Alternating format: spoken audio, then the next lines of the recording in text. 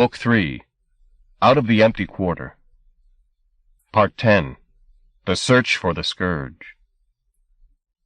If you gaze for long into an abyss, the abyss gazes also into you. Friedrich Nietzsche, Beyond Good and Evil.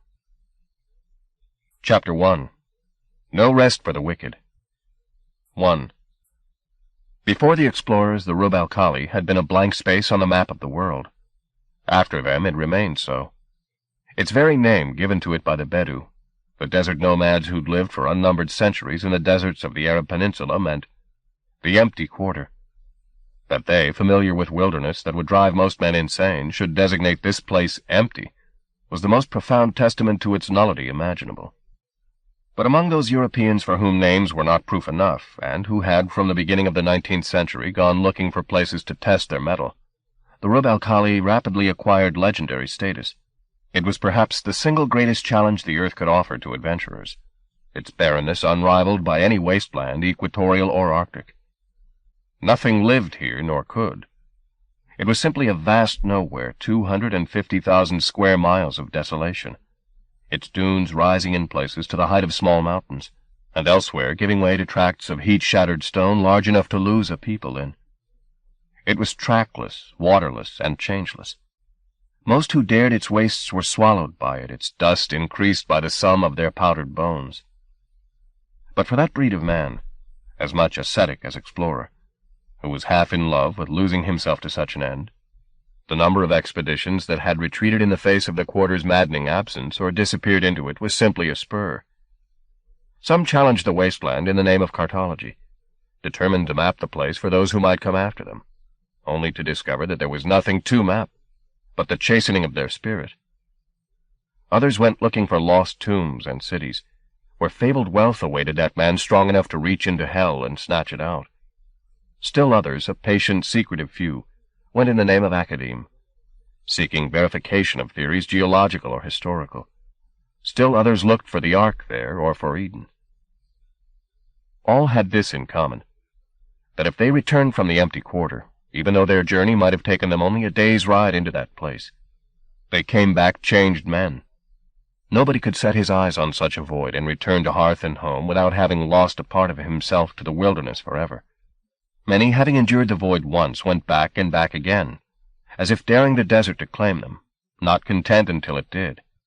And those unhappy few who died at home, died with their eyes not on the loving faces at their bedside, nor on the cherry tree and blossom outside the window, but on that waste that called them as only the abyss can call, promising the soul the balm of nothingness. 2. For years Shadwell had listened to Immaculata speak of the emptiness where the scourge resided. Mostly she'd talked of it in abstract terms, a place of sand and terror. Though he'd comforted her in her fear as best he'd known how, he'd soon stopped listening to her babble. But standing on the hill overlooking the valley that the fugue had once occupied, blood on his hands and hatred in his heart, her words had come back to him. In subsequent months he'd set himself the task of discovering that place for himself. He had chanced on pictures of the Rub al-Khali early in his investigations, and had quickly come to believe that this was the wasteland she'd seen in her prophetic dreams. Even now, in the latter portion of the century, it remained largely a mystery. Commercial aircraft routes still gave it wide berth, and though a road now crossed it, the desert swallowed the efforts of any who attempted to exploit its spaces. Shadwell's problem was therefore this: if indeed the scourge did live somewhere in the empty quarter, how would he be able to find it in a void so vast? He began by consulting the experts, in particular an explorer called Emerson, who had twice crossed the quarter by camel. He was now a withered and bed-bound old man who was at first contemptuous of Shadwell's ignorance. But after a few minutes' talk, he warmed to the obsessive in his visitor, and offered much good advice. When he spoke of the desert, it was as of a lover who'd left stripes upon his back, yet whose cruelty he ached to have again. As they parted, he said, "I envy you, Shadwell. God alive, I envy you." 3. Though Emerson had told him that the desert was always a solitary experience, Shadwell did not go alone to the Rub al-Khali. He took Hobart with him. The law no longer called Hobart as it had. An investigation into the events that had all but destroyed his division had found him criminally negligent.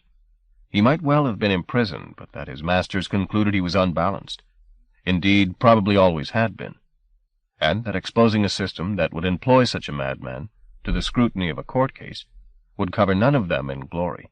Instead, a complete story was fabricated, which made heroes of those men who'd gone into the fugue with Hobart and died there, and retired on full pay those who'd emerged with their sanity in tatters. There was a valiant attempt by several bereaved wives to discredit this fiction, but when hints of the real explanation were uncovered, it seemed infinitely more unlikely than the lie, nor were the survivors able to give any coherent account of what they'd experienced. Those few details they did unburden themselves of merely served to confirm their lunacy.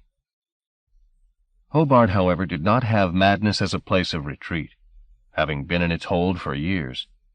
The vision of fire that Shadwell had given him, and which had first claimed him for the salesman's faction, obsessed him still, despite the fact that the coat had been discarded. Knowing that in Shadwell's company his obsession would not be mocked, Hobart elected to remain there. With Shadwell his dreams had come closest to being realized, and though their shared ambitions had been defeated, the man still spoke a language Hobart's dementia understood. When the salesman talked of the scourge, Hobart knew it could only be the dragon of his dreams by another name. Once, he half remembered, he'd sought that monster in a forest, but he'd found only confusion there. It had been a sham, that dragon, not the true beast he still longed to meet. He knew where that legend waited now, not in a forest, but a desert, where its breath had reduced all living matter to ash and sand. They went together, therefore, to a village on the southern fringe of the quarter, a place so inconsequential it couldn't even lay claim to a name. Here they were obliged to leave their jeep, and with their driver as interpreter pick up guides and camels. It was not simply the practical problems of crossing the quarter by vehicle that made Shadwell forsake wheels for hooves. It was a desire, encouraged by Emerson, to be as much a part of the desert as was possible, to go into that void not as conquerors but as penitents. Locating their two guides for the expedition was the business of an hour, no more, there being so few either willing or able-bodied enough to make the journey. Both men were of Almura tribe, who alone of all the tribes claimed spiritual kinship with the quarter. The first, a fellow called Mitrak ibn Talak, Shadwell chose because he boasted that he'd guided white men into the Rub al-Khali, and back out again on 4 previous occasions. But he would not go without the company of a younger man by the name of Jabir, whom he variously described as his cousin, half-cousin, and brother-in-law. This other looked to be little more than 15, but had the scrawny strength and the world-wise glance of a man 3 times that age.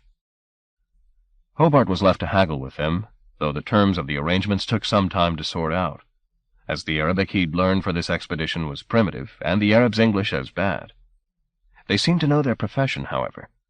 The purchase of camels took half a day, the purchasing of supplies another morning. It was therefore the labor of a mere 48 hours to prepare for the crossing. On the day of their departure, however, Shadwell, whose fastidiousness had not kept him from satisfying his belly, fell foul of an intestinal plague that turned his innards to water. With his gut in revolt, he couldn't keep a morsel of food in his system long enough to profit by it, and he quickly became weak. Racked by fever and with access to only the most rudimentary medication, all he could do was take refuge in the hovel they'd hired, find the corner where the sun couldn't reach him, and there sweat the sickness out. 2 days passed without his improving. He was not used to illness, but on those few occasions he had fallen sick, he'd always hidden himself away and suffered in private. Here, privacy was nearly impossible to find. All day he could hear scrabblings outside the door and window, as people fought for a chance to peer through the cracks at the infidel, moaning on his filthy sheet. And when the locals grew tired of the spectacle, there were still the flies watching over him, thirsty for the tainted waters at his lips and eyes. He'd long since learned the hopelessness of shooing them away. He simply lay in his sweat and let them drink, his fevered mind drifting off to cooler places. On the 3rd day, Hobart suggested they postpone the journey, pay off Ibn Talak and Jabir, and return to civilization. There, Shadwell could regain his strength for another try. Shadwell protested at this, but the same thought had crept into his own head more than once. When the infection finally left his body, he'd be in no fit state to dare the quarter.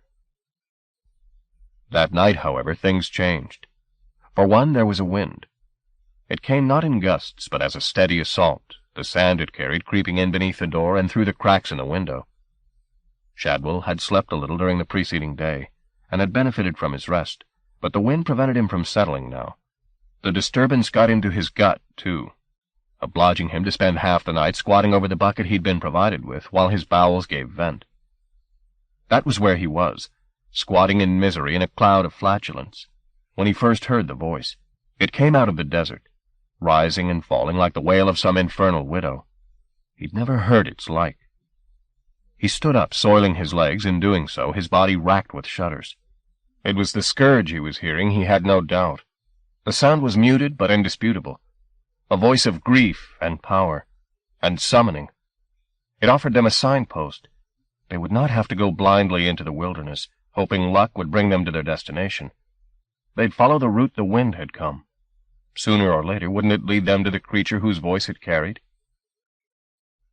He hoisted up his trousers and opened the door. The wind was running wild through the tiny town, depositing sand wherever it went, whining at the houses like a rabid dog. He listened again for the voice of the scourge, praying that it was not some hallucination brought on by his hunger. It was not. It came again, the same anguished howl. One of the villagers hurried past the spot where Shadwell stood. The salesman stepped out of the doorway and took the man's arm. "You here?" he said. The man turned his scarred face toward Shadwell. One of his eyes was missing. "Here?" said Shadwell, pointing to his head as the sound came again. The man shook off Shadwell's grip. "Al-Hial," the man replied, practically spitting the words out. "Huh?" "Al-Hial," he said again, backing away from Shadwell as from a dangerous idiot, his hand at the knife in his belt. Shadwell had no argument with the man. He raised his hands, smiling, and left him to his troubles. A curious exhilaration had seized hold of him, making his starved brain sing. They'd go tomorrow into the quarter, and damn his intestines to hell. As long as he could stay upright on his saddle, he could make the journey. He stood in the middle of the squalid street, his heart pounding like a jackhammer, his legs trembling. "I hear you," he said. And the wind took the words from his lips as if by some perverse genius known only to desert winds. It could return the way it had come, and deliver Shadwell's words back to the power that awaited him in the void. Chapter 2. Oblivion. 1. Nothing, neither in the books he'd read nor in the testimonies he'd listened to, nor even in the tormented voice he'd heard on the wind the previous night, had prepared Shadwell for the utter desolation of the Rub al-Khali. The books had described its wastes as best words could, but they couldn't evoke the terrible nullity of the place. Even Emerson, whose mixture of understatement and passion had been persuasive in the extreme, hadn't come near to touching upon the blank truth. The journey was hour upon relentless hour of heat and bare horizons, the same imbecile sky overhead, the same dead ground beneath the camel's feet. Shadwell had no energy to waste on conversation, and Hobart had always been a silent man. As for Ibn Talak and the boy, they rode ahead of the infidels, occasionally whispering, but mostly keeping their counsel. With nothing to divert the attention, the mind turned to the body for its subject, and rapidly became obsessed with sensation. The rhythm of the thighs as they chafed against the saddle, or the taste of the blood from the lips and gums. These were thought's only fodder. Even speculation about what might lie at this journey's end was lost in the dull blur of discomfort. 72 hours passed without incident. Only the same curdling heat, the same rhythm of hoof on sand, as they followed the bearing of the wind on which the scourge's voice had come. Neither of the Arabs made any inquiry as to the infidels' purpose, nor was any explanation offered. They simply marched, the void pressing upon them from all sides. It was worse by far when they stopped, either to rest the camels or to offer their sand-clogged throats a dribble of water. Then the sheer immensity of the silence came home to them. Existence here was an irrational act, in defiance of all physical imperatives. What kind of creature had chosen to make its home in such an absence? Shadwell wondered at such moments. And what force of will must it possess to withstand the void? Unless, and this thought came more and more, it was of the void, a part of the emptiness and silence. That possibility made his belly churn. That the power he sought belonged here, chose dunes for its bed and rock for its pillow. He finally began to understand why Immaculata's visions of the scourge had brought sweat to her brow. In those nightmares she had tasted a terrible purity, one that had made her own pale by its light. But he was not afraid except of failing, until he stepped into the presence of that creature, until he learned the source of its cleanliness. He could not be cleansed himself. That he longed for above all things. And as the night fell on their 4th day in the quarter, that desire came still closer to being realized. Jabir had just set the fire when the voice came again. There was little wind tonight, but it rose with the same solemn authority as before, tainting the air with its tragedy. Ibn Talak, who'd been cleaning his rifle, was the first to his feet, his eyes wide and wild, either an oath or a prayer on his lips. Hobart was on his feet seconds later, while Jabir went to soothe the camels, who had panicked at the sound and were tearing at their tethers.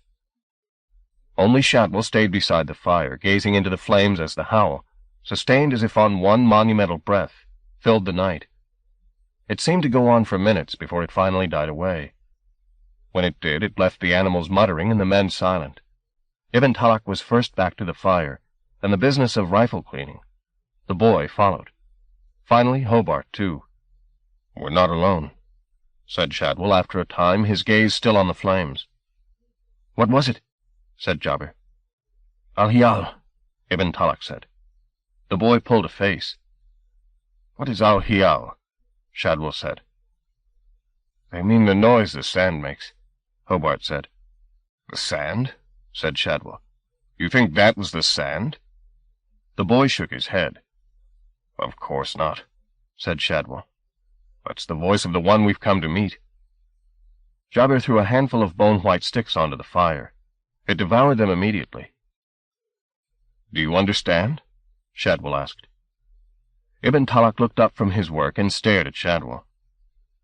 "They understand," said Hobart. "I thought maybe they'd lose their nerve." Ibn Talak seemed to sense the implication of this remark. "Rub al-Khali," he said. "We know. All of it. We know." Shadwell grasped the point. They were Murrah. Their tribe laid claim to this territory as its own. To retreat before the mysteries of the empty quarter would be tantamount to disinheritance. "How close are we?" said Hobart. "I don't know," Shadwell replied. "You heard it the same as me. Perhaps very near."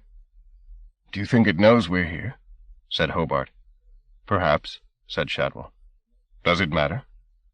"I suppose not. If it doesn't know tonight, it will by tomorrow." 2. They set out at dawn the following day to cover as much distance as they could before the sun mounted too high, following the same bearing as they'd followed on the previous 4 days. For the first time in their journey, the landscape they were crossing showed some subtle change, as the rhythmical rise and fall of the dunes gave way to much larger, irregular rises.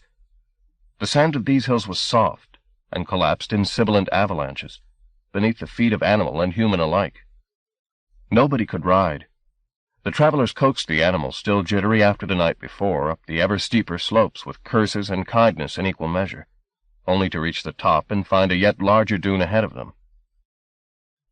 Without any words being exchanged, Ibn Talak had relinquished his position at the head of the quartet, and it was Shadwell who now set the pace, leading the party up the faces of the dunes and down into the troughs between. There the subtlest of winds blew, more distressing in its ingratiating way than any storm, for it seemed to whisper as it ran over the sand, its message just beyond the reach of comprehension. Shadwell knew what words it carried, however. "Climb," it said. "Climb if you dare. One more hill, and you'll find all you ever wanted waiting." And with its coaxing he led the way up the next slope, out of the cool shadow and into the blinding sunlight. They were close, Shadwell knew. Very close. Though in the early afternoon Jabir began to complain, demanding that they rest the animals, Shadwell would have none of it. He forced the pace, his mind divided from his body's discomfort, almost floating. Sweat was nothing, pain was nothing. All of it could be endured. And then, at the top of the dune it had taken the better part of an hour to climb, the murmurs in the wind were confirmed. They had left the dunes behind them. Ahead, the terrain was absolutely flat as far as the eye could see, though that wasn't many miles, for the wind carried a cargo of sand that veiled the horizon like smoke. Even in the Rub al-Khali, this wasteland was a new refinement of desolation, a connoisseur's nowhere. "God Almighty," said Hobart as he climbed to where Shadwell stood. The salesman took hold of Hobart's arm. His breath was rapid and rasping. His sun-skinned face dripped sweat. "Don't let me fall," he murmured. "We're close now." "Why don't we wait a while before going any farther?" said Hobart. "Maybe rest until tomorrow?" "Don't you want to meet your dragon?" Shadwell asked. Hobart said nothing to this. "Then I'll go alone," was Shadwell's response. He dropped the camel's reins and began to stagger down the slope to meet the plane. Hobart scanned the sterility before him. What Shadwell said was true. They were close, he felt it. And that thought, which days ago had excited him, now put a terror into him. He'd seen enough of the quarter to know that the dragon that occupied it was not the glittering monster of his dreams. It defied his imagination to conjure the terror that nested in such a place. But one thing he knew. It would care not at all for the law or its keepers. He might turn from it still, he thought, if he were resolute. Persuade the guides that Shadwell was leading them to extinction, and that they'd all be wiser leaving the salesman to his insanity. Already Shadwell was at the bottom of the slope and marching away from the dune, not even bothering to glance behind him to see that the rest were following. Let him go, a part of Hobart said. Let him have his scourge, if that's what he wants. And death, too. But fearful as he was, he couldn't quite bring himself to turn his back on the wasteland. His mind, which was narrowed now to a tunnel, showed him again his hands alive with an unconsuming flame. In that rare moment of vision, he tasted power he'd never quite been able to put words to, and nothing his subsequent experience had brought, the defeats and humiliations, could extinguish the memory. Somewhere far from here, those who'd defeated him, who'd perverted the laws of the real and the righteous, still lived. To go back among them with fire at his fingertips and lay their wretched heads low, that was an ambition worth enduring the wasteland for. Dreaming of flame, he took up the reins of Shadwell's camel and followed in the salesman's footsteps down onto the mirror-bright sand. Chapter 3. The Wall. Distance was impossible to judge on the plain they now crossed. The dunes at their backs were soon obscured by the sand-thickened air, and ahead the same veil shut the vista from sight. Though the wind was insistent, it did nothing to alleviate the assault of the sun. It merely added misery to misery, dragging at the legs until every step was a torment. But nothing slowed Shadwell. He marched like a man possessed until, after an hour of this inferno, he stopped dead and pointed through the blur of heat and wind. "There," he said.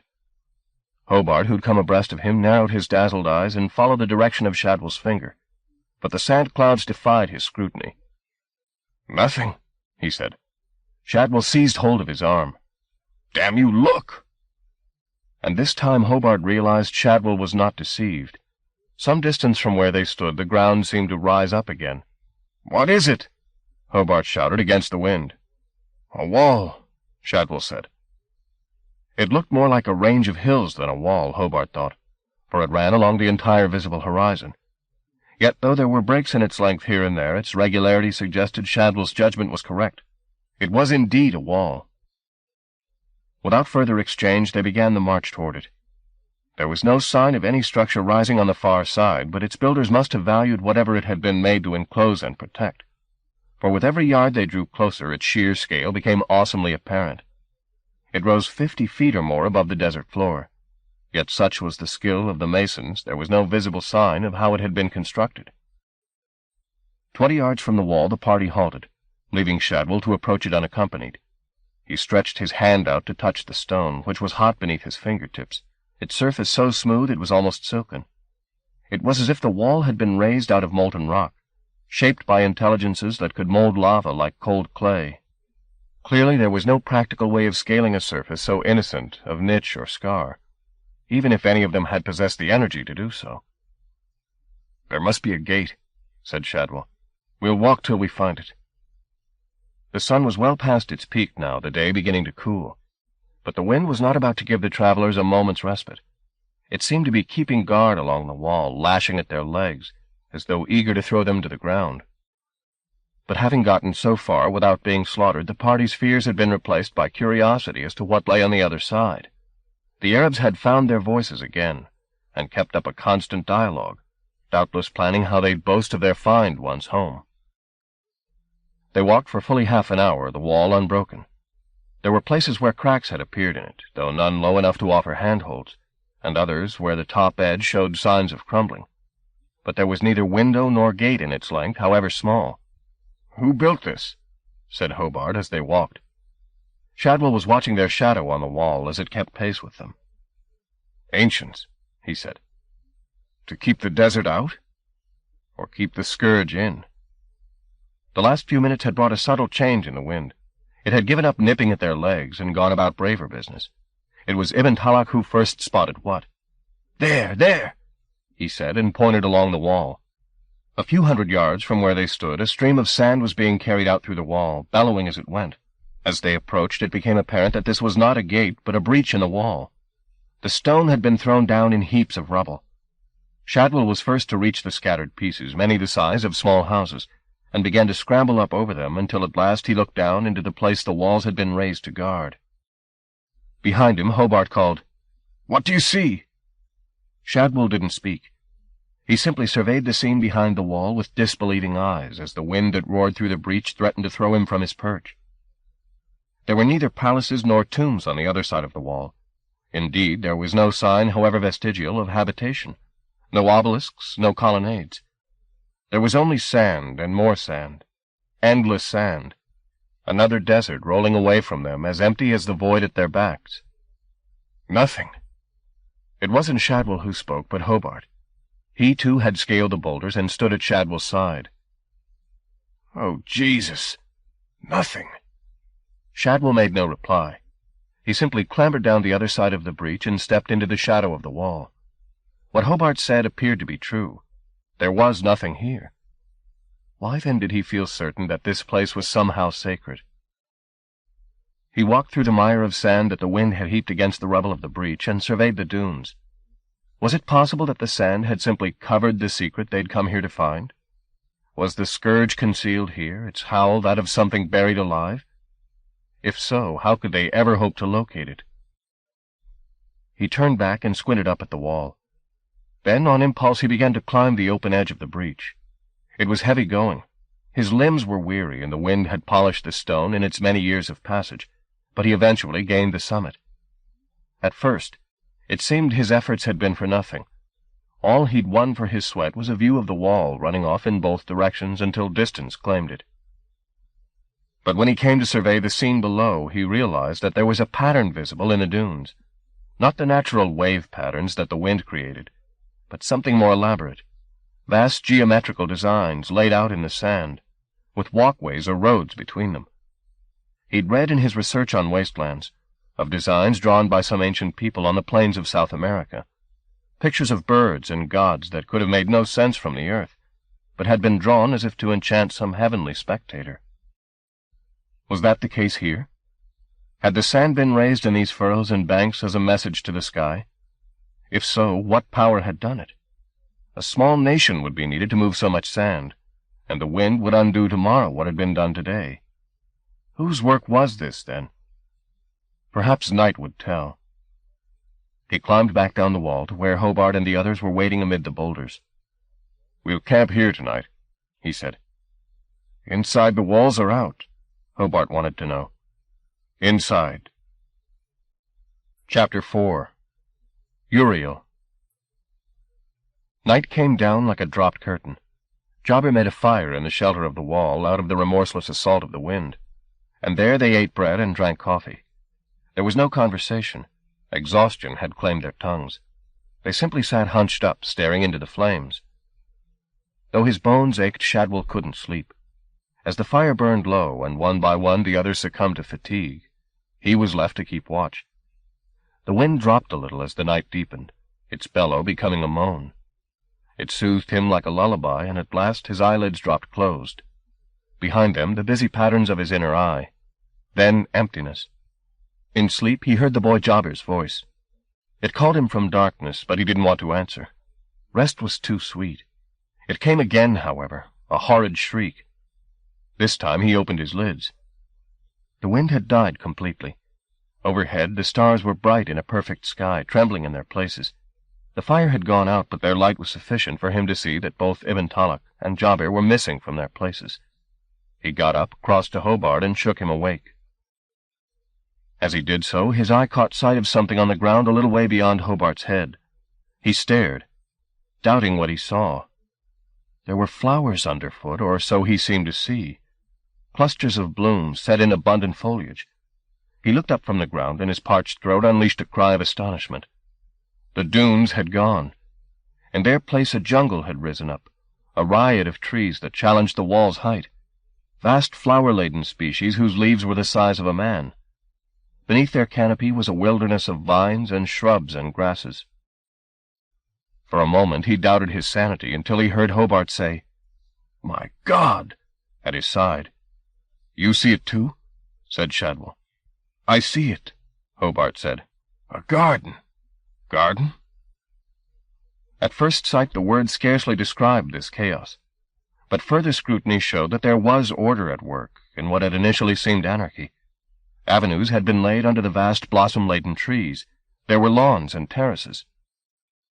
This was indeed a garden of sorts, though there would be little pleasure to be had walking in it, for despite the surfeit of species, plants and bushes of every size and shape, there was not among them a single variety that had a color. Neither bloom nor branch nor leaf nor fruit, all down to the humblest blade, had been bled of pigment. Shadwell was puzzling at this when a further cry issued from the depths. It was Ibn Talak's voice this time, and it rose in a steep curve to a shriek. He followed it. The ground was soft beneath his feet, which slowed his progress, but the shriek went on, broken only by sobbing breaths. Shadwell ran, calling the man's name. There was no fear left in him, only an overwhelming hunger to see the maker of this enigma face to face. As he advanced down on the shadowy boulevards, its pathway strewn with the same colorless plant life, Ibn Talak's cry stopped dead. Shadwell was momentarily disoriented.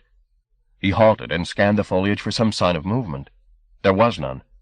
The breeze did not stir a single frond, nor, to further compound the mystery, was there a hint of perfume, however subtle, from the mass of blossoms. Behind him Hobart muttered a cautionary word. Shadwell turned and was about to condemn the man's lack of curiosity when he caught sight of the trail his own footsteps had made. In the gyre his heels had brought forth life. Here they'd destroyed it. Wherever he'd set foot, the plants had simply crumbled away. He stared at the blank ground where there had previously been grasses and flowers, and the explanation for this extraordinary growth became apparent. Ignoring Hobart now, he walked toward the nearest of the bushes, the blooms of which hung like censers from their branches. Tentatively, he touched his fingers to one of the flowers. Upon this lightest of contacts, the blossom fell apart, dropping from the branch in a shower of sand. He brushed its companion with his thumb. It too fell away, and with it the branch, and the exquisite leaves it bore. All returned to sand at a touch. The dunes hadn't disappeared in the night to make way for this garden. They had become the garden, risen up at some unthinkable command to create this sterile illusion. What had at first sight seemed a miracle of fecundity was a mockery. It was sand, scentless, colorless, lifeless, a dead garden. A sudden disgust gripped him. This trick was all too like the work of the seer kind, some deceitful rapture. He flung himself into the midst of the shrubbery, flailing to right and left of him in his fury, destroying the bushes in stinging clouds. A tree brushed by his hand collapsed like an extinguished fountain. The most elaborate blossoms fell apart at his merest touch. But he wasn't satisfied. He flailed on until he'd cleared a small grove amid the press of foliage. "Raptures!" he kept yelling as the sand rained down on him. "Raptures!" He might have gone on to more ambitious destruction, but that the scourge's howl, the same he'd first heard days before as he'd squatted in shit, began. That voice had brought him through desolation and emptiness, and to what? More desolation, more emptiness. His anger unassuaged by the damage he'd done, he turned to Hobart. "Which way's it coming from?" "I don't know," said Hobart, stumbling back a few steps. "Everywhere." "Where are you?" Shadwell demanded, yelling into the depths of the illusion. "Show yourself." "Don't," said Hobart, his voice full of dread. "This is your dragon," Shadwell said. "We have to see it." Hobart shook his head. The power that had made this place was not one he wanted sight of. Before he could retreat, however, Shadwell had hold of him. "We meet it together," he said. "It's cheated us both." Hobart struggled to be free of Shadwell's grip, but his violence ceased as his panicked eyes caught sight of the form that now appeared at the far end of the avenue. It was as tall as the canopy, 25 feet or more, its long bone-white head brushing the branches, sand petals spiraling down. Though it still howled, it lacked a mouth, or indeed any feature on its face but eyes, which it had in terrifying numbers, twin rows of lidless, lashless slits that ran down each side of its head. There were perhaps 100 eyes in all, but staring an age at it would not have revealed their true number, for the thing, despite its solidity, defied fixing. Were those wheels that moved at its heart, tied with lines of liquid fire to 100 other geometries which informed the air it occupied? Did innumerable wings beat at its perimeters and light burn in its bowels as though it had swallowed stars? Nothing was certain. In one breath it seemed to be enclosed in a matrix of darting light, like scaffolding struck by lightning. In the next, the pattern became flame confetti which swarmed at its extremities before it was snatched away. One moment ether, the next juggernaut. And then, as suddenly as it had begun, the wail it was unleashing died away. The scourge stopped moving. Shadwell released Hobart as the stench of shit rose from the man's trousers. Hobart fell to the ground, making small sobbing sounds. Shadwell left him where he lay, as the scourge's head, mazed in geometries, located the creatures that had trespassed in its garden. He didn't retreat. What use was retreat? In every direction from this place lay thousands of square miles of wasteland. There was nowhere to run to. All he could do was stand his ground and share with this terror the news he brought. But before he could utter a word, the sand at his feet began to move.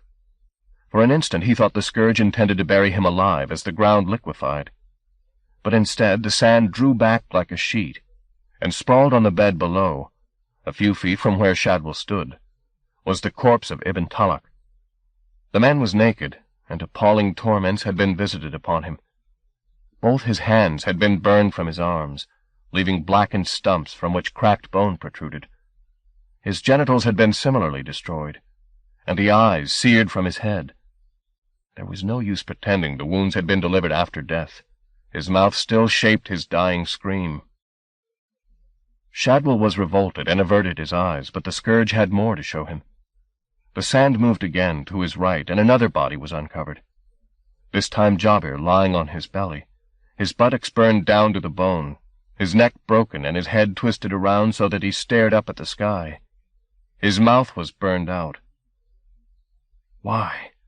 was the word on Shadwell's lips.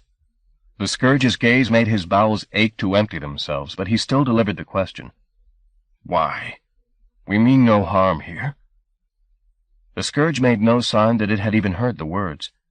Had it perhaps lost the power of communication after an age here in the wilderness, its only response to the pain of being that howl?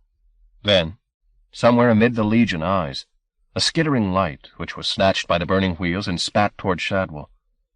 In the breath before it struck him, he had time to hope his death would be quick. Then the light was on him. The agony of its touch was blinding. At its caress his body folded up beneath him. He struck the ground, his skull ready to split. But death didn't come.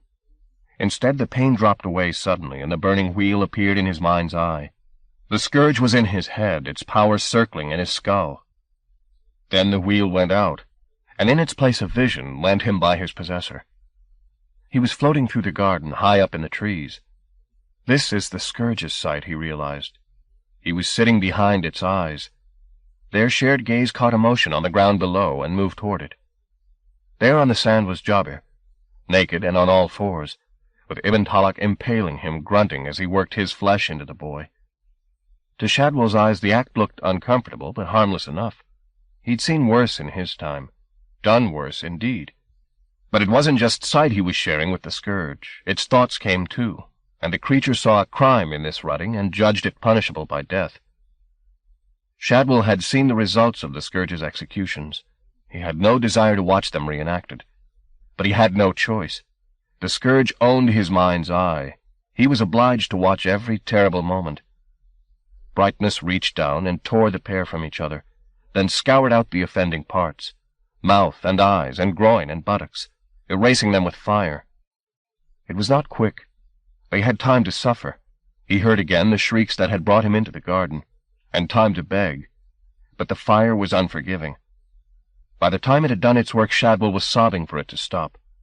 Finally it did, and a shroud of sand was drawn over the bodies. Only when that was done did the scourge grant him his own sight back. The ground he lay on, stinking of his vomit, reappeared in front of him. He lay where he'd fallen, trembling. Only when he was certain he wouldn't collapse did he raise his head and look up at the scourge. It had changed shape. No longer a giant, it sat on a hill of sand it had raised beneath itself, its many eyes turned up toward the stars. It had gone from judge and executioner to contemplative in a matter of moments. Though the images that had filled his head had faded, Shadwell knew the creature still maintained its presence in his mind. He could feel the barbs of its thought. He was a human fish, and hooked.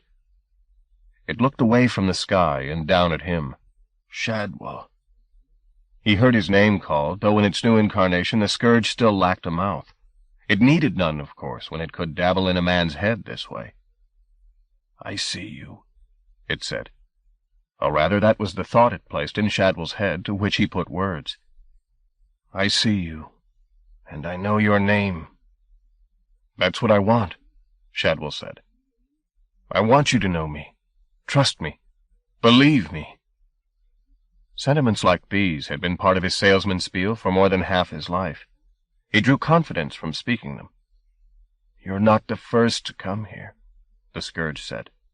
"Others have come, and gone." Shadwell knew all too well where they'd gone. He'd had a momentary glimpse, whether it was at the scourge's behest or of his own making he couldn't be sure, of the bodies that were buried beneath the sand, their rot wasted on this dead garden. The thought should have made him afraid, but he'd felt all he was going to feel of fear, seeing the executions. Now he would speak plainly and hope the truth kept him from death. "I came here for a reason," he said. "What reason?" This was the moment. The customer had asked a question, and he had to reply to it. No use to try and prevaricate or prettify in the hope of securing a better sale. The plain truth was all he had to bargain with. On that, the sale was either won or lost. Best to simply state it.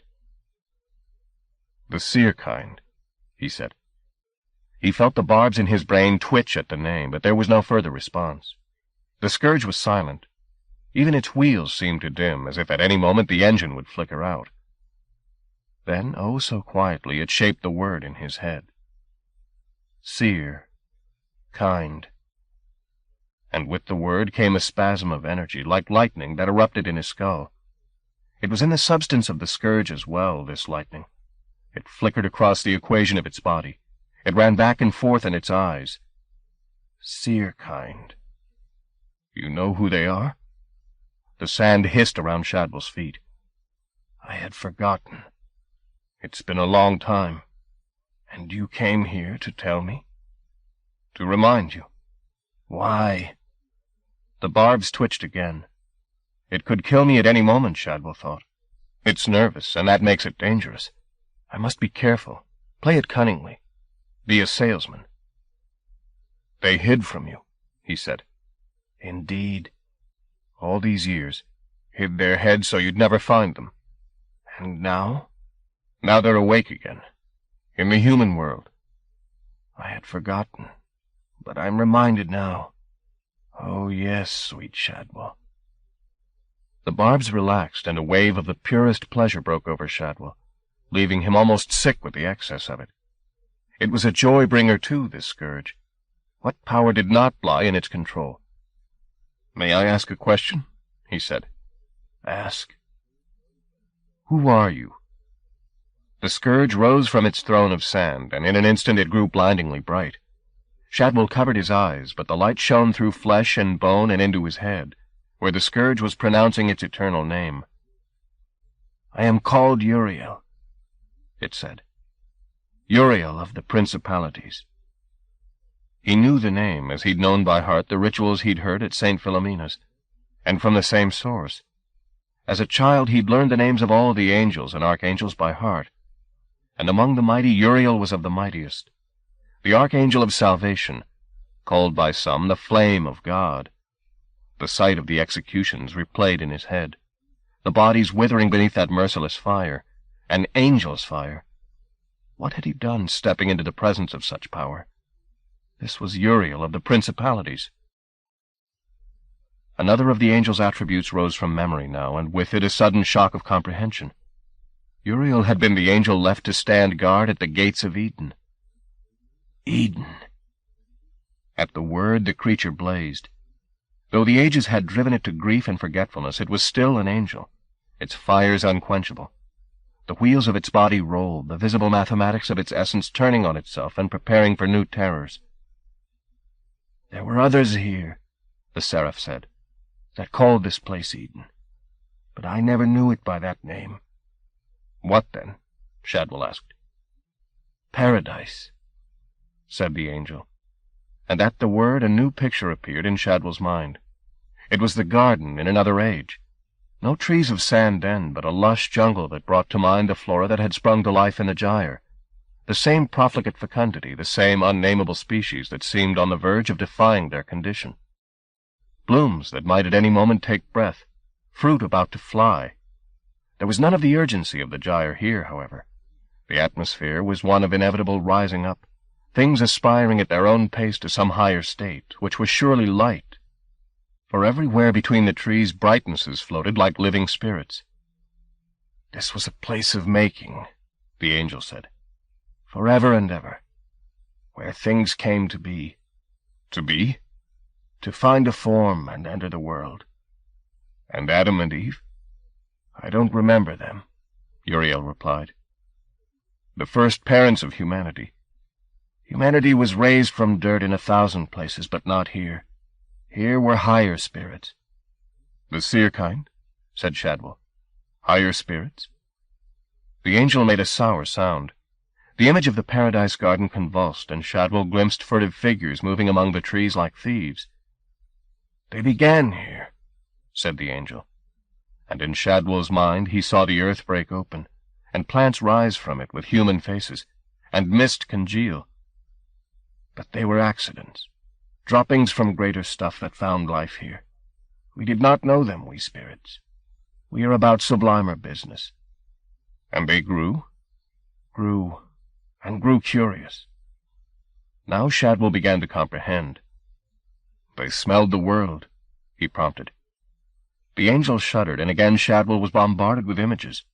He saw the forefathers of the seer kind, naked, every one, their bodies all colors and sizes, a crowd of freakish forms, tails, golden eyes, and coxcombs, flesh on one with the sheen of a panther, another with vestigial wings. He saw them scaling the wall, eager to be out of the garden. "They escaped." "Nobody escapes me," said Uriel. "When the spirits left, I remained here to keep watch until their return." That much the book of Genesis had been correct about. A guardian set at the gate. But little else, it seemed. The writers of that book had taken an image that mankind knew in his heart, and folded it into their narrative for their own moral purposes. What place God had here, if any, was perhaps as much a matter of definition as anything. Would the Vatican know this creature as an angel if it presented itself before the gates of the state? Shadwell doubted it. "And the spirits," he said, "the others who were here?" "I waited," said the angel. And waited, thought Shadwell, until loneliness drove it mad. Alone in the wilderness, with the garden withering and rotting, and the sand breaking through the walls. "Will you come with me now?" said Shadwell. "I can lead you to the seer kind." The angel turned its gaze on Shadwell afresh. "I hate the world," it said. "I was there before, once." "But if I take you to them," said Shadwell, "you can do your duty and be finished with it." Uriel's hatred of the kingdom was like a physical thing. It chilled Shadwell's scalp. Yet the angel didn't reject the offer, merely bided its time as it turned the possibility over. It wanted an end to its waiting, and soon. But its majesty was repulsed at the thought of contact with the human world. Like all pure things, it was vain and easily spoiled. "Perhaps," it said. Its gaze moved off Shadwell toward the wall. The salesman followed its look, and there found Hobart. The man had taken the chance to creep away during the exchange with Uriel, but he'd not gotten far enough. "This time," the angel said, the light flickering in the concourse of its eyes, I will go. The light was caught up by the wheels and thrown out toward Hobart. In a different skin. With that, the entire engine flew apart, and not one but countless arrows of light fled toward Hobart. Uriel's gaze had bound him to the spot. He could not avoid the invasion. The arrows struck him from forehead to foot, their light entering him without breaking his skin. In the space of a heartbeat, all trace of the angel had gone from the hill beside Shadwell, and with its disappearance into flesh came a new spectacle. A shudder ran through the ground from the wall where Hobart stood and through the garden. At its passage, the sand forms began to decay, countless plants dropping into dust, avenues of trees shuddering and collapsing like arches in an earthquake. Watching the escalating destruction, Shadwell thought again of his first sight of the patterns in the dunes. Perhaps his assumptions then had been correct. Perhaps this place was in some way assigned to the stars. Uriel's pitiful way of recreating a lost glory, in the hope that some passing spirit would come calling and remind it of itself. Then the cataclysm grew too great, and he retreated before he was buried in a storm of sand. Hobart was no longer on the garden side of the breach, but had climbed the boulders and stood looking out across the blank wastes of the desert. There was no outward sign of Uriel's occupancy. To a casual eye this was the same Hobart.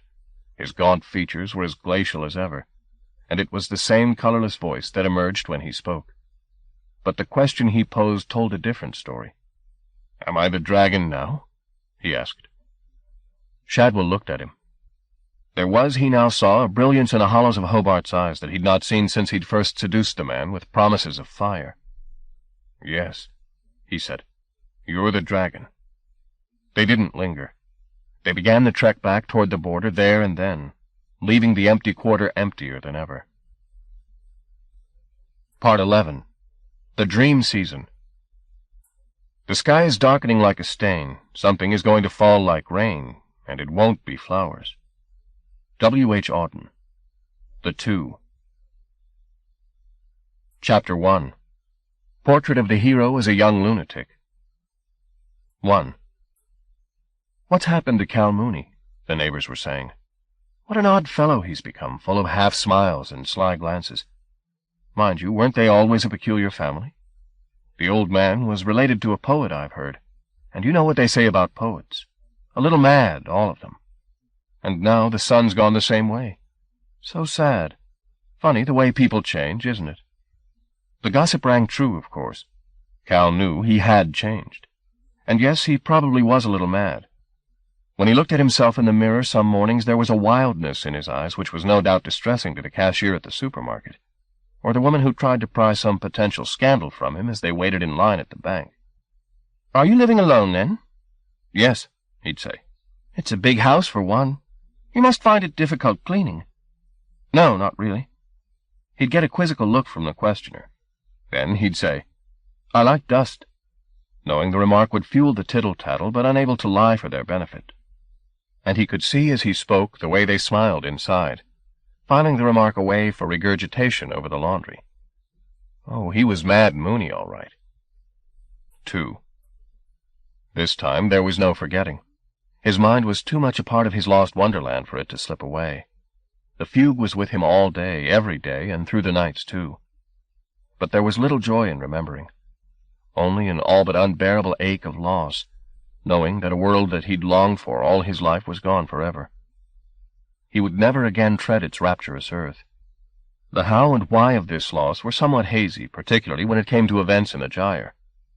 He recalled in some detail the battle at the Narrow Bright, and his plunging through the mantle. But what had happened subsequently was just a series of disconnected images. Things sprouting, things dying, his blood dancing down his arm in a little ecstasy, the brick at his back trembling. That was about all. The rest was so vague he could scarcely conjure a moment of it. 3. He knew he needed some diversion from his grief, or he'd simply dwindle into a melancholy from which there would be no emerging. So he looked around for a new job, and in early July got one, baking bread. The pay was not good, and the hours were antisocial, but he enjoyed the work, which was the antithesis of his labors at the insurance firm. He didn't have to talk much or concern himself with office politics. There was no rising in the ranks here, just the plain business of dough and ovens. He was happy with the job. It gave him biceps like steel and warm bread for his breakfast. But the diversion was only temporary. His mind went back all too often to the source of his suffering and suffered again. Such masochism was perhaps the nature of his species. Indeed, that belief was supported by the reappearance of Geraldine in the middle of July. She turned up on the doorstep one day and stepped into the house as if nothing had ever happened between them. He was glad to see her. This time, however, she didn't move in. They agreed that returning to that domestic status quo could only be a retrograde step. Instead, she came and went through the summer on an almost daily basis, sometimes staying over at Chariot Street, more often not. For nigh on 5 weeks she didn't ask him a single question about events the previous spring, and he, in turn, volunteered no information. When she eventually did raise the subject, however, it was in a manner and context he hadn't expected. "Deke's telling everyone you've been in trouble with the police," she said. "But I told him, not my cow." He was sitting in Brendan's chair beside the window, watching the late summer sky. She was on the couch, amid a litter of magazines. "I told him, you're no criminal. I know that. Whatever happened to you, it wasn't that kind of trouble. It was deeper than that, wasn't it?" She glanced across at him. Did she want to reply? It seemed not, for before he could open his mouth she was saying, "I never understood what was going on, Cal, and maybe it's better I don't. But—" She stared down at the magazine open on her lap, then back up at him. "You never used to talk in your sleep," she said. "And I do now? All the time. You talk to people. You shout sometimes. Sometimes you just smile."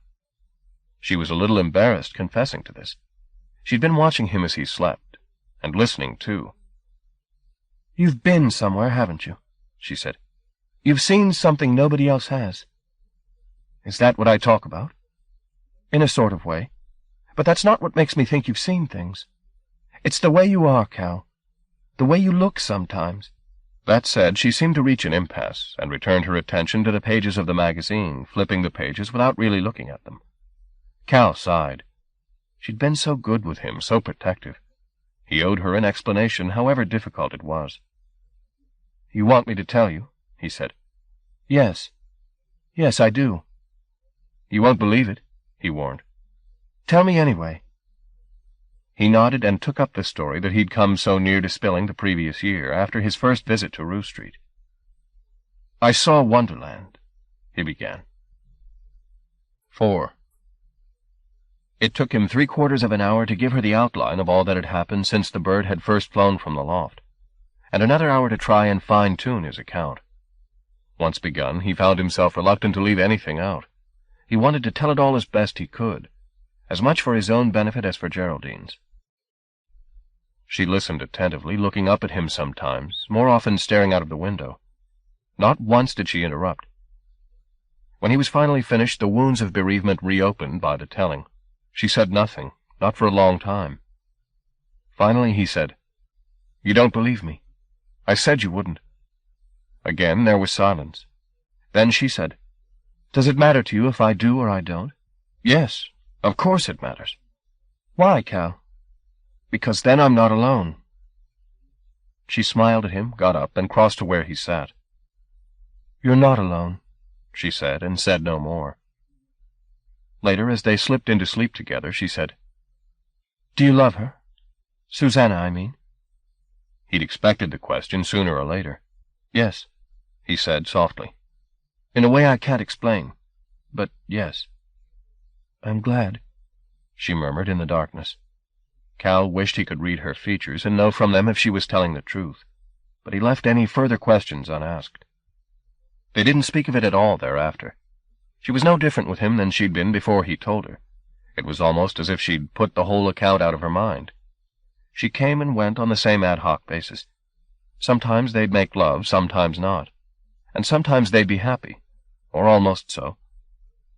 The summer came and went without much disturbing the thermometer, and before the freckles had a chance to bloom on Geraldine's cheeks, it was September. 5. Autumn suits England, and that autumn, preceding as it would the worst winter since the late 40s, came in glory. The winds were high, bringing passages of warm rain interspersed with stabs of liquid brightness. The city found a lost glamour. Clouds the color of slate piled up behind its sun-struck houses. The wind brought the smell of the sea, brought gulls, too, on its back, dipping and weaving over the roofs.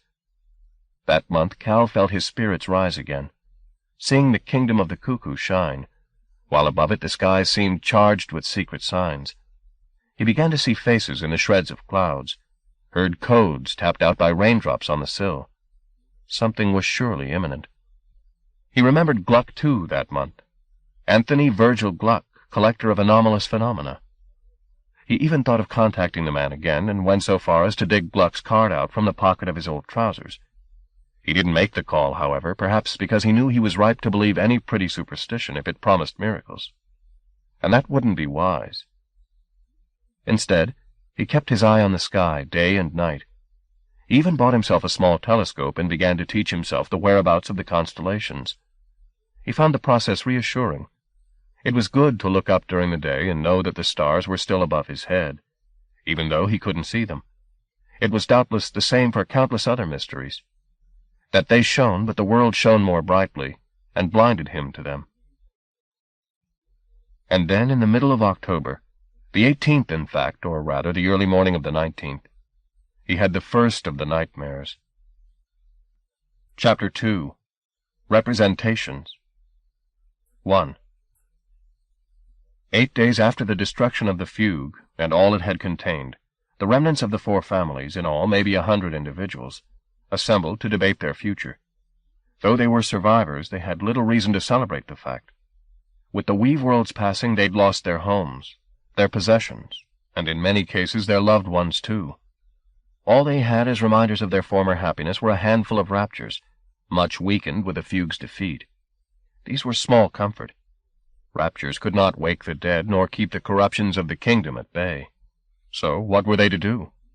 There was a voluble faction, led by Baum de Bono, that argued to make their story public, to become in essence a cause. There was merit in the idea. Perhaps the safest place to be was in plain sight of the human world. But there was substantial opposition to the scheme, fueled by the one possession circumstance could not take from these people: pride. Many of them stated bluntly that they'd rather die than throw themselves on the mercy of cuckoos. Susanna had a further problem with the idea.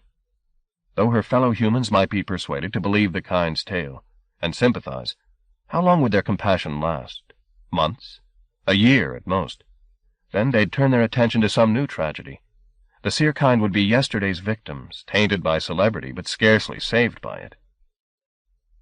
The combination of her argument and the widespread horror at humbling themselves to the cuckoos was sufficient to outweigh the opposition.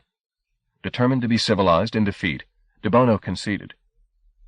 It was the last time the etiquette of debate shaped the night's proceedings, as the meeting grew steadily more heated. The escalation began with a call from a harried, gray-faced man that they put aside all pretense to bettering their lot, and concentrate on revenging themselves on Shadwell. "We've lost everything," he said. "The only satisfaction we've got left is seeing that bastard dead." There were voices raised in protest against this defeatism, but the man demanded the right to be heard. "We're going to die out here," he said, his face knotted up. "All we've got left are a few moments, to destroy the ones who did this to us." "Seems to me this is no time for a vendetta," Nimrod said. "We have to think constructively, plan for the future." There was some ironic laughter among the gathering, above which the voice of the would-be avenger rose. "What future?" he said, almost triumphant in his despair. "Look at us!" There were many downcast eyes at this. They knew all too well what a forlorn sight they made. "We're the last of the few. There won't be any coming after us, and we all know it." He turned on Nimrod. "I don't want to talk about the future," he said. "That's just asking for more grief." "That's not true," Susanna said. "Easy for you to say," he retorted. "Shut your mouth, Hamel," Nimrod shouted. "I won't. She came here to help us." "We've had enough help from her to kill us," Hamel yelled back. His pessimism had found a good number of supporters. "She's a cuckoo," one of them now piped up. "Why doesn't she go back where she belongs?" Part of Susanna was ready to do just that. She had no desire to be the target for so much bitterness. Their words stung. More than that, they stirred another fear, that somehow she could have done more than she had, or at least done it differently. But she had to stay for De Bono and Nimrod and all the others who looked to her for guidance in the kingdom. The fact was that all Hamel had argued made a sad sense to her. She could see how easy it would be to take strength from hating Shadwell, and so be diverted from the losses they'd sustained. They more than she, of course, and that thought she had to keep uppermost in her mind. She'd lost a dream she'd had a few precious moments to indulge. They'd lost their world. A new voice now entered the controversy, one she was surprised to hear, that of Apolline. Susanna hadn't even been aware of the woman's presence in the room until she rose from a cloud of tobacco smoke and addressed the company. "I'm not going to lie down and die for anyone," she said. "Especially not you, Hamel." Her defiance echoed that of Yolanda Dorr back in Capra's house. It seemed always to be the women who argued most vehemently for life. "What about Shadwell?" somebody said. "What about him?" said Apolline. "You want to go kill him, Hamel? I'll buy you a bow and arrow." The remark won over-enthusiastic laughter from some quarters, but only served to infuriate the opposition more. "We're practically extinct, sister," Hamel replied, his scorn lavish.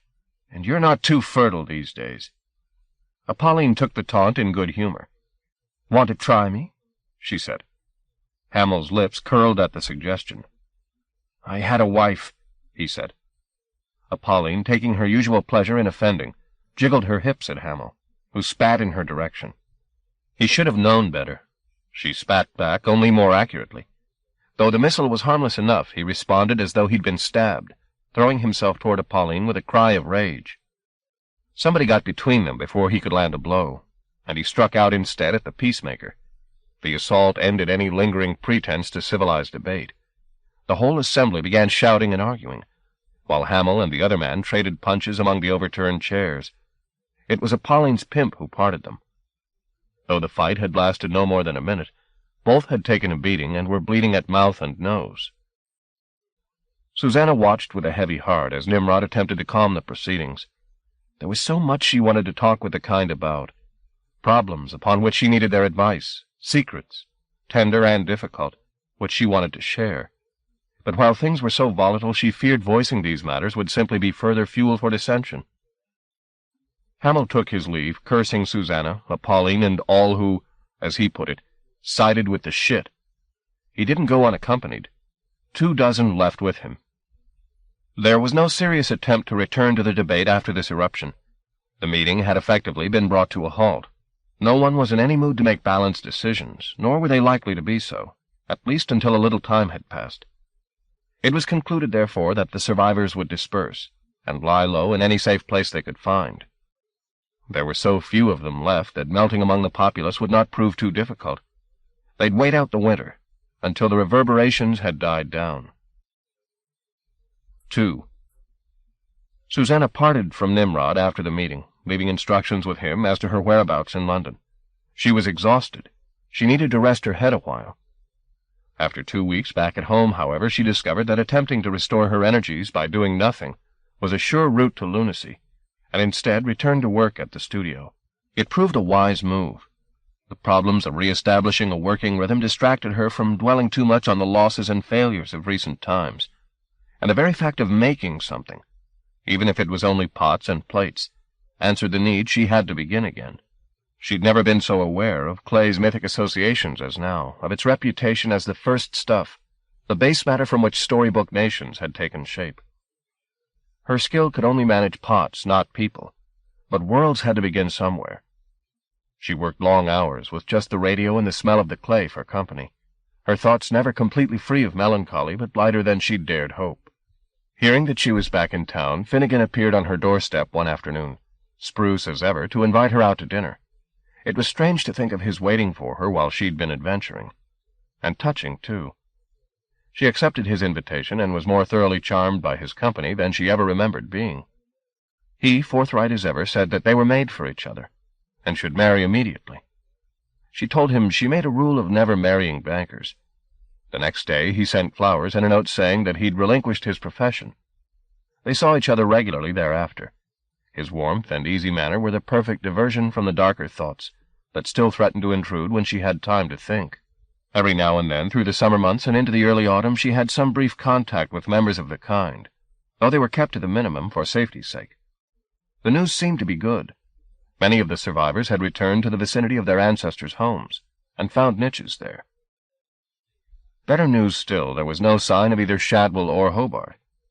There were rumors that Hamill had instigated a search for the salesman and had given up after failing to uncover a single clue as to the enemy's whereabouts.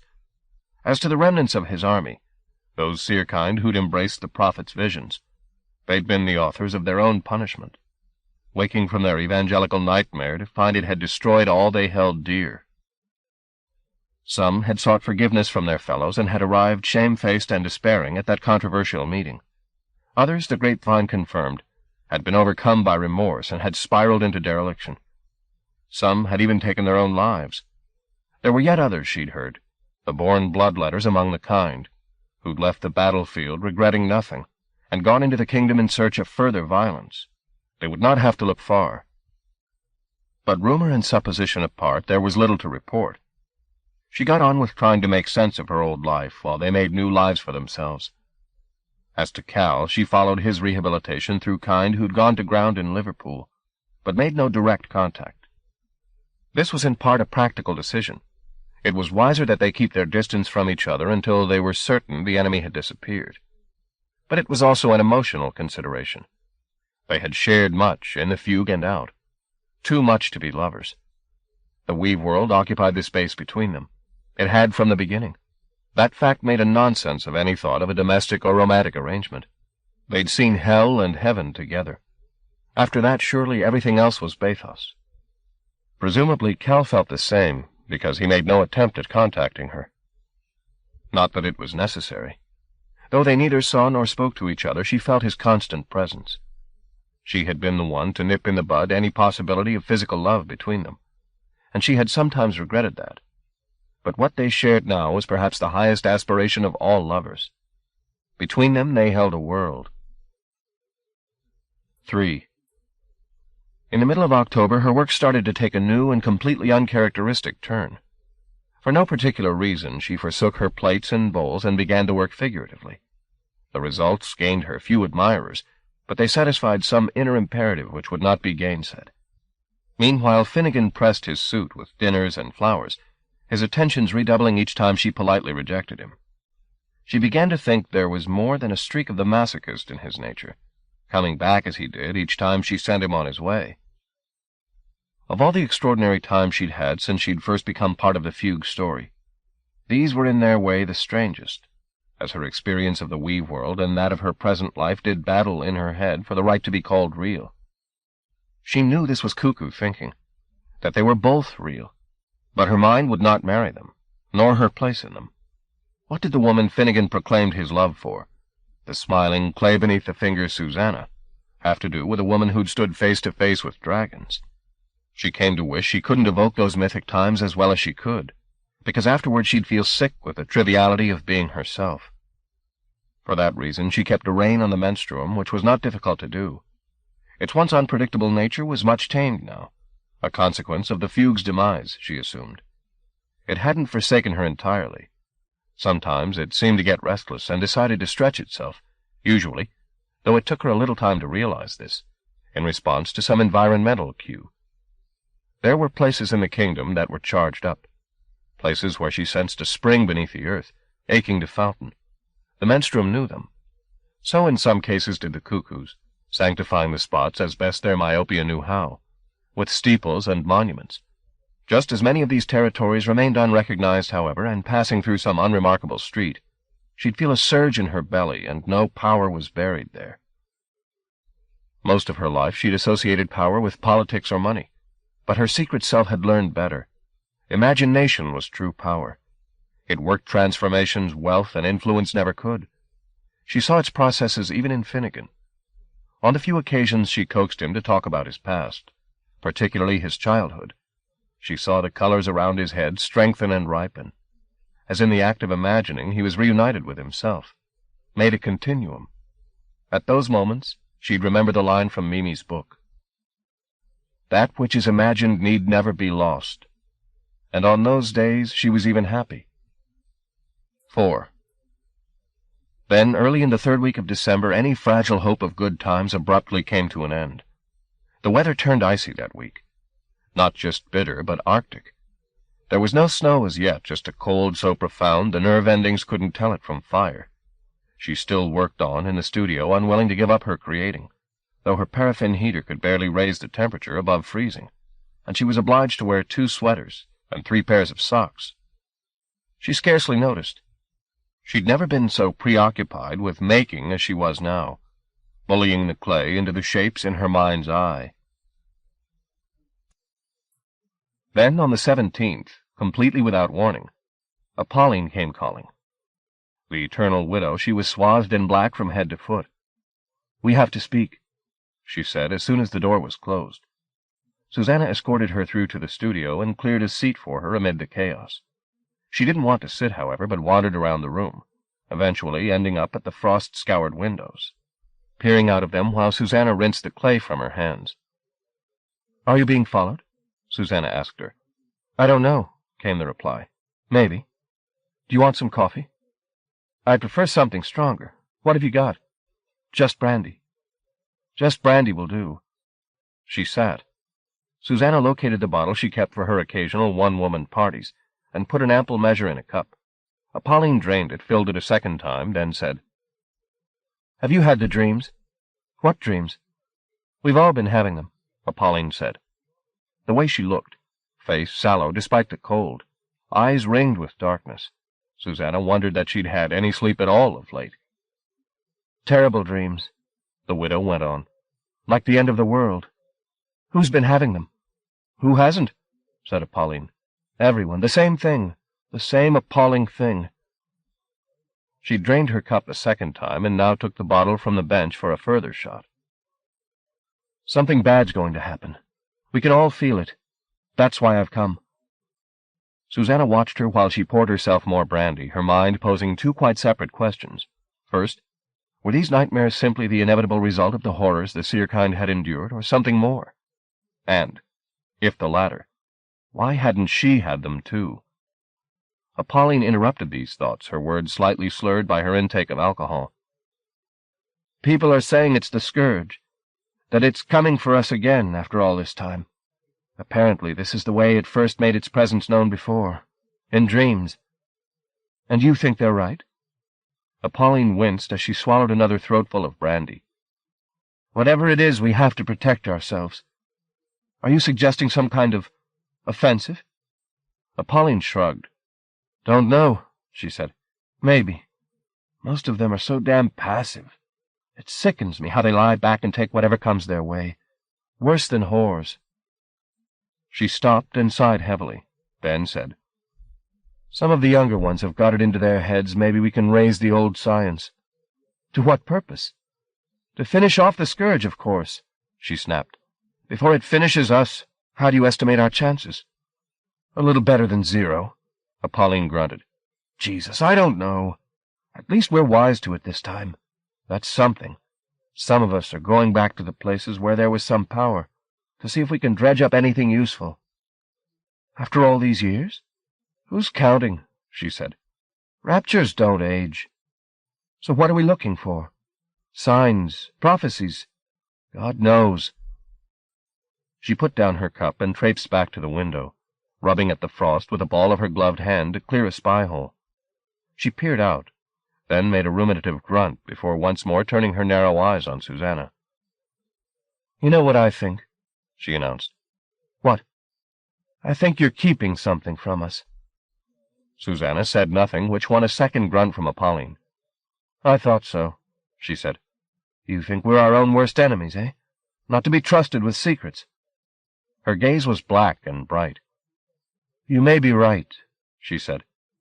"We fell for Shadwell's performance, didn't we? At least some of us did. You didn't?" "I had distractions," she answered. "Business in the kingdom. Come to that, I still do." Her voice trailed off. "I thought I could turn my back on the rest of them, you see. Ignore them and be happy. But I can't. In the end, I think I must belong with them, God help me." "We came so close to losing everything," said Susanna. "We did lose," said Pauline. "Not quite." The interrogating eyes grew sharper. and Susanna teetered on the edge of pouring out all that happened to Cal and herself in the gyre. But Apolline's appraisal was accurate. She didn't trust them with their own miracles. Her instinct told her to keep her account of the loom to herself for a while longer. So instead of spilling the story, she said, "At least we're still alive." Apolline, undoubtedly sensing that she'd come close to a revelation and been denied it, spat on the floor. "Small comfort," she said. "We're reduced to digging around in the kingdom for some sniff of rapture. It's pitiful. So what can I do to help?" Apolline's expression was almost venomous. Nothing would have given her greater satisfaction, Susanna guessed, than walking out on this devious cuckoo. "We're not enemies," said Susanna. "Are we not? You know we're not. I want to do whatever I can for you." "So you say," Apolline replied without much conviction. She looked away toward the window, her tongue ferreting in her cheek for a polite word. "Do you know this wretched city well?" she said finally. "Pretty well. So you could go looking, could you? Around and about?" "I could. I will." Apolline dug a scrap of paper from her pocket, torn from a notebook. "Here are some addresses," she said. "And where will you be?" "Salisbury. There was a massacre there back before the Weave. One of the cruelest, in fact. 100 children died. I might sniff something out." Her attention had suddenly been claimed by the shelves on which Susanna had put some of her recent work. She went to it, her skirts trailing in the clay dust. "I thought you said you hadn't been dreaming," she remarked. Susanna scanned the row of pieces. She'd been immersed in their making for so long she'd scarcely been conscious of their potency, or indeed the consistency of the obsession behind them. Now she saw them with fresh eyes. They were all human figures, but twisted out of true, as though the thought came with a prickling of the scalp. They were at the heart of some devouring fire, caught in the instant before it erased their faces. Like all of her current work, they were unglazed and roughly rendered. Was that because their tragedy was as yet unwritten, simply an idea in the fermenting mind of the future? Apolline took one of the figures down and ran her thumb over its contorted features. "You've been dreaming with your eyes open," she commented, and Susanna knew without a shadow of a doubt that it was true. "It's a good likeness," the widow said. "Of whom?" Apolline set the tragic mask back on the shelf. "Of us all." Chapter 3. No Lullabies. 1. Cal had been sleeping alone when he had the first of the nightmares. It began on Venus Mountain. He was wandering there, his legs ready to give out beneath him. But with that horrid foreknowledge of disaster that dreams grant, he knew it would not be wise to close his eyes in sleep. Instead, he stood on the warm ground while forms that were lit as if by a sun that had already set behind the mountain moved around him. A man was dancing nearby, his skirts like living tissue. A girl flew over, trailing the scent of her sex. There were lovers in the long grass, coupling. One of them cried out, whether in pleasure or alarm he wasn't certain, and the next moment he was running over the mountainside, and there was something coming after him, something vast and remorseless. He shouted as he ran to alert the lovers and the bird girl and the dancer to the horror that had come for them all. But his voice was pitifully thin, the voice of a mouse, and the next moment the grass around him began to smolder. Before his eyes the coupling bodies now burst into flames. An instant later the girl fell out of the sky, her body consumed by the same venomous fire. Again he shouted, in terror this time, trying to leap over the flames as they advanced across the ground in his direction. But he wasn't agile enough.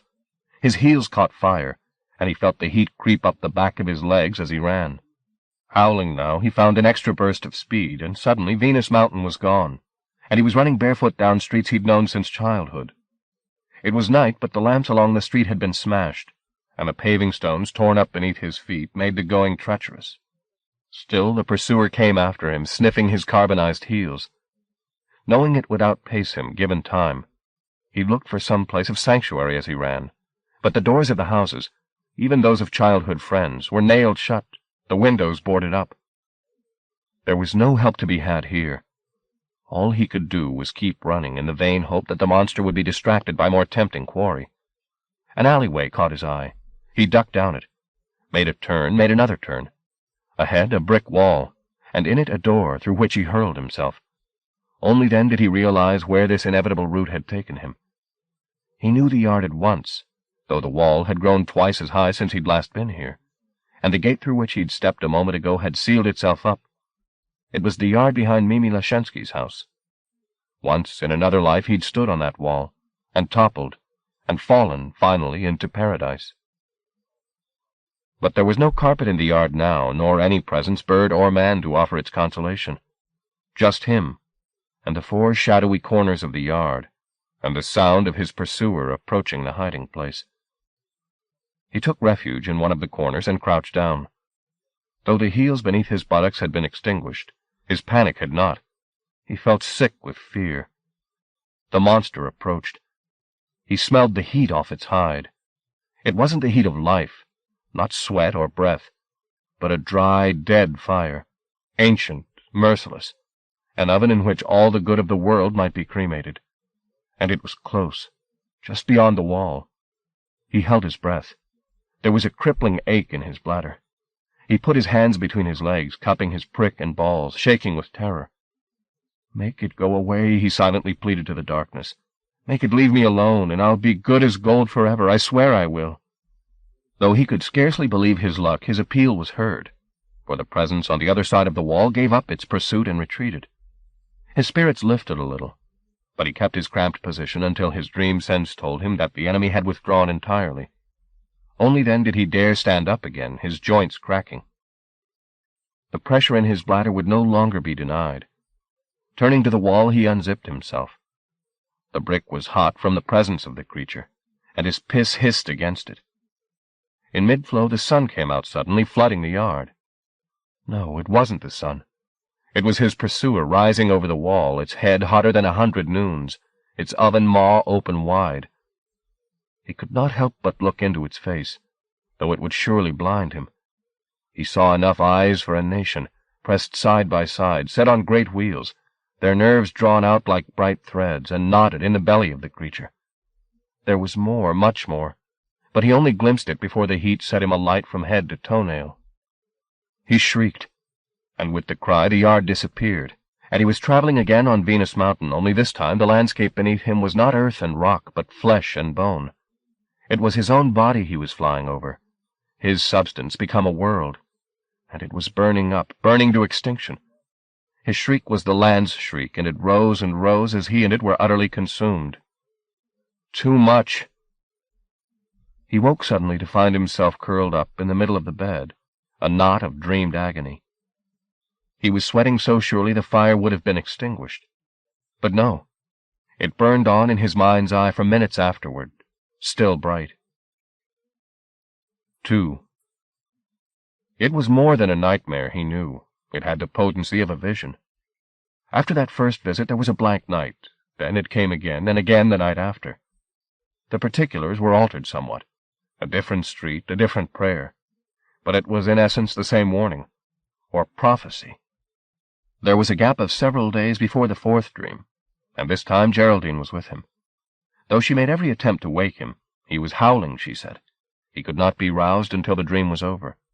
Only then did he open his eyes to find her sobbing with panic. "I thought you were dying," she said, and he half believed she was right, that his heart would not bear many more of these terrors before it burst. It was not just his death the vision promised, however. It was that of the people of Venus Mountain, who seemed to occupy his very substance. A catastrophe was coming that would lay waste those few seer kind who had survived, who were in their way as intimate to him as his own flesh. That was what the dream told. He lived through November in fear of sleep, and what it would bring. The nights were growing longer, the portions of light shrinking. It was as if the year itself were sliding into sleep, and in the mind of the night that would follow the substance of his dream was taking shape. A week into December, with the nightmare coming almost as soon as he closed his eyes, he knew he had to speak to Susanna, find her and tell her what he was seeing. But how? Her letter to him had been quite clear. She would contact him when it was safe to do so. He had no address for her, nor a telephone number. In desperation, he turned to the only source of intelligence he had on the whereabouts of miracles. He found Virgil Gluck's card, and rang the number on it. There was no reply. Chapter 4. The Shrine of the Mortalities. 1. The day after Apolline's visit, with polar conditions moving down across the country and the temperature dropping hourly, Susanna went out to look at the sights on the list. The first of them proved a disappointment. The house she'd come to see and those adjacent to it were in the process of being demolished. As she studied her map to be certain she'd come to the correct address, one of the workmen left a fire of roof timbers he was tending and sauntered across to her. "There's nothing to see," he said. There was a look of distaste on his face which she couldn't fathom. "Is this where number 72 stood?" she asked. "You don't look the type," he replied. "I'm sorry, I don't—" "To come looking." She shook her head. He seemed to see that he'd made an error of some kind, and his expression mellowed. "You didn't come to see the murder house?" he said. "Murder house?" "This is where that bastard did his 3 kiddies in. There have been people here all week, picking up bricks." "I didn't know." She vaguely remembered the grim headlines, however. An apparently sane man and loving father had murdered his children while they slept, then killed himself. "My mistake," said the fire watcher. "Couldn't believe some of these people wanting souvenirs. It's unnatural." He frowned at her, then turned away and headed back to his duties. Unnatural. That was the way Violet Pumphrey had condemned Mimi's house in Rue Street. Susanna had never forgotten it. "Some houses," she'd said, "they're not quite natural." She'd been right. Perhaps the children who died here had been victims of that same unfocused fear. Their killer moved either to preserve them forever from the forces he felt at work in his little sphere, or else wash his own fear away in their blood. Whichever, unless she could read auguries in smoke or rubble. There was no sense in lingering. 2. The second site, which was in the center of the city, was neither house nor rubble, but a church, its dedicatees, Saints Philomena and Calixtus, 2 names she was not at all familiar with. Minor martyrs, presumably. It was a charmless building of red brick and stone dressing, hedged in on every side by new office developments, the small accompanying graveyard littered and forsaken. In its way it looked as unpromising as the ruins that had been the murderer's house. But before she even stepped over the threshold, the menstruum told her that this was one of the charged places. Inside, that instinct was confirmed. She was delivered from a cold, bland street into a haven for mysteries. She didn't need to be a believer to find the candlelight and smell of incense persuasive, nor to be touched by the image of Madonna and Christ-child. Whether their story was history or myth was academic. The fugue had taught her that. All that mattered was how loudly the image spoke. And today she found in it a hope for birth and transcendence her heart needed. There were 6 people sitting in the pews, either praying or simply letting their pulses slow a little. Out of respect for their meditations, she walked as quietly as the stone underfoot would allow down one of the side aisles to the altar. As she approached the chancel rail, her sense that there was power intensified. She felt oddly self-conscious, as though somebody had their eyes on her. She looked around. None of the worshippers were looking her way. But as she turned back toward the altar, the floor beneath her feet grew insubstantial, then vanished entirely, and she was left standing on the air, staring down into the labyrinthine bowels of St. Philomena's. There were catacombs laid out below. The power was sourced there. The vision lasted 2 or 3 seconds only before it flickered out, leaving her hanging onto the rail until the vertigo it had brought with it passed. Then she looked about her for a door that would offer her access to the crypt. There was only one likely option that she could see, off to the left of the altar. She climbed the steps and was crossing to the door when it opened and a priest stepped through. "Can I help you?" he wanted to know, offering up a wafer-thin smile. "I want to see the crypt," she said. The smile snapped. "There isn't one," he replied. "But I've seen it," she told him, pressed to bluntness by the fact that the menstruum had risen in her as she'd crossed beneath Christ's gaze, unnerving her with its eagerness. "Well, you can't go down. The crypt's sealed." "I have to," she told him. The heat of her insistence brought a stare of something like recognition from him. When he spoke again, his voice was an anxious whisper. "I've got no authority," he said. "I have," she answered, the response coming not from her head, but from her belly.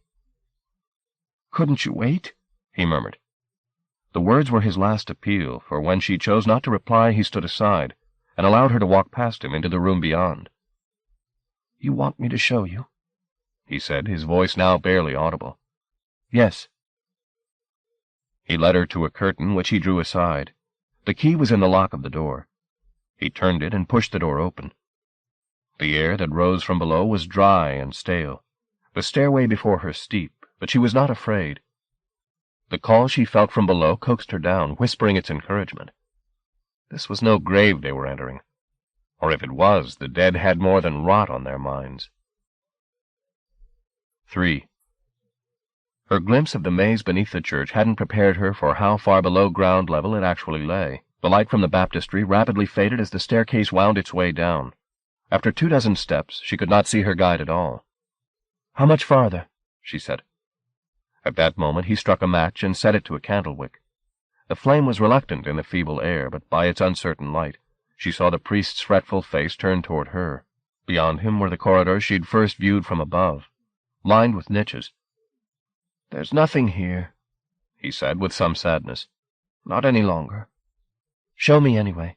He nodded weakly, as though he'd lost entirely the strength to resist her, and led her down one of the passageways, carrying the candle before him. The niches she now saw were all occupied, caskets piled from floor to ceiling. It was a pleasant enough way to decay, she supposed, cheek by jowl with your peers. The very civility of the sight lent greater force to the scene that awaited her, when at the end of the passageway he opened a door and, ushering her before him, said, "This is what you came to see, isn't it?" She stepped inside, he followed. Such was the size of the room they'd entered, the meager candle flame was not the equal of illuminating it. But there were no caskets here, that much was apparent. There were only bones, and those there were in the thousands, covering every inch of the walls and ceiling. The priest crossed the room and put the candle to a dozen wicks set in candelabra of femur and skull pan. As the flames brightened, the full ambition of the bone arranger's skills became apparent. The mortal remains of hundreds of human beings had been used to create vast symmetrical designs, baroque configurations of shin and rib, with clusters of skulls as their centerpieces, exquisite mosaics of foot and finger bones, set off with teeth and nails. It was all the more ghastly because it was so meticulously rendered, the work of some morbid genius. "What is this place?" she asked. He frowned at her, perplexed. "You know what it is. The shrine."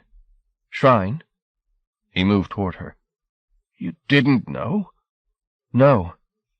Rage and fear suddenly ignited his face. "You lied to me," he said, his voice setting the candles fluttering. "You said you knew." He snatched hold of her arm. "Get out of here," he demanded, dragging her back toward the door. "You're trespassing." His grip hurt her. It was all she could do to stop the menstruum from retaliating. As it was, there was no need, for the priest's gaze suddenly left her and strayed to the candles. The flames had grown brighter, their jittering manic.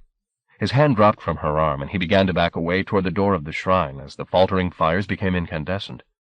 His short-cropped hair was literally standing on end, his tongue lolled in his open mouth, robbed of exclamation.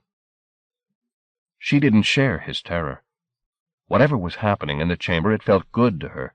She bathed in the energies that were loose in the air around her head. The priest had reached the door, and now fled down the passageway toward the stairs. As he did so, the caskets began to rattle in their brick niches, as if their contents wanted to be up to meet the day that was dawning in the shrine. Their drumming lent fervor to the spectacle before her. In the center of the chamber, a form was beginning to appear, drawing its substance from the dust-filled air and the bone shards that lay on the floor. Susanna could feel it plucking flecks from her face and arms, to add to its sum. It was not one shape she now saw, but three, the central figure towering over her. Common sense might have counseled retreat, but unlikely as it seemed, given that death surrounded her on all sides, she'd seldom felt safer. That sense of ease didn't falter. The dust moved in front of her in a slow dance, more soothing than distressing, the two flanking shapes forsaking their creation before they became coherent and running into the central figure to lend it new solidity. Even then it was only a dust ghost, barely able to hold itself together. But in the features that were taking shape before her, Susanna could see traces of Immaculata. What more perfect place for the incantatrix to keep her shrine? Death had always been her passion. The priest was scrabbling for a prayer in the passageway outside. but the gray, glittering smudge that hung in the air in front of Susanna was unmoved. Its features had elements of all three sisters: the hag senility, the Magdalene sensuality, the exquisite symmetry of Immaculata. Unlikely as it seemed, the synthesis worked. The marriage of contradictions rendered both more tenuous and more pliant by the delicacy of its construction. It seemed to Susanna that if she breathed too hard she'd undo it. And then the voice. That at least was recognizably Immaculata's. But there was a softness in it now that it had previously lacked, perhaps even a delicate humor. "We're glad you came," she said. "Will you request the Atomatical to leave? We have business to do, you and I." "What sort of business?" "It's not for his ears," the moat ghost said. "Please, help him to his feet, will you? And tell him there's no harm done. They're so superstitious, these men." She did as Immaculata asked, went down the drumming corridor to where the man was cowering, and drew him to his feet. "I think maybe you should leave," she said. "The lady wants it." The priest gave her a sickened look. "All this time," he said, "I never really believed." "It's all right," she said. "There's no damage done." "Are you coming too?" "No." "I can't come back for you," he warned her, tears spilling down his cheeks. "I understand," she said. "You go on. I'm safe." He needed no further urging, but was off up the stairs like a jackrabbit. She returned down the passageway, the casket still rattling, to face the woman. "I thought you were dead," she said. "What's dead?" Immaculata replied. "A word the cuckoos use when the flesh falls. It's nothing, Susanna, you know that. Why are you here, then?" "I've come to pay a debt to you. In the temple you kept me from falling, or have you forgotten?" "No, nor I. Such kindnesses are not negligible. I understand that now. I understand many things. You see how I'm reunited with my sisters? Together we're as we could never be apart. A single mind, three in one. I am we, and we see our malice, and regret it." Susanna might well have doubted this unlikely confession, but that the menstruum, brimming at her eyes and throat, confirmed the truth of it. The wraith before her, and the power behind it, had no hatred on its mind. What did it have? There was the question. She didn't need to ask, it knew her mind. "I'm here with a warning," it said. "About what? Shadwell?" "He's only a part of what you now face, sister. A fragment. Is it the scourge?" The phantom shuddered at the name, though surely its state put it beyond the reach of such dangers. Susanna didn't wait for confirmation. There was no use disbelieving the worst now. "Is Shadwell something to do with the scourge?" she asked. "He raised it." "Why?" "He thinks magic has tainted him," the dust said. "Corrupted his innocent salesman's soul. Now he won't be content until every rapture-maker's dead. And the scourge is his weapon?" "So he believes. The truth may be more complex." Susanna ran her hand down over her face, her mind seeking the best route of inquiry. One simple question occurred. "What kind of creature is this scourge?" "The answer's perhaps just another question," said the sisters. "It thinks that it's called Uriel." "Uriel? An angel." Susanna almost laughed at the absurdity of this. "That's what it believes, having read the Bible." "I don't follow." "Most of this is beyond even our comprehension, but we offer you what we know. It's a spirit, and it once stood guard over a place where magic was. A garden, some have said, though that may be simply another fiction. Why should it want to wipe the seerkind out? They were made there in that garden, kept from the eyes of humankind because they had raptures. But they fled from it. And Uriel was left alone, guarding an empty place, for centuries." Susanna was by no means certain she believed any of this, but she wanted to hear the story completed. "What happened?" "It went mad, as any prisoner of duty must, left without fresh instructions. It forgot itself and its purpose. All it knew was sand and stars and emptiness." "You should understand," said Susanna. "I find all this difficult to believe. Do you think the story's true?" "We believe there's truth inside it, yes." The reply made her think again of Mimi's book, and all it contained. Until she'd entered its pages, the realm of fairy had seemed child's play. But facing Hobart in the forest of their shared dreams, she'd learned differently. There'd been truth inside that story. Why not inside this one, too? The difference was that the scourge occupied the same physical world as she did. Not metaphor, not dream stuff. Real. So it forgot itself, she said to the phantom. How then did it remember? Perhaps it never has, said Immaculata.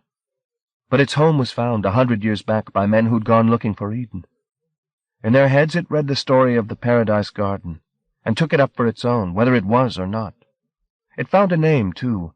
Uriel, Flame of God, the spirit who stood at the gates of lost Eden. And it was Eden, the place it guarded.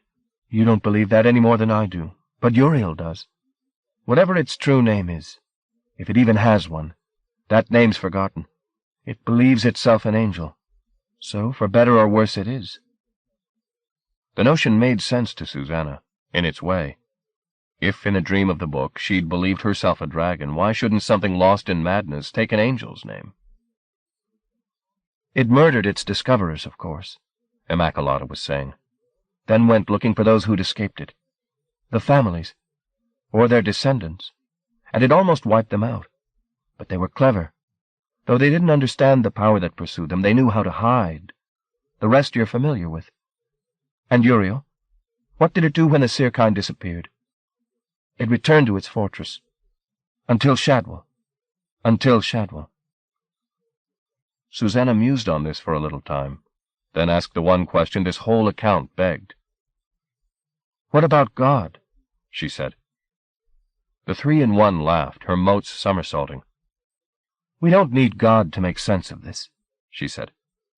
Susanna wasn't certain if she spoke only for themselves or for her, too. If there was a first cause, a force of which this Uriel is a fragment, it's forsaken its sentinel. So what do we do? Said Susanna. There's been talk of mustering the old science. Yes, I heard. Would that defeat it? I don't know. Certainly I made some miracles in my time that might have wounded it.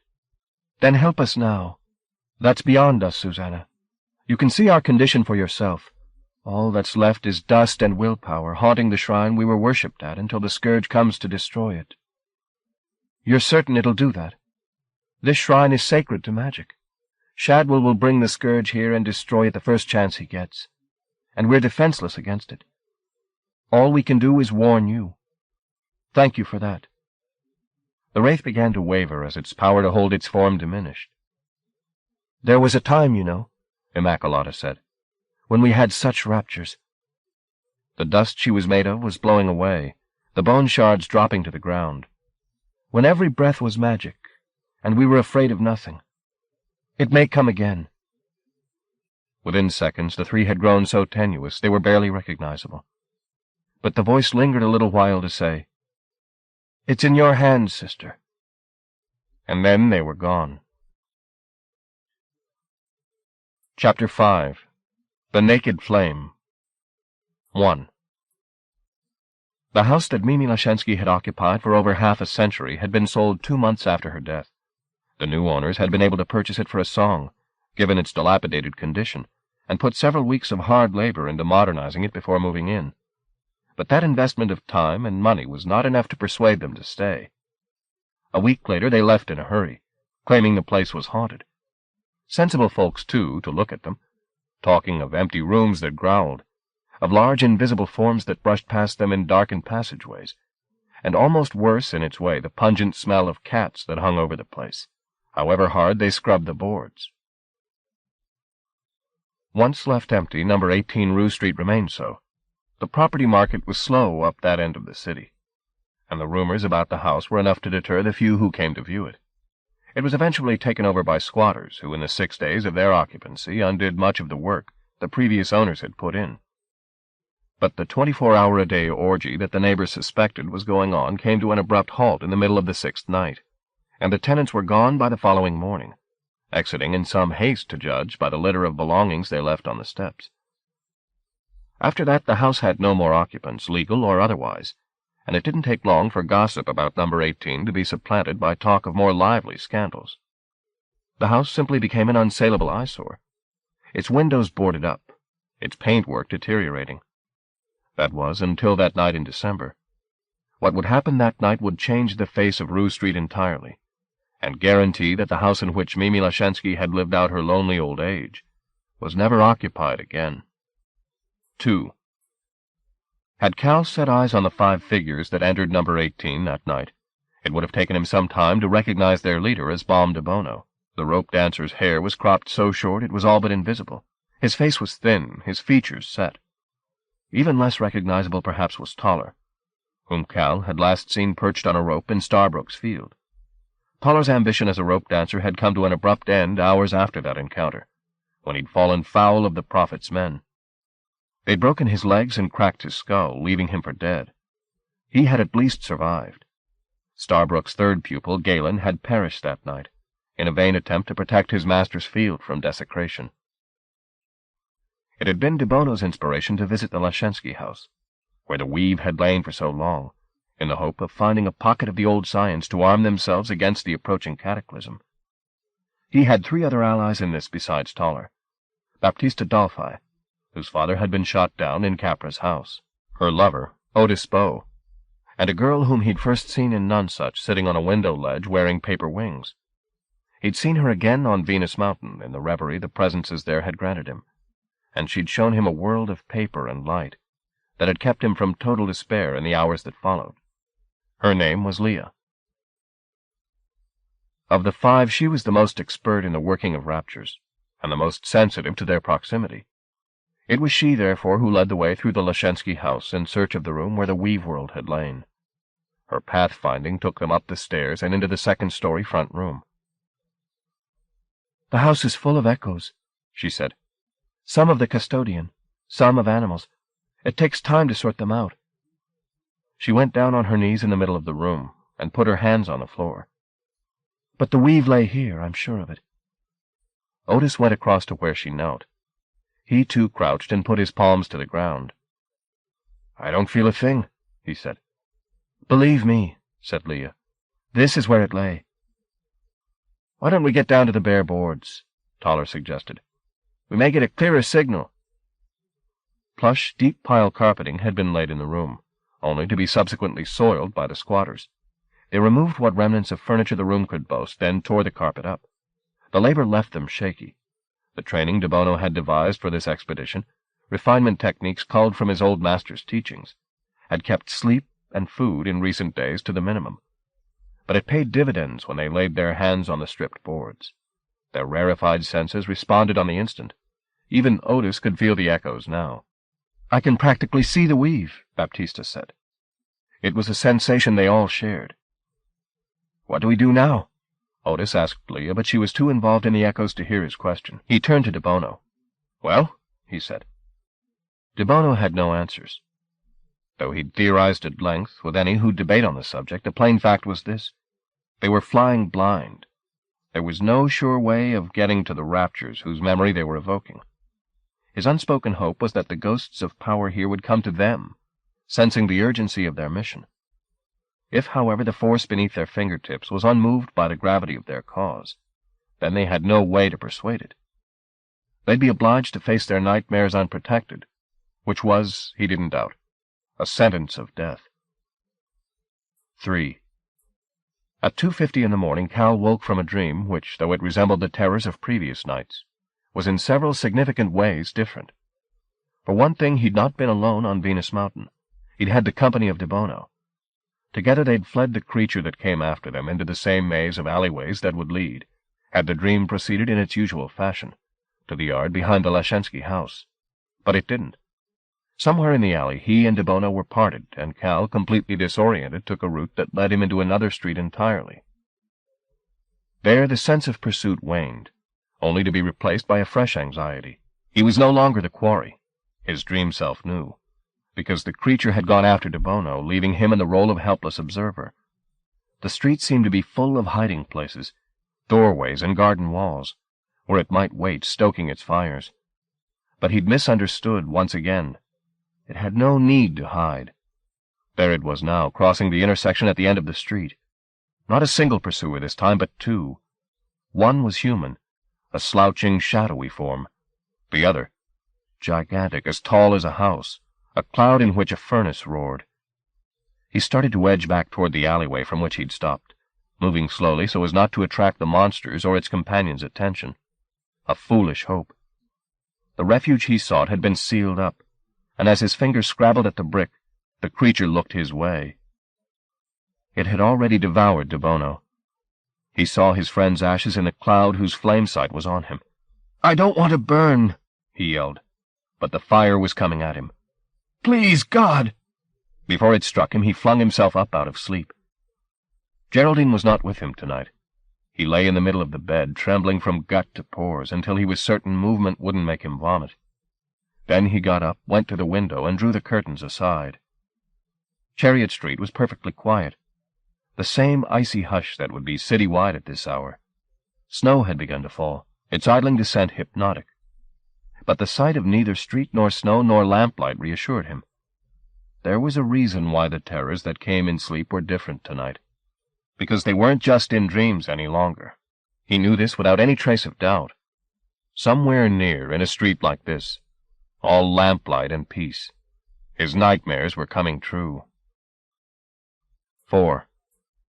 There was mute but perceptible elation in the upper room of the Lashensky house. The call had been answered. It had begun slowly, with lights moving back and forth through the echoes of the weave as the old science rose from its hiding places in the floor and came to meet those who longed for it. The process was still slow and demanding. They could not afford distraction from the task for fear of losing contact. But they were prepared for such rigors, and as the power beneath their hands intensified, they couldn't help but express their pleasure in soft words of welcome. The past was coming to fetch them. Suddenly, a noise from the floor below drew De Bono's attention.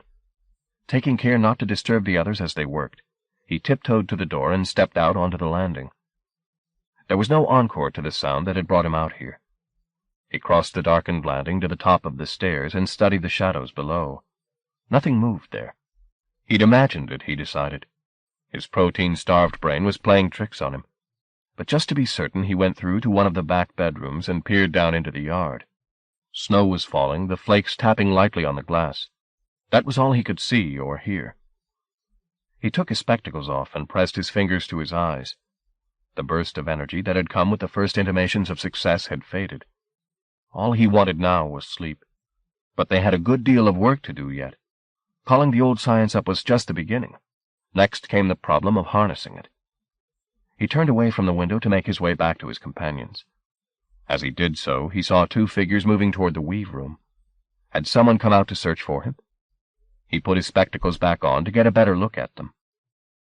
The sight before him brought a shouted warning to his lips, but it was old news by the time he raised it, falling on ears already deafened by their own screams. It was all so quick.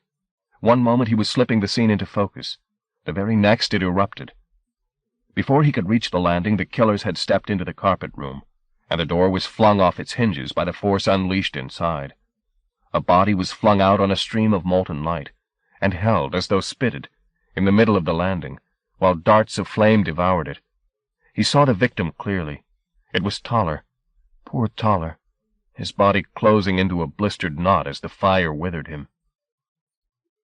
The De Bono who'd been with Cal at Lemuel Lowe's orchard would now have flung himself into the Holocaust, and not considered the consequences. But bad times had taught him caution. There was no merit in suicide. If he tried to challenge the force that was running riot in the carpet room, he'd die the way the rest were dying. And there'd be nobody left to testify to this atrocity. He knew the power whose labors he was witnessing. The worst predictions of his fellow kind were here proved. This was the scourge.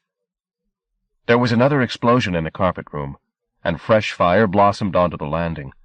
The ceiling and floor were alight now. So were the banisters and stairs.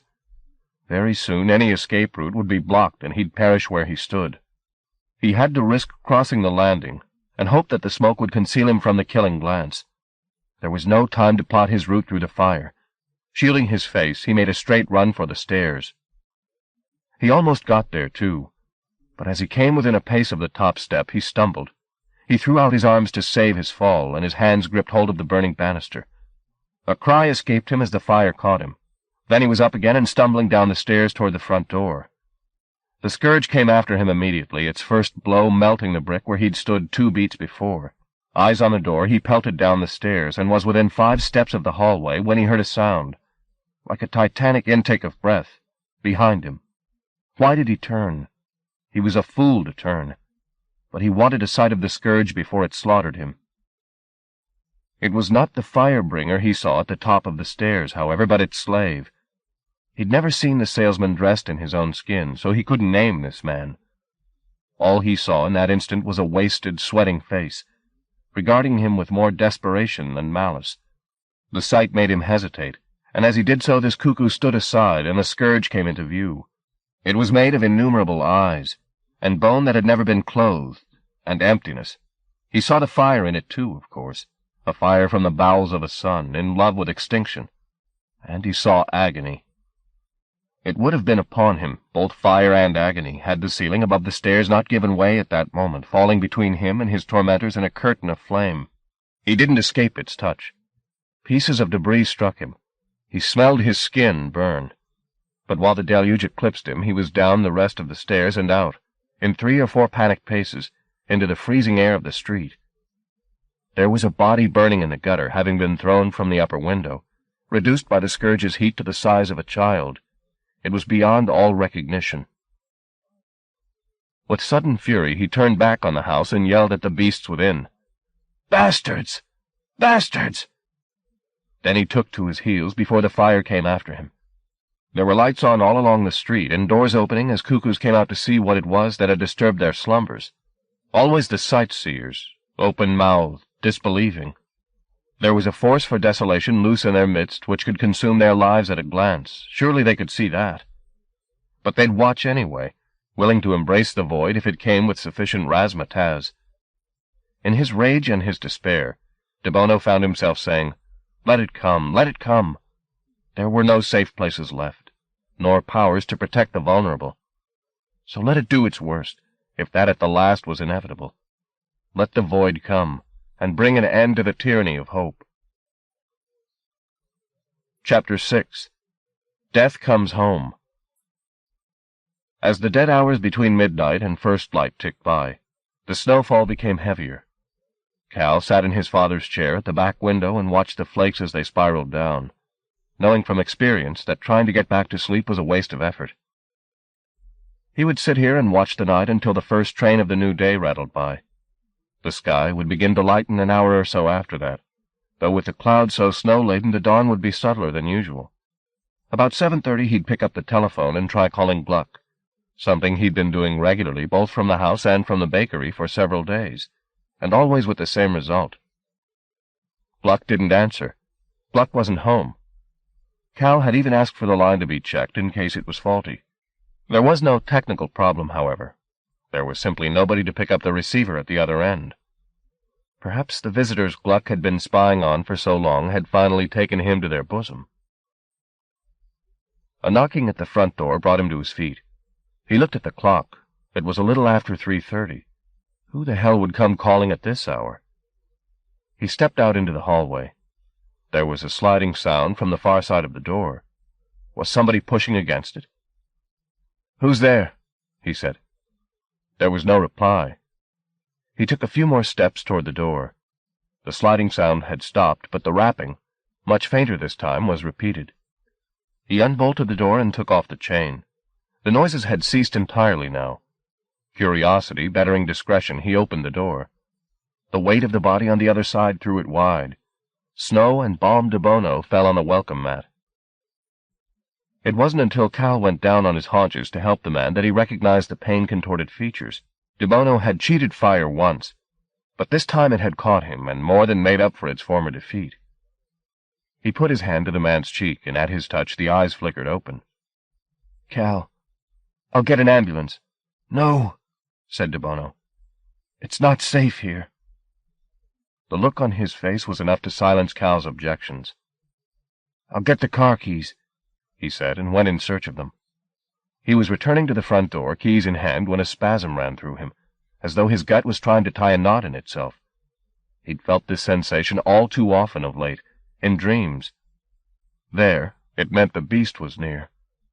He stared out into the spattered darkness. The street was deserted as far as he could see, and silent enough to hear the snow-hooded lamps hum in the cold. But his heart had caught his belly's trepidation. It was thumping wildly. When he knelt at Debono's side again, the man had made a temporary peace with his pain. His face was expressionless and his voice flat, which gave all the more potency to his words. "It's coming," he said. "It's followed me." A dog had started to bark at the far end of the street. Not the whining complaint of an animal locked out in the cold, but raw alarm. "What is it?" Cal said, looking out at the street again. "The scourge. Oh, Jesus!" The barking had been picked up from kennels and kitchens all along the row of houses. As in sleep, so waking, the beast was near. "We have to get moving," Cal said. "I don't think I can." Cal put his arm beneath Debono and lifted him gently into a sitting position. The wounds he'd received were substantial, but they weren't bleeding. The fire had sealed them up, blackening the flesh of his arms and shoulder and side. His face was the color of the snow, his heat running out of him in breath and sweat. "I'm going to take you to the car," Cal said, and pulled Debono to his feet. He wasn't quite dead weight. There was enough strength left in his legs to aid Cal in his efforts, but his head lolled against Cal's shoulder as they crept up the path. "The fire touched me," Debono whispered. "You'll survive. It's eating me up. Stop talking and walk." The car was parked only a few yards down the street. Cal leaned Debono against the passenger side while he unlocked the doors, glancing up and down the street every few seconds while his inept fingers fumbled with the keys. The snow was still getting heavier, shrouding both ends of the street. The door was open. He went around to help Debono into the passenger's seat, then returned to the driver's side. As he stooped to get into the car, the dogs all stopped barking. Debono made a small sound of distress. They'd done their duty as watchdogs. Self-preservation silenced them now. Cal got into the car and slammed the door. There was snow on the windscreen, but there wasn't time to start scraping it off. The wipers would have to take care of it. He turned on the ignition. The engine labored, but failed to start. At his side, Debono said, "It's near." Cal didn't need telling. He tried the key again, but still the engine resisted life. "Come on," he coaxed it. "Please." His plea bore fruit. On the third attempt, the engine caught. His instinct was to accelerate and get out of Chariot Street as quickly as possible. But the snow, falling as it did on several days' accumulation of ice, made the going treacherous. The wheels repeatedly threatened to lose their grip, the car sliding back and forth across the road. But yard by yard they crept through the pall of snow, which was so heavy now it reduced visibility to a car's length. It was only as they approached the end of Chariot Street that the truth came clear. It wasn't just snow that was smothering them. There was a fog thickening the air, so dense that the car headlights had difficulty penetrating it.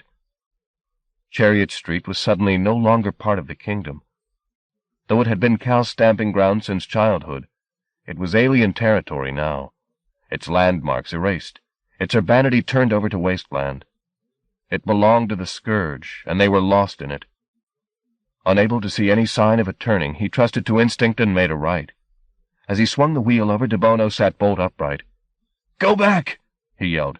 "What? Back! Jesus, back!" He was gripping the dashboard with his wounded hand, staring into the fog ahead. "It's there!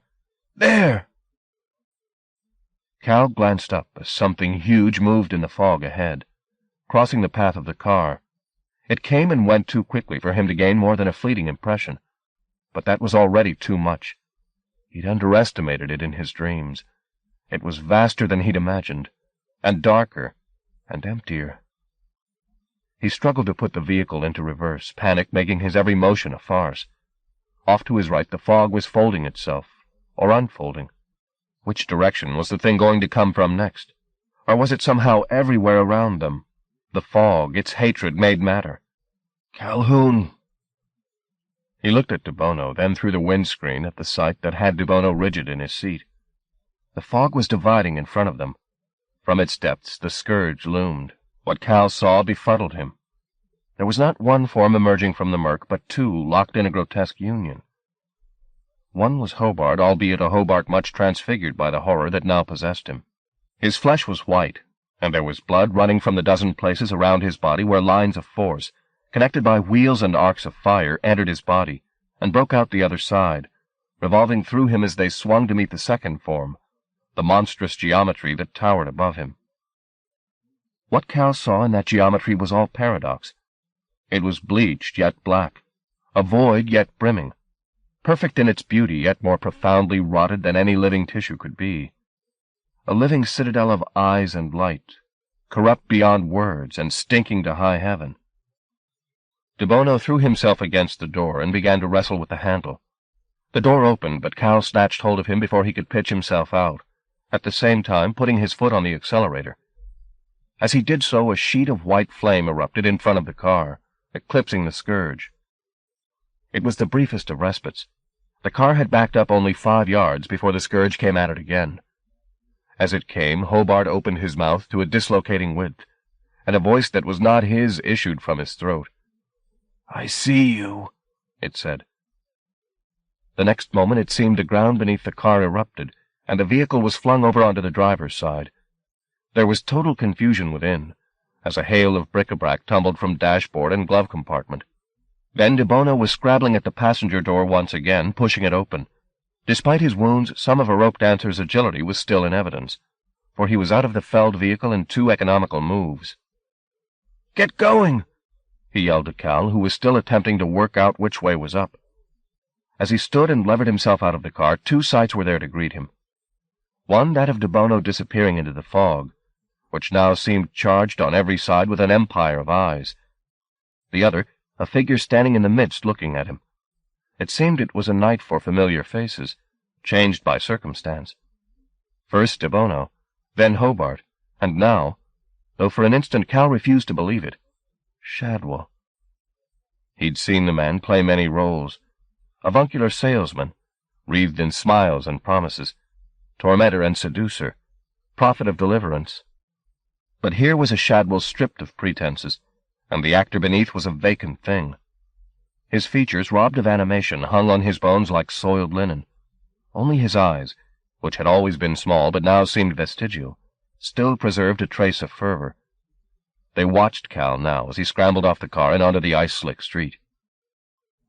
"There's nowhere left to run," he said. His voice was slurred, as though he needed sleep. "It's going to find you wherever you try to hide. It's an angel, Mooney. It has God's eyes." "An angel? That?" The fog trembled to right and left of them like living tissue. At any moment it might be back upon them. But the sight of Shadwell and the riddle of his words kept Cal glued to the spot. And another puzzle, too. Something about Shadwell's changed appearance that he couldn't put his finger on. "It's called Uriel," Shadwell said. "The flame of God. And it's here to bring an end to magic. That's its only purpose. An end to rapture. Once and for all." The fog trembled again, but Cal still stared at Shadwell, too intrigued to retreat. It was perverse to be vexed by trivia when a power of an angel's magnitude was within spitting distance. But then the Moonies had always been perverse. "That's my gift to the world," Shadwell was declaring. "I'm going to destroy the magicians, every one. I don't sell any longer, you see. I do this for love." At this mention of selling, Cal recognized the change in the man. It was sartorial.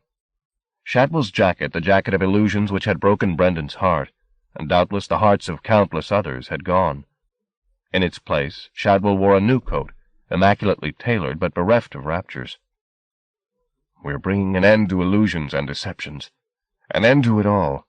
As he spoke, the fog shuddered, and from it there came a single shriek which was cut off abruptly. De Bono, living and dying. "You fucker," Cal said. "I was deceived," Shadwell replied, untouched by Cal's hostility. "So terribly deceived, seduced by their duplicity, willing to spill blood to have what they tantalized me with." "And what are you doing now?" Cal spat back. "Still spilling blood." Shadwell opened his arms. "I come empty-handed, Calhoun," he replied. "That's my gift. Emptiness." "I don't want your damn gift." "Oh, you do. In your bones you do. They've seduced you with their circus. But here's an end to that sham." There was such sanity in his voice, a politician's sanity, as he sold his flock the wisdom of the bomb. This soulless certainty was more chilling than hysteria or malice. Cal realized now that his first impression had been mistaken. Shadwell the actor had not disappeared. He'd simply forsaken his patter and his hyperbole for a playing style so plain, so minimal, it scarcely seemed like a performance at all. But it was. This was his triumph. Shadwell the Naked. The fog had begun to churn with fresh enthusiasm. Uriel was coming back. Cal took one more look at Shadwell to fix the mask in his mind once and for all. Then he turned and started to run. He didn't see the scourge reappear, but he heard the car explode behind him, and felt the blast of heat, which turned the snow to a warm drizzle around his head. He heard Shadwell's voice, too, carried crisply on the cold air. "I see you," he said. That was a lie. He didn't, and he couldn't. The fog was for the moment Cal's ally.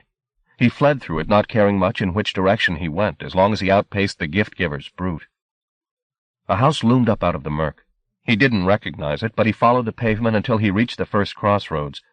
The intersection he knew, and took off back toward Chariot Street by a labyrinthine route designed to confuse his pursuers. Shadwell would guess where he was headed, no doubt. The living fog that concealed the scourge was probably halfway down Chariot Street already.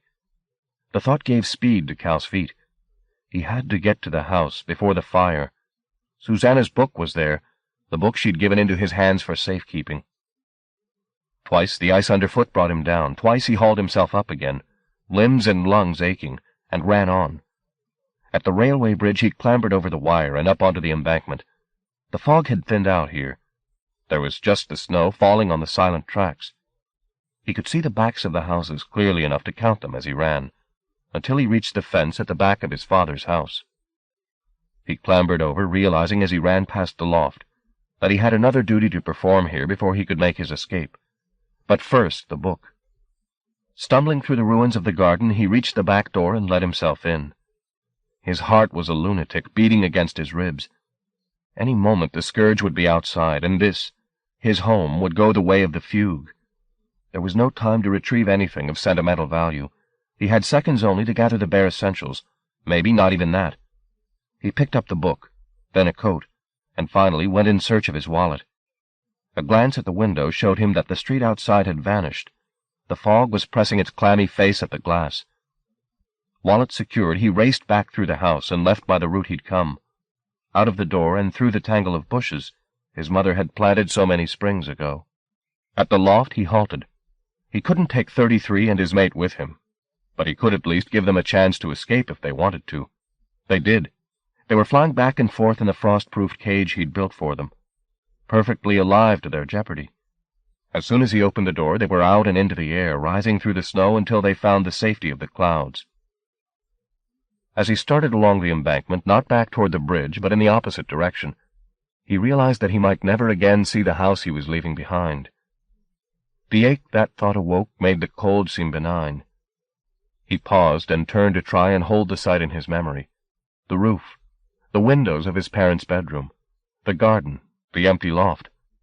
This was the house in which he'd grown to adulthood, the house where he'd learned to be the man he was, for better or worse. Here all his memories of Eileen and Brendan were rooted. But in the end it was just bricks and mortar. Evil could take it as it had taken the fugue.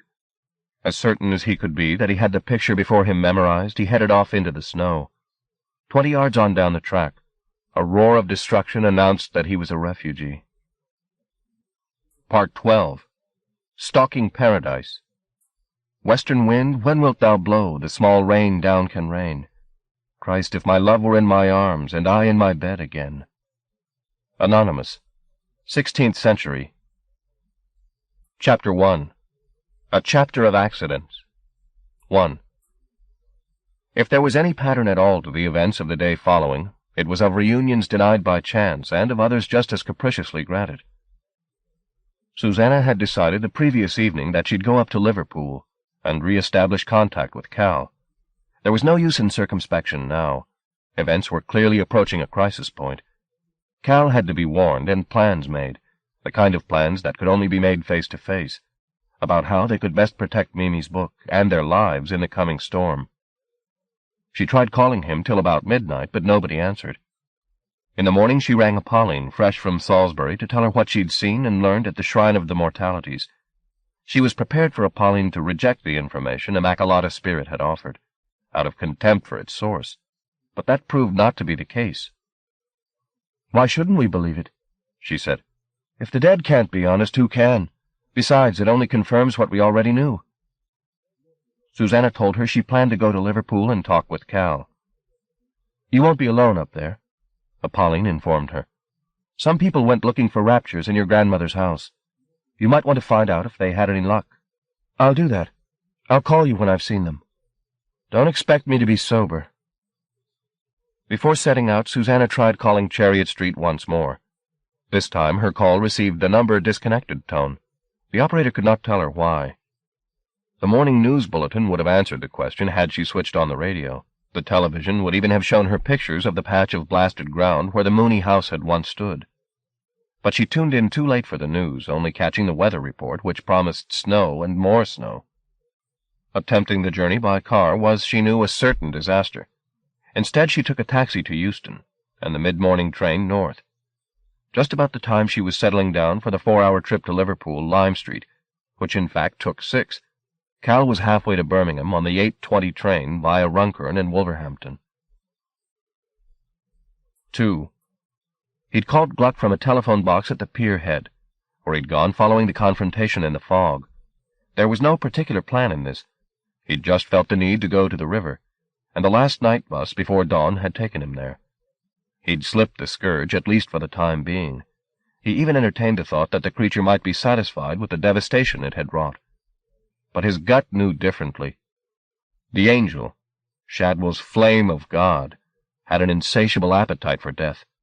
It would not be satisfied until they were all dust, Shadwell included, he hoped. Indeed, the only comfort he drew from the night's horrors was the sense he'd had that he'd been viewing the salesman's farewell performance. The wind off the river was bitter. The snow in it pricked his skin like needles. But he leaned on the railing and watched the water until his fingers and face were numb. Then, with the clocks on the liver building all offering times in the vicinity of 6, he went in search of sustenance. He was in luck. A small cafe was open, serving breakfast to the early-run bus drivers. He bought himself a substantial meal, thawing out as he ate his eggs and toast, still trying to sort out what was for the best. Then around 6:30 he tried to get through to Gluck. He hadn't really expected any reply, but luck was with him, at least in this. For just as he was about to put the receiver down, the phone at the other end was picked up. "Hello?" said a sleep-thickened voice. Though Cal knew Gluck scarcely at all, he'd seldom, if ever, been so happy to make contact with someone. "Mr. Gluck, it's Cal Mooney. You probably won't remember me, but—" "Of course I remember. How are things on the Mersey?" "I have to talk to you. It's urgent." "I'm all ears." "I can't on the phone." "Well, come and see me. Do you have my address?" "Yes. I've still got your card." "Then come. I'd enjoy the company." These welcoming words, coming after the losses of the night, were almost too much. Cal felt his eyes pricking. "I'll get the first train down," he said. "I'll be here." Cal stepped out of the telephone box into the biting air. Daylight was still a while away. The snow-bound streets were almost deserted as he trudged up toward the station. A truck labored through the gloom, spreading grit on the icy road. A newspaper vendor was laying out the early morning edition in the dubious shelter of a doorway. Otherwise he saw nobody. It was difficult to imagine, as he trudged, that there would ever be another spring in Spook City. 3. Susanna stood at the end of Chariot Street and stared at the sight before her. There were too many people milling around for her to advance any further. Her suspicion of uniforms had not mellowed, nor had that of cuckoos in large numbers. But she could see clearly from where she stood that the Mooney house no longer existed. It had been razed literally to the ground, and the fire that had consumed it had spread along the row in both directions. The scourge had come visiting in the night. Trembling, she left the scene and made her way to Rue Street, fearing the worst. She found there nothing she hadn't anticipated. Mimi's house had been gutted. What was she to do now, return to London and leave Cal, if he'd survived, to his own devices? She had no way of tracing him. She could only trust that somehow he'd find his way to her. Things were so damn chaotic, with the kind spread across the country, and Cal missing, and the book. She didn't dare think too hard about that. She just turned her back on the ruins of Mimi's house and walked away down Rue Street, what little store of optimism she'd possessed defeated by what she'd seen. As she turned the corner, a cruiser drew up alongside her, and a round face wearing sunglasses leaned out of the window.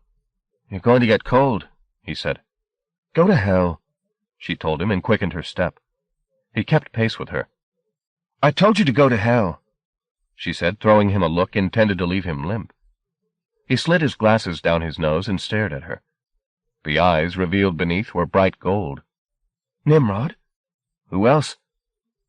Had it not been for the eyes, she'd never have recognized him. His face had filled out, all but a hint of his good looks gone. "I need feeding," he said. "How about you?" 4. His appetite seemed to have expanded in direct proportion to the direness of their jeopardy. She sat across the table of the Chinese restaurant where he took her and watched him wade through the menu, devouring not only his food but most of hers, too. It didn't take long for them to provide each other with outlines of their recent investigations. Most of her news was stale stuff now. The scourge was among them. But Nimrod had more current information gleaned from conversations overheard and questions asked. At Chariot Street he was able to report no bodies had been found, so it might be safely assumed that Cal had not perished there. Remains had, however, been found in Rue Street. "I didn't know any of them personally," he said, "but I'm afraid you did." "Who?" "Baum de Bono." "De Bono? He was at Rue Street last night." She fell silent, thinking of the brief time she'd spent with de Bono and of their debates together. Now he was gone. And how soon would the rest of them follow? "What do we do, Nimrod?" she murmured. "Do we try and hide again? Another weave?" "There aren't enough of us to fill a prayer mat," Nimrod said mournfully. "Besides, we don't have the raptures. There's very little power left between us." "So we sit back and wait for the scourge to pick us off? Is that what you're saying?" Nimrod drew his hand over his face.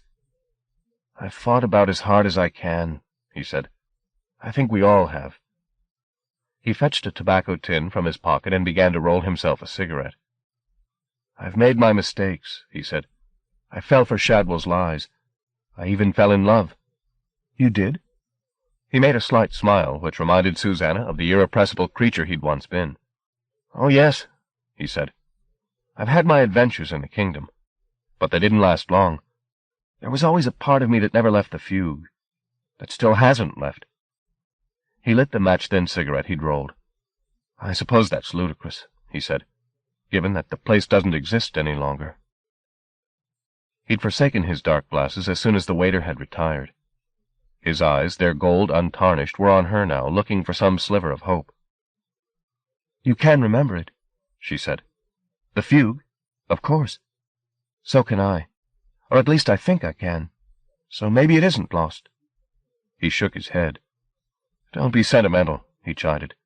"Memories aren't enough." It was fruitless to argue the niceties of that. He was telling her that he was in pain. He didn't want platitudes or metaphysics. She turned over in her head the problem of whether she should tell him what she knew, that she had reason to hope that all was not lost, that the fugue might be again one day. It was, she knew, a slender hope, but he needed a lifeline, however tenuous. "It's not over," she said. "Dream on," he replied. "It's finished." "I tell you, the fugue's not gone." He looked up from his cigarette. "What do you mean?" "In the gyre. I used the loom." "Used the loom? What are you saying?" "Or it used me. Maybe a bit of both." "How? Why?" "To keep everything from being lost." Nimrod was leaning across the table now. "I don't understand," he said. "Neither do I, fully," she replied. "But something happened. Some force." She sighed. She didn't have the words to describe those moments. Part of her wasn't even sure it had happened. But of one thing she was certain. "I don't believe in defeat, Nimrod. I don't care what this fucking scourge is. I won't lie down and die because of it." "You don't have to," he said. "You're a cuckoo. You can walk the other way." "You should know better than that," she said sharply. "The fugue belongs to anyone who'll die for it. Me. Cal." He looked chastened. "I know," he said. "I'm sorry. It's not just you who needs the fugue, Nimrod. We all do." She glanced toward the window. Through the bamboo blinds she could see that the snow was coming down again with fresh vehemence. "I never believed in Eden," she said softly. "Not the way the Bible tells it. Original sin and all that crap. But maybe the story's got an echo somewhere in it." "An echo?" "Of the way things really were. A place of miracles where magic was made. And the Scourge ended up believing the Eden story because it was a corrupted version of the truth." "Does it matter?" Nimrod sighed. "Whether the Scourge is an angel or not, whether we come from Eden or not, how does that alter anything? The point is, it believes it's Uriel, and that means it'll destroy us." The point was incontestable. When the world was coming to an end, what did names matter? "I think we should be together," he said after a pause, "instead of spread across the country. Perhaps we can muster something if we're all in one place. I see the sense in that. Better than the Scourge picking us off." "But where?" "There was a place," he said, "where it never came. I remember it vaguely. Apolline will tell us better." "What kind of place?" "A hill, I think it was," he said, his unblinking stare on the white paper tablecloth between them. "Some kind of hill. We'll go there then, shall we?" "It's as good a place to die as any." Chapter 2. Dust and Ashes. The saints on the facade of the church of St. Philomena and St. Calixtus had long since lost their faces to the rain. They had no eyes to see the visitors that came to the door in the early evening of December 21st, nor did they have ears to hear the debate on the step. Even if they had heard and seen, even if they'd stepped off their pedestals and gone out to warn England that it had an angel in its midst, their alarms would have gone unheeded. England had no need of saints tonight, nor any night. It had martyrs enough.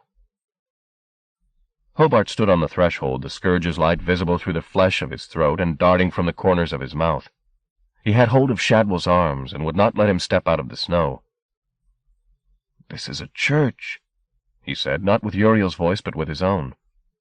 Sometimes the angel seemed to give him the right to self-government for a while, only to pull the leash tight again if its host grew fractious. "Yes, it's a church," said Shadwell, "and we're here to destroy it." Hobart shook his head. "No," he said, "I won't do that." Shadwell was too tired for argument. This was not the first of the day's visits. Since leaving Chariot Street, the angel had led them to several sites around the country where it remembered the Sirkine taking refuge during the last Holocaust. All had been wasted journeys. The places, when they were still recognizable, were devoid of magic or its makers. The weather had deteriorated by the hour. Snow now blanketed the country from one end to the other, and Shadwell was weary of both the trek and the chill. He'd become anxious, too, as each pursuit ended in disappointment, anxious that Uriel would grow impatient and his control of the creature would begin to slip. That was why he'd brought the angel here, where he knew there was magic, or its leavings. This was where Immaculata had made the rake, a place part shrine, part womb. Here Uriel's hunger for destruction would be assuaged, for tonight at least. "We have work to do inside," he told Uriel's host. "The Scourge's work." But Hobart still refused to cross the threshold. "We can't destroy it," he said. "Not God's house."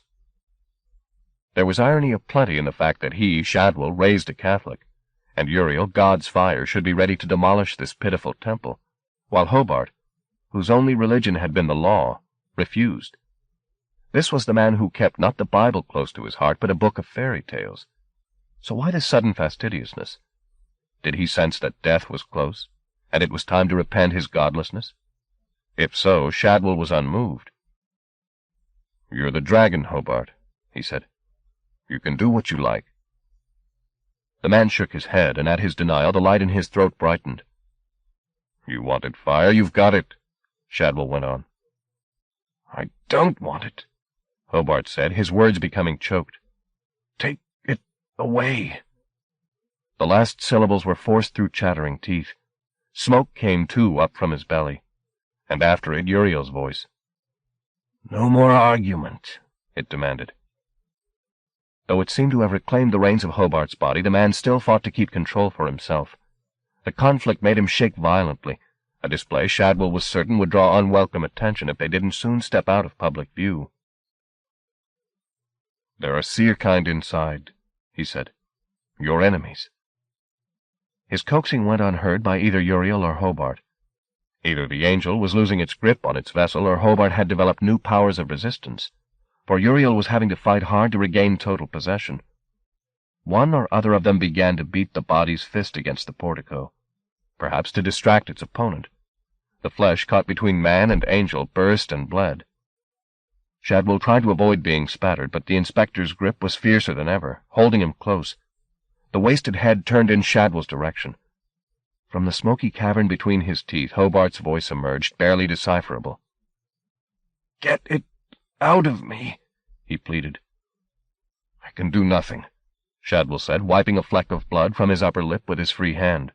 "It's too late." "He knows that," came the reply. Not Hobart's voice this time, but Uriel's. "He's the dragon forever." Hobart had begun to sob, his snot and tears boiling away as they reached the furnace of his mouth. "Don't be afraid," said Uriel, its tone a parody of Shadwell at his silkiest. "Do you hear me, Hobart?"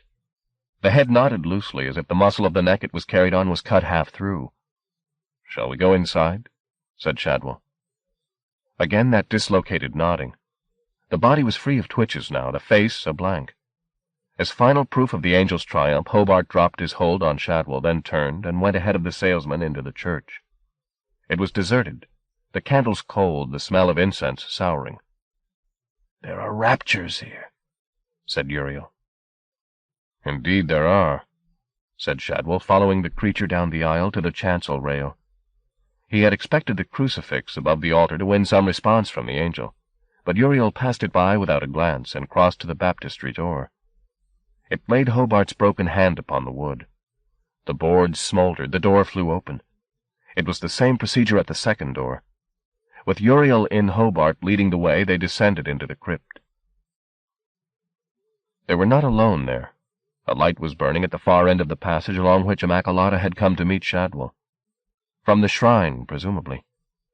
Without further word, Uriel began along the corridor, ribbons of its hidden self flowing from Hobart's torso, and grazing the caskets in the walls, pleasuring in their stillness, their silence.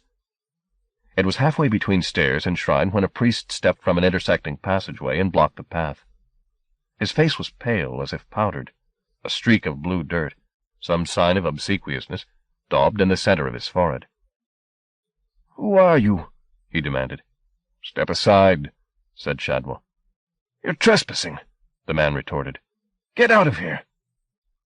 Uriel had stopped a yard or two from where the priest stood, and now threw its hand out and snatched hold of one of the casket ledges, its other hand taking hold of Hobart's hair and dragging the man's face toward the wall, as if to beat its own skull open.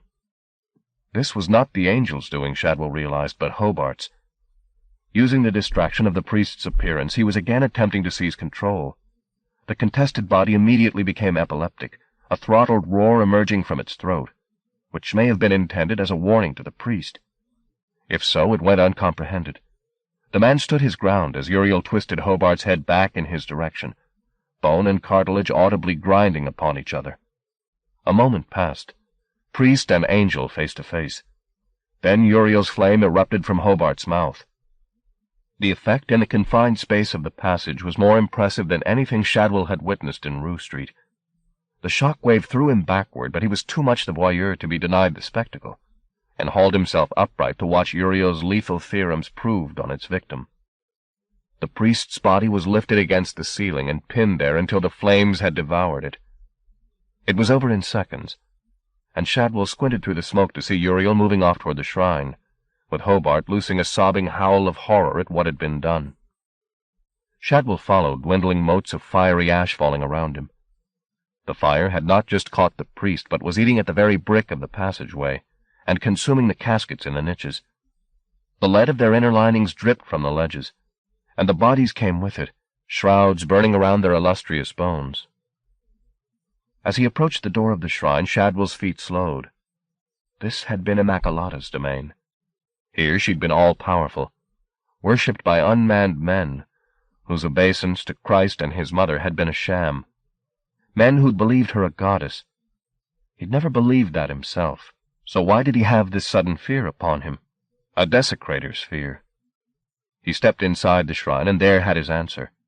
As he surveyed the bones on the walls, he knew, as only a lover could know, that the creature he'd lusted after, and finally betrayed, was still holding court here. Death had no hold on her. She was in the walls or in the air, somewhere near. "Goddess," he heard himself say. There was no time to warn Uriel. A second priest, younger than his dead brother, appeared from the shadows and ran at the angel, knife in hand. Hobart's cries stopped, and he turned his mutinous hands to the task of preventing a second slaughter, clamping them to his face to dam the coming fire. The device gave the attacker time to deliver a cut, the knife entering Hobart's side. But as the priest withdrew it for a second stab, Uriel's benediction spurted between Hobart's fingers, then broke out entirely, taking the flesh and bone of his hands with it. The fire caught the priest head-on and flung him across the shrine. He danced against the bones for a heartbeat.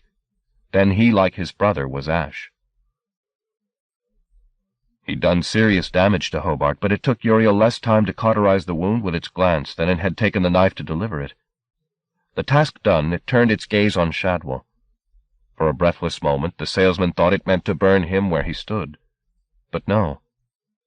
"Don't be afraid," it said. It had offered the same meager comfort to Hobart mere minutes before. The sentiment had sounded hollow then, but more so now, in the light of the way it had maimed its host. Hobart's hands, which he'd once envisaged burning with righteous fire, had been reduced to withered claws in the act of trying to prevent that fire from doing its work. Hobart was sobbing again, as he, or the angel, held the stumps up to be examined. Had Uriel left him with the burden of pain his nerve endings must be suffering?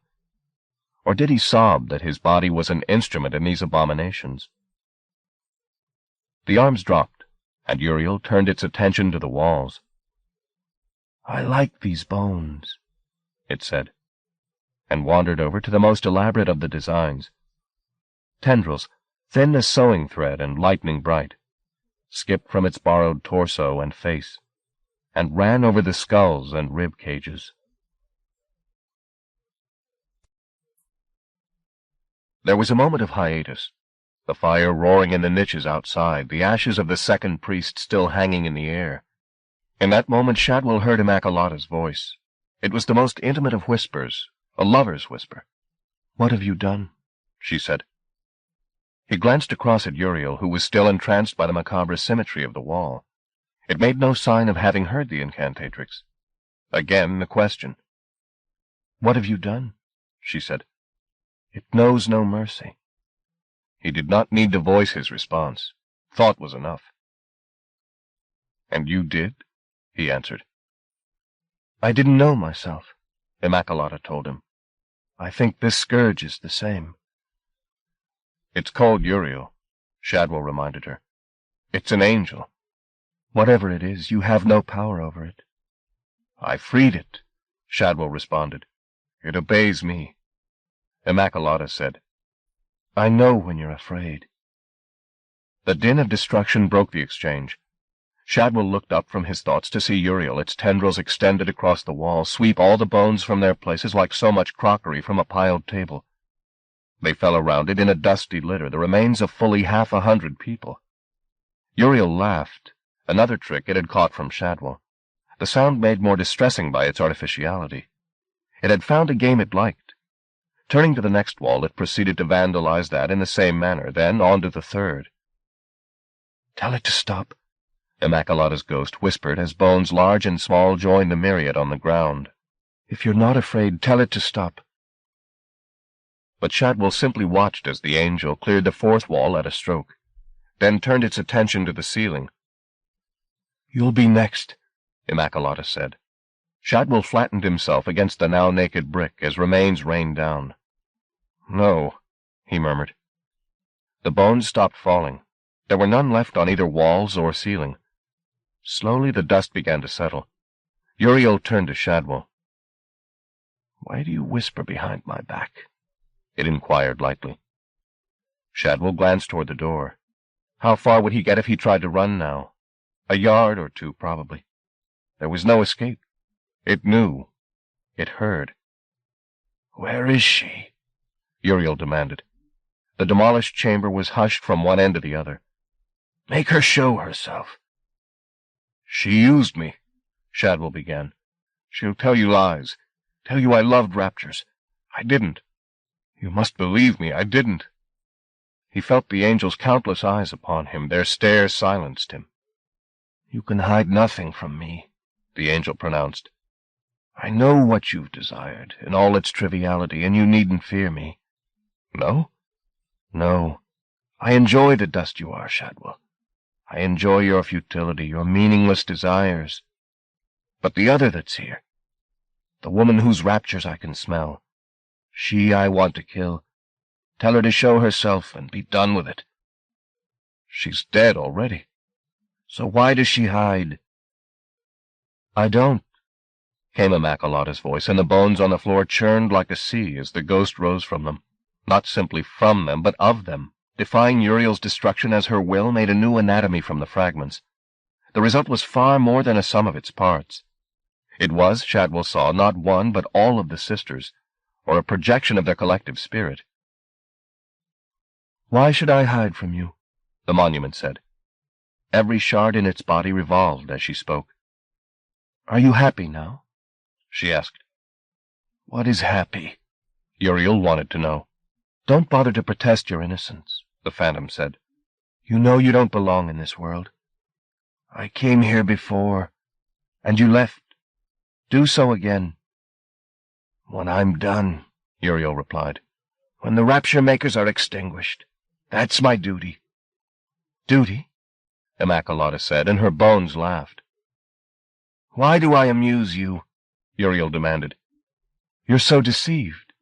You think you're alone. I am alone. No, you've forgotten yourself, and so you've been forgotten. I am Uriel. I guard the gate. You are not alone. Nobody, nothing is alone. You're part of something more. I am Uriel. I guard the gate. There's nothing left to guard, Immaculata said. But your duty. I am Uriel. Look at yourself. I dare you. Throw the man you're wearing away and look at yourself. Uriel did not speak its reply, but shrieked it. I will not! And with its words it unleashed its fury against the body of bones. The statue flew apart as the fire struck it, burning fragments shattering against the walls. Shadwell shielded his face as Uriel's flame ran back and forth across the chamber to eradicate the incantatrix's image completely. It was not satisfied for a long while, scouring each corner of the shrine until every last offending shard was chased to ash.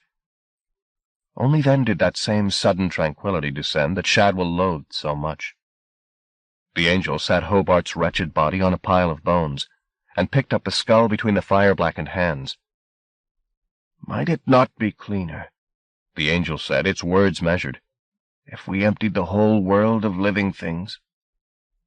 The suggestion was floated so delicately, its tone so perfectly a copy of Shadwell's reasonable man, that it took him a moment to comprehend the ambition of what it proposed.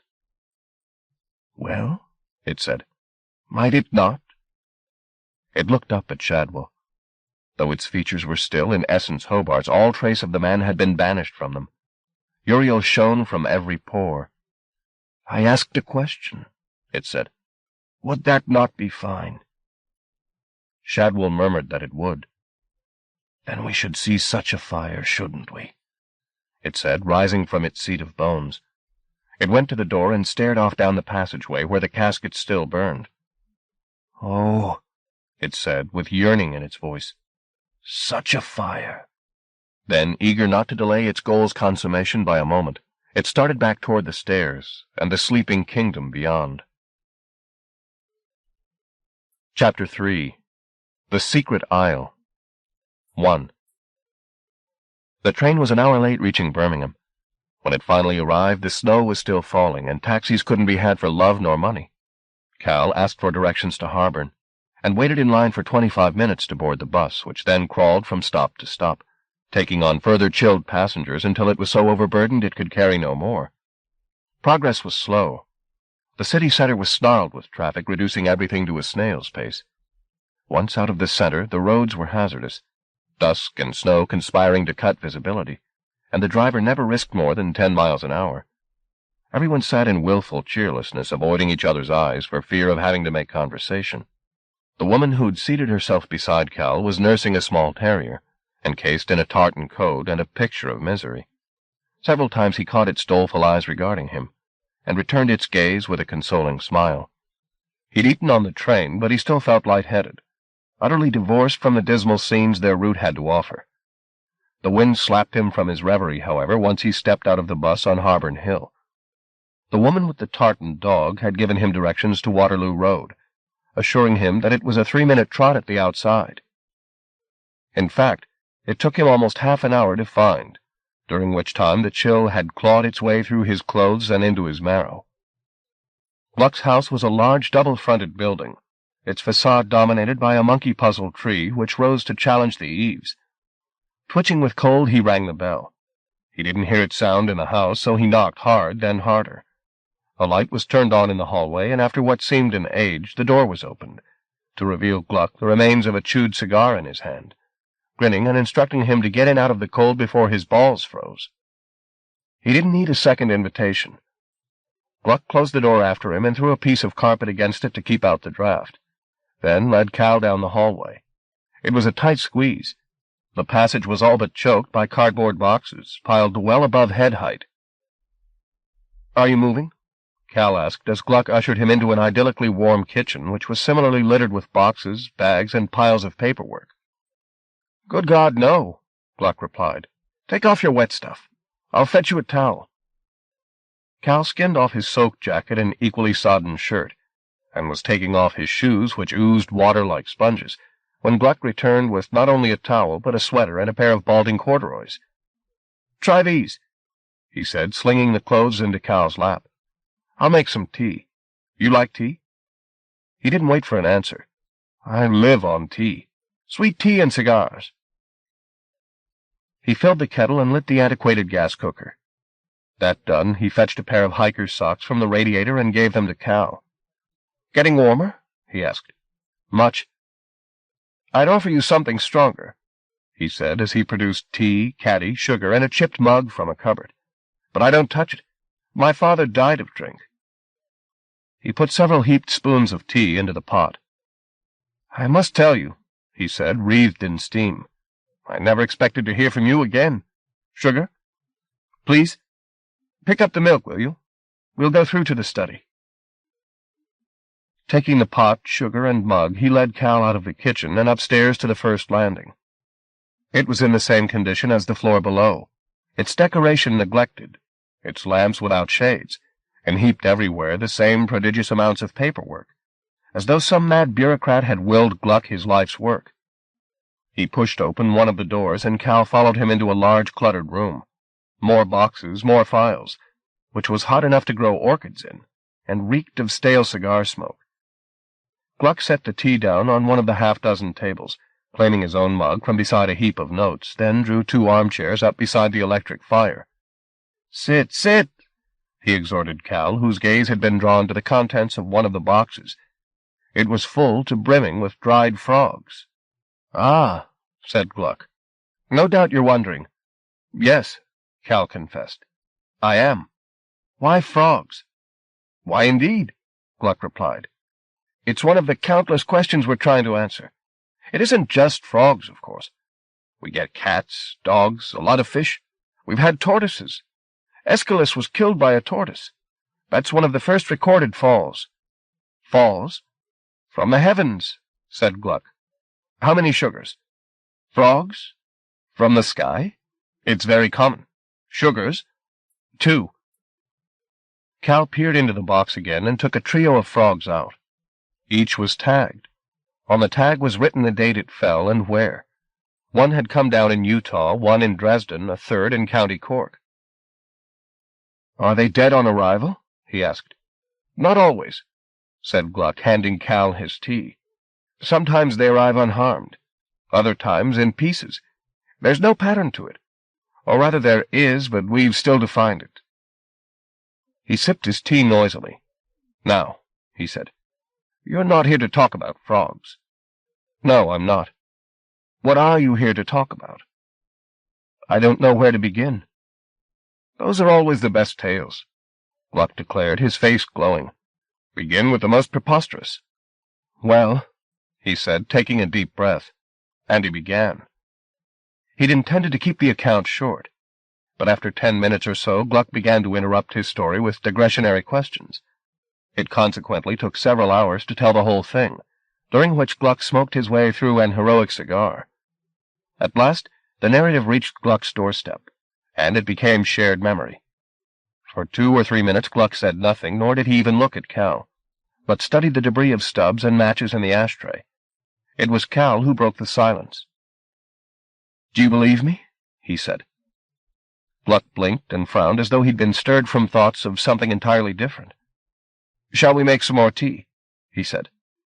He tried to stand up, but Cal took fierce hold of his arm. "Do you believe me?" he demanded. "Of course," said Gluck, with a trace of sadness in his voice. "I think I'm obliged to. You're sane. You're articulate. You're damnably particular. Yes, I believe you. But you must understand, Cal, that in doing so I deliver a mortal blow to several of my fondest delusions. You are looking at a man in mourning for his theories." He stood up. "Ah, well." He picked up the pot from the table, then set it down again. "Come next door," he said. There were no curtains at the window of the next room. Through it Cal saw that the snow had thickened to near blizzard proportions while he'd been talking. The garden at the back of the house and the houses beyond had become a white nowhere. But Gluck hadn't brought him in to show him the view. It was the walls he was directing Cal's attention to. Every available inch was covered with maps, most of which looked to have been up there since the world was young. They were stained with an accrual of cigar smoke, scrawled over in a dozen different pens, and infested with countless colored pins, each presumably marking a place where some anomalous phenomenon had occurred. And on the fringes of these maps, tacked up in mind-boggling profusion, were photographs of the events, grainy thumbnail pictures, foot-wide enlargements, strips of sequential images lifted from a home movie. There were many he could make no sense of, and others that looked patently fake. But for every blurred or phony photograph there were 2 that pictured something genuinely startling, like the frumpy woman standing in a domestic garden up to her ankles in what seemed to be a trawler's deep-sea catch, or the policeman standing guard outside a 3-story house that had fallen over on its face, though not a single brick was out of place, or the car hood that bore the imprint of 2 human faces, side by side. Some of the pictures were comical in their casual weirdness, others had a grim authenticity about them, the witnesses sometimes distressed, sometimes shielding their faces. That was anything but amusing. But all, whether ludicrous or alarming, went to support the same thesis, that the world was stranger than most of humankind ever assumed. "This is just the tip of the iceberg," said Gluck. "I've got thousands of these photographs, tens of thousands of testimonies." Some of the pictures, Cal noted, were linked by threads of various colors to pins in the maps. "You think there's a pattern here?" said Cal. "I believe so. But now, after hearing what you've told me, I begin to think maybe I was looking in the wrong place for it. Some of my evidence, you see, overlaps with your account. For the last 3 weeks, while you were trying to contact me, Max and I were up in Scotland, looking at a site we just found in the Highlands. We picked up some very strange articles there. I'd assumed it was a landing place of some kind for our visitors. I think now I was wrong. It was probably the valley your unweaving took place in." "What did you find?" "The usual debris. Coins, clothing, personal effects of one kind or another. We boxed them all up, and brought them back down with us to examine at leisure. We could have made them fit our pet theories, you know. But now I think much of that's in ruins." "I'd like to see that stuff," Cal said. "I'll unpack it for you," said Gluck. His expression since Cal had told his story had been that of a deeply perplexed man. Even now he surveyed the map room with something akin to despair. In the past few hours he'd seen his whole world view thrown into disarray. "I'm sorry," said Cal. "What for?" Gluck replied. "Telling me about miracles? Please don't be. I'll just as happily believe in your mystery as in mine. It'll just take a little time to adjust. All I ask is that the mystery be there." "Oh, it is," said Cal. "Believe me, it is. I just don't know where." His attention strayed from Gluck's face to the window, and the blank scene beyond. More and more he feared for his beloved exiles. The night, the scourge, and the snow all seemed to be conspiring to erase them. He crossed to the window. The temperature plummeted as he approached the icy glass. "I have to find them," he said. "I have to be with them." He'd successfully kept his sense of desolation at bay until now, but sobs suddenly racked him. He heard Gluck come to his side, but he didn't have sufficient mastery of himself to control his tears. Gluck put a comforting hand on his shoulder. "It's good to see somebody so in need of the miraculous," he said. "We'll find your seerkind, Mooney. Trust me. If there's a clue to their whereabouts, it's here." "We have to be quick," Cal said softly. "I know, but we'll find them, not just for you, but for me. I want to meet your lost people. They're not mine. In a way they are, and you're theirs. I could see that on your face. That's why I believe you." 2. Where do we begin? That was Cal's question. The house was packed with reports from basement to attic. Perhaps, as Gluck had said, there was somewhere among them a clue, a line in a report, a photograph, that would point to the kind's location. But where? How many testimonies would they have to dig through before they uncovered some hint of the hiding place? That assumed, of course, that in this time of jeopardy they'd band together. If not, if they were spread across the aisles, then it was a completely lost cause, as opposed to one almost lost. Cal chided himself for that thought. It was no use being defeatist. He had to believe that there was a chance of discovery, had to believe the task before them wasn't just a way to occupy the time before the cataclysm. He would take Gluck as his model. Gluck, who'd spent his life in pursuit of something he'd never really seen, not doubting for an instant the validity of that pursuit.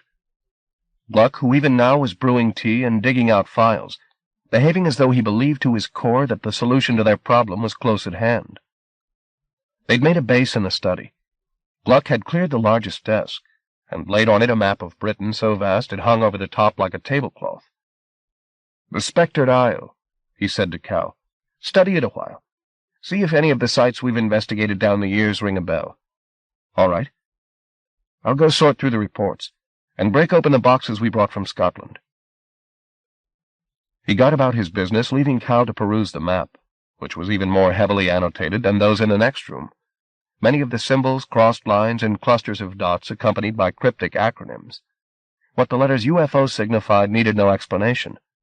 But what was a suspected TMD, or a Cirrus VS?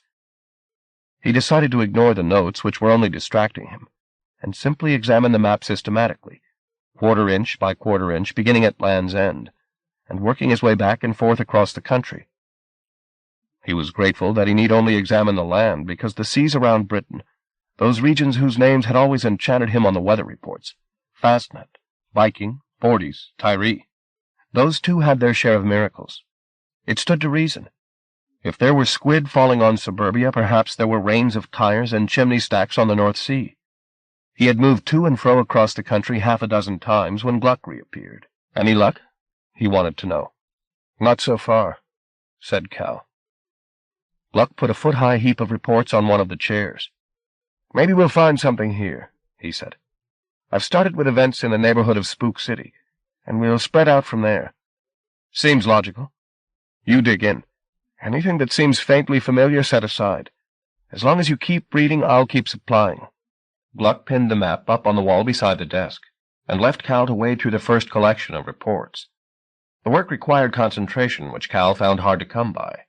It was 10:30, and he already wanted sleep. But as he leafed through this catalogue of neglected wonders, his weary eyes and wearier brain forgot their fatigue, reinvigorated by the startling stuff before them. Many of the incidents were variations on by now familiar themes, events in defiance of laws geographical, temporal, and meteorological, misplaced menageries, excursions from distant stars, houses larger inside than out, radios that picked up the voices of the dead, ice in midsummer trees, and hives that hummed the Lord's Prayer. All these things had taken place not in the far away, but in Preston and Healy Bridge, in Scunthorpe and Windermere. Solid, stoical places, inhabited by pragmatists not prone to hysteria. This country, which Gluck had called the Spectred Isle, was alive from one end to the other with delirious visions. It, too, was Wonderland. Gluck came and went, supplying fresh files and fresh tea at intervals, but otherwise doing as little as possible to disturb Cal's concentration. It was difficult, Cal found, not to be sidetracked by many of the more bizarre accounts, but by disciplining himself severely, he sifted out the one in every 100 or so that contained some detail that might connect the event described with the fugue or its inhabitants. Some he knew of already, the destruction of Shearman's house, for instance. But there were other reports, of words seen in the air, of a man whose pet monkey quoted the Psalms, which had occurred in places he'd never heard of. Perhaps the kind were there now. It was only when he decided to take a short break from his labors that Gluck mentioned he'd unpacked the boxes they'd brought from Scotland, and asked if Cal wanted to examine the contents. He followed Gluck back into the map room, and there, every item tagged and marked meticulously, was the litter events in the valley had left behind. There wasn't much. Either the survivors had destroyed the bulk of it, or natural processes had done the job. But there were a few pitiful reminders of the disaster, personal belongings of no particular interest, and some weaponry. Into both categories, weapons and personal effects, fell the one item that made Cal's skin run with gooseflesh. There, laid across one of the boxes, was Shadwell's jacket. He stared at it nervously. "Something you recognize?" said Gluck. Cal told him what and from where. "My God," said Gluck. "That's the jacket?" His incredulity was understandable. Viewed by the light of a bare bulb, there was nothing so remarkable about the garment. But it still took Cal a minute to pluck up the courage to pick it up. The lining, which had probably seduced hundreds in its time, seemed quite unexceptional. There was perhaps a gleam in the cloth that was not entirely explicable, but no more evidence than that of its powers. Perhaps they'd gone out of it, now that its owner had discarded it, but Cal wasn't willing to take the risk. He threw it down again, covering up the lining. "We should take it with us," Gluck said, "when we go." "Go where?" "To meet with the seer kind." "No, I don't think so." "Surely it belongs with them," Gluck said. "Maybe," Cal replied, without conviction. "But we have to find them first." "Back to work, then." He returned to the reports. Taking a break had been an error. He found it difficult to re-establish his rhythm. But he pushed on, using as a spur the sad remains next door, and the thought that they might soon represent his last keepsakes of the kind. At 3:45 in the morning he finished going through the reports. Gluck had taken the opportunity to sleep for a while in one of the armchairs. Cal stirred him and presented him with the 9 key files he'd selected. "Is this all?" said Gluck. "There were others I wasn't sure about. I kept them aside, but I thought they might be red herrings." "True enough," said Gluck. He went over to the map and put pins in the 9 locations. Then he stood back and looked. There was no discernible pattern to the sites. They were spread irregularly over the country. Not one was within 50 miles of another. "Nothing," said Cal. "Don't be so hasty," Gluck told him. "Sometimes the connections take a little while to become apparent." "We don't have a while," Cal reminded him wearily. The long hours of sleeplessness were catching up with him. His shoulder, where Shadwell's bullet had wounded him, ached. Indeed, his whole body ached. "It's useless," he said. "Let me study it," said Gluck. "See if I can find the pattern." Cal threw up his hands in exasperation. "There is no pattern," he said. "All I can do is go to those places one by one. In this weather," he heard himself thinking, "you'll be lucky if you can step out of the door tomorrow morning. Why don't you go lay your head down for a few hours? I prepared a bed in the spare room. It's up one more flight, second on your left. I feel so bloody useless. You'll be even more useless if you don't get some sleep. Go on." "I think I'll have to. I'll get going first thing. Just sleep, Mooney. We can talk about tactics tomorrow. He climbed the stairs. The upper landing was cold. His breath went before him. He didn't undress, but slung the blankets over him and left it at that. There were no curtains at the frost-encrusted window, and the snow outside cast a blue luminescence into the room, bright enough to read by. But it didn't keep him from sleep more than 30 seconds. Chapter 4. Past Hope. 1. They came at the summons, all of them. Came in ones and twos sometimes in families or groups of friends. They came with few suitcases. What did they have in the kingdom worth weighing themselves down with? The only possessions they cared about, those they'd brought out of the fugue and carried upon their persons. Souvenirs of their lost world. Stories. Seeds. The key of their house. And of course they brought their raptures, what few they had. Brought them to the place Nimrod had told Susanna about, but had failed to name. Apolline had remembered it, however. It was a place, in the time before the weave, that the scourge had never found. It was called Raymond's Hill. Susanna feared that the cuckoos would have wrought some profound change on the area, dug it up or leveled it, but no. The hill was untouched, and the copse below it, where the families had spent that distant summer, had flourished and become a wood. She'd also questioned the wisdom of their taking refuge out of doors in such appalling weather. The pundits were already pronouncing this the bitterest December in living memory. But she was assured that, beleaguered as they were, the kind had solutions to such simple problems. They had been safe below Raymond's Hill once. Perhaps they would be safe there again. The sense of relief among them at being reunited was palpable. Though most had survived well enough in the kingdom, circumstance had obviously required that they keep their grief hidden. Now, back among their own people, they could reminisce about the old country, and that was no small comfort. Nor were they entirely defenseless here. Though their powers were vastly reduced without the fugue to fuel them, they still had one or two deceiving raptures to call into play. It was doubtful they'd keep the power that had destroyed Chariot Street at bay for long, but beggars couldn't be choosers. And when they were finally gathered in the groves between the trees, their collective presence working a subtle transformation upon bush and branch, she felt the indisputable rightness of this decision. If the scourge eventually found them, they'd at least be together at the end. There were only two notable absentees. Cal was one, of course. The other was the book she'd given into his hands, a book whose living pages had contained echoes of this midwinter wood. She prayed they were both safe somewhere, the book and its keeper, safe and dreaming. 2. Perhaps it was the thought he'd been in the process of shaping when sleep came, that the snow light was bright enough to read by, that prompted the dream he had. He imagined that he woke, and reaching into the pocket of his jacket, which was unaccountably deep, took out the book which he'd saved from destruction back at Chariot Street. He tried to open it, but his fingers were numb and he fumbled like a fool. When eventually he got the trick, there was a shock waiting, for the pages were blank, every one of them, blank as the world outside the window. The stories and the illustrations had gone, and the snow kept falling on the seas of Viking and Dogger Bank, and on the land, too. It fell on Healy Bridge and Blackpool, on Bath and Devizes, burying the houses and streets, the factories and the cathedrals, filling the valleys until they were indistinguishable from the hills, blinding the rivers, smothering the trees, until at last the spectred isle was as blank as the pages of Susanna's book.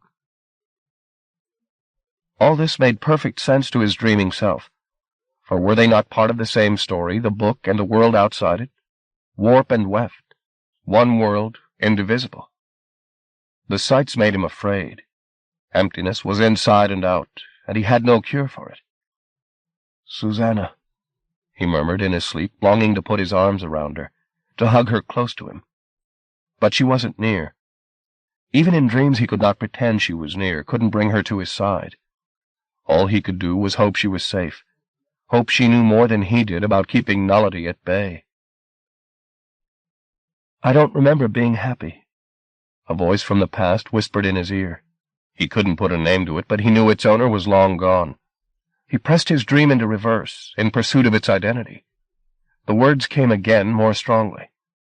"I don't remember being happy." Memory gave him the name this time, and a face, too. It was Lilia Palicia, and she was standing at the bottom of the bed. Only it wasn't the bed he'd gone to sleep in. It wasn't even the same room. He looked around. There were others here, too, conjured from the past. Freddie Camel was peering at his reflection. Pauline was straddling a chair, a bottle to her lips. At her side stood Jericho, nursing a golden-eyed child.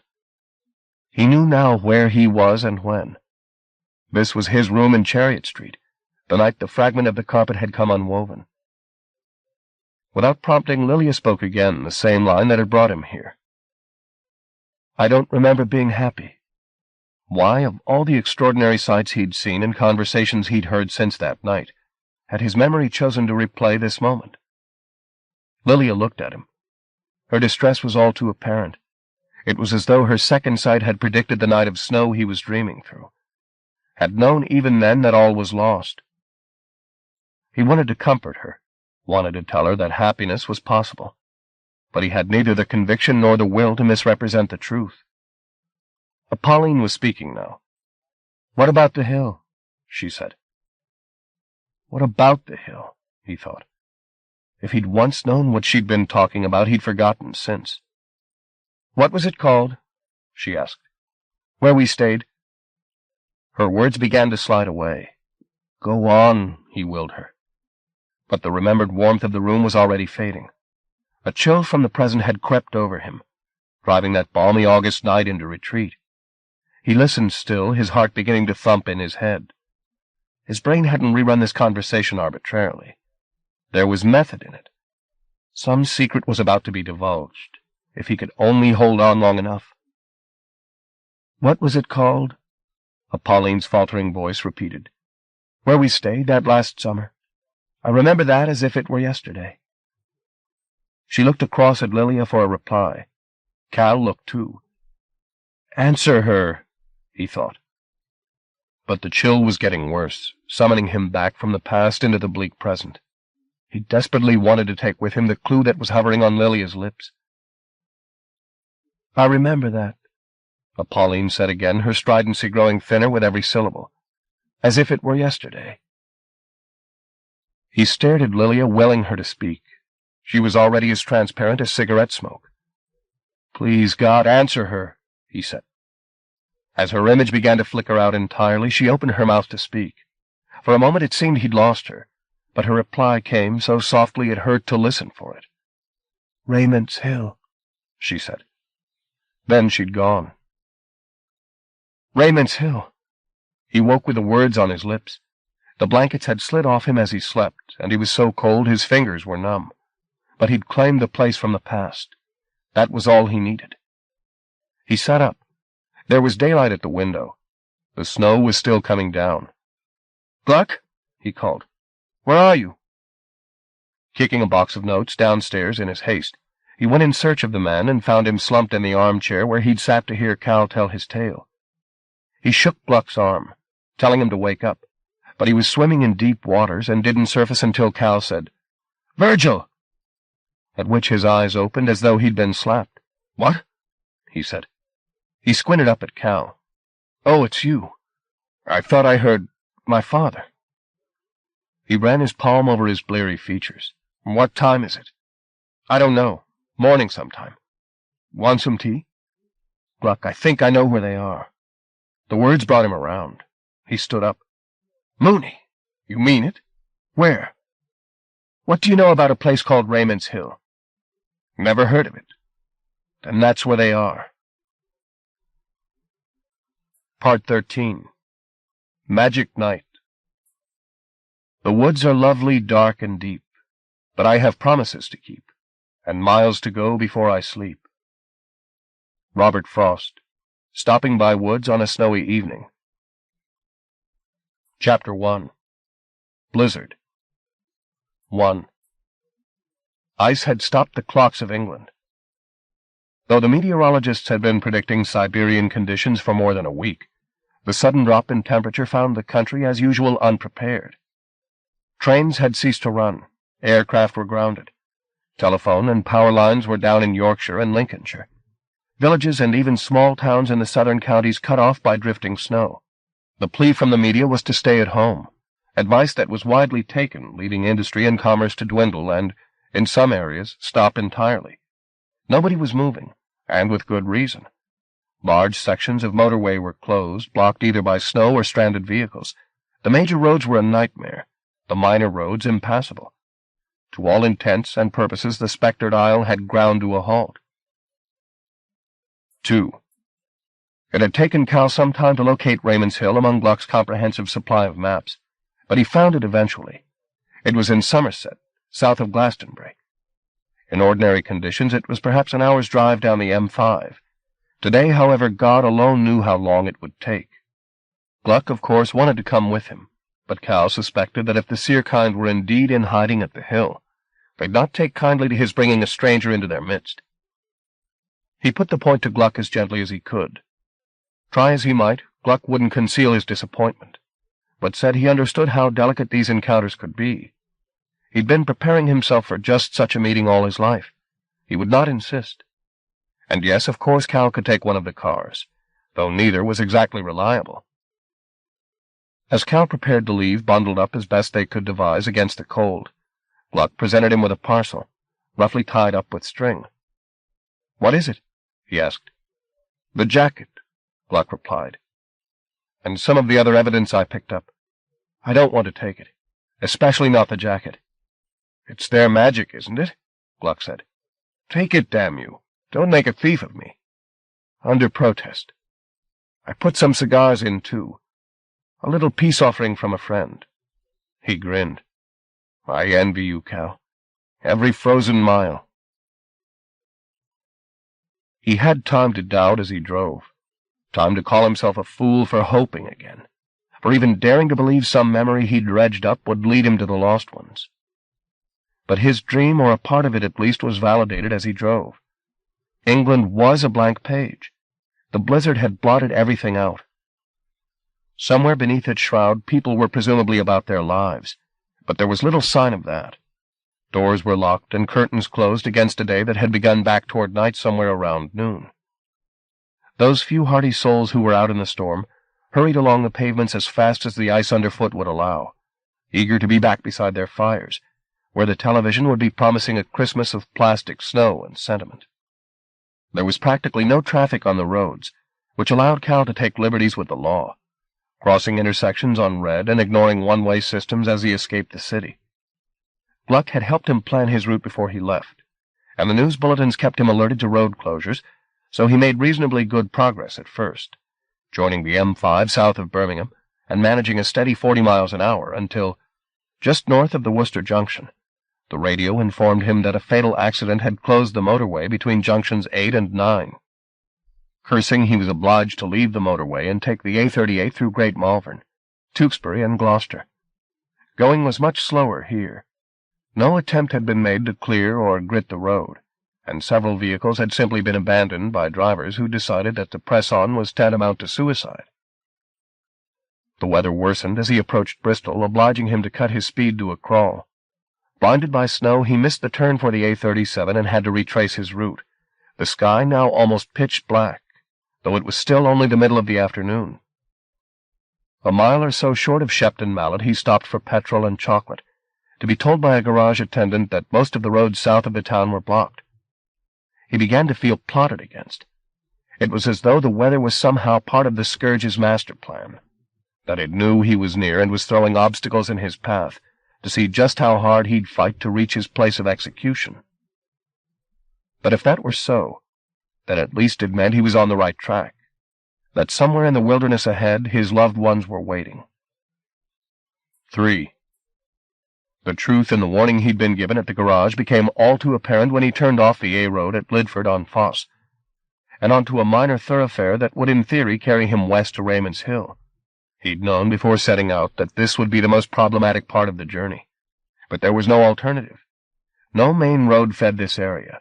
There were only narrow tracks and backwaters, most of which, he knew, would have been buried beneath the drifts.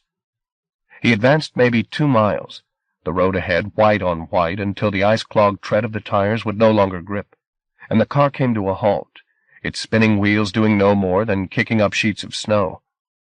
He revved the engine, bullying it and coaxing it by turns, but the vehicle was not going to move without help. Reluctantly, he got out and immediately sank to mid-shin in the snow. Gluck had lent him a pair of hiking boots and heavy socks, which protected his feet, but the chill soaked through his trousers in an instant. He put up the hood of his anorak, again Gluck's gift, and trudged around to the back of the car. Having no shovel, all he could do was clear the snow by hand. His efforts bore no fruit. After 20 minutes' work, he hadn't succeeded in getting the car to move an inch either forward or backward. He decided to give up on the task before his fingertips froze. Taking refuge in the car, the engine idling so as to keep the heat coming, he sat and considered the options available to him.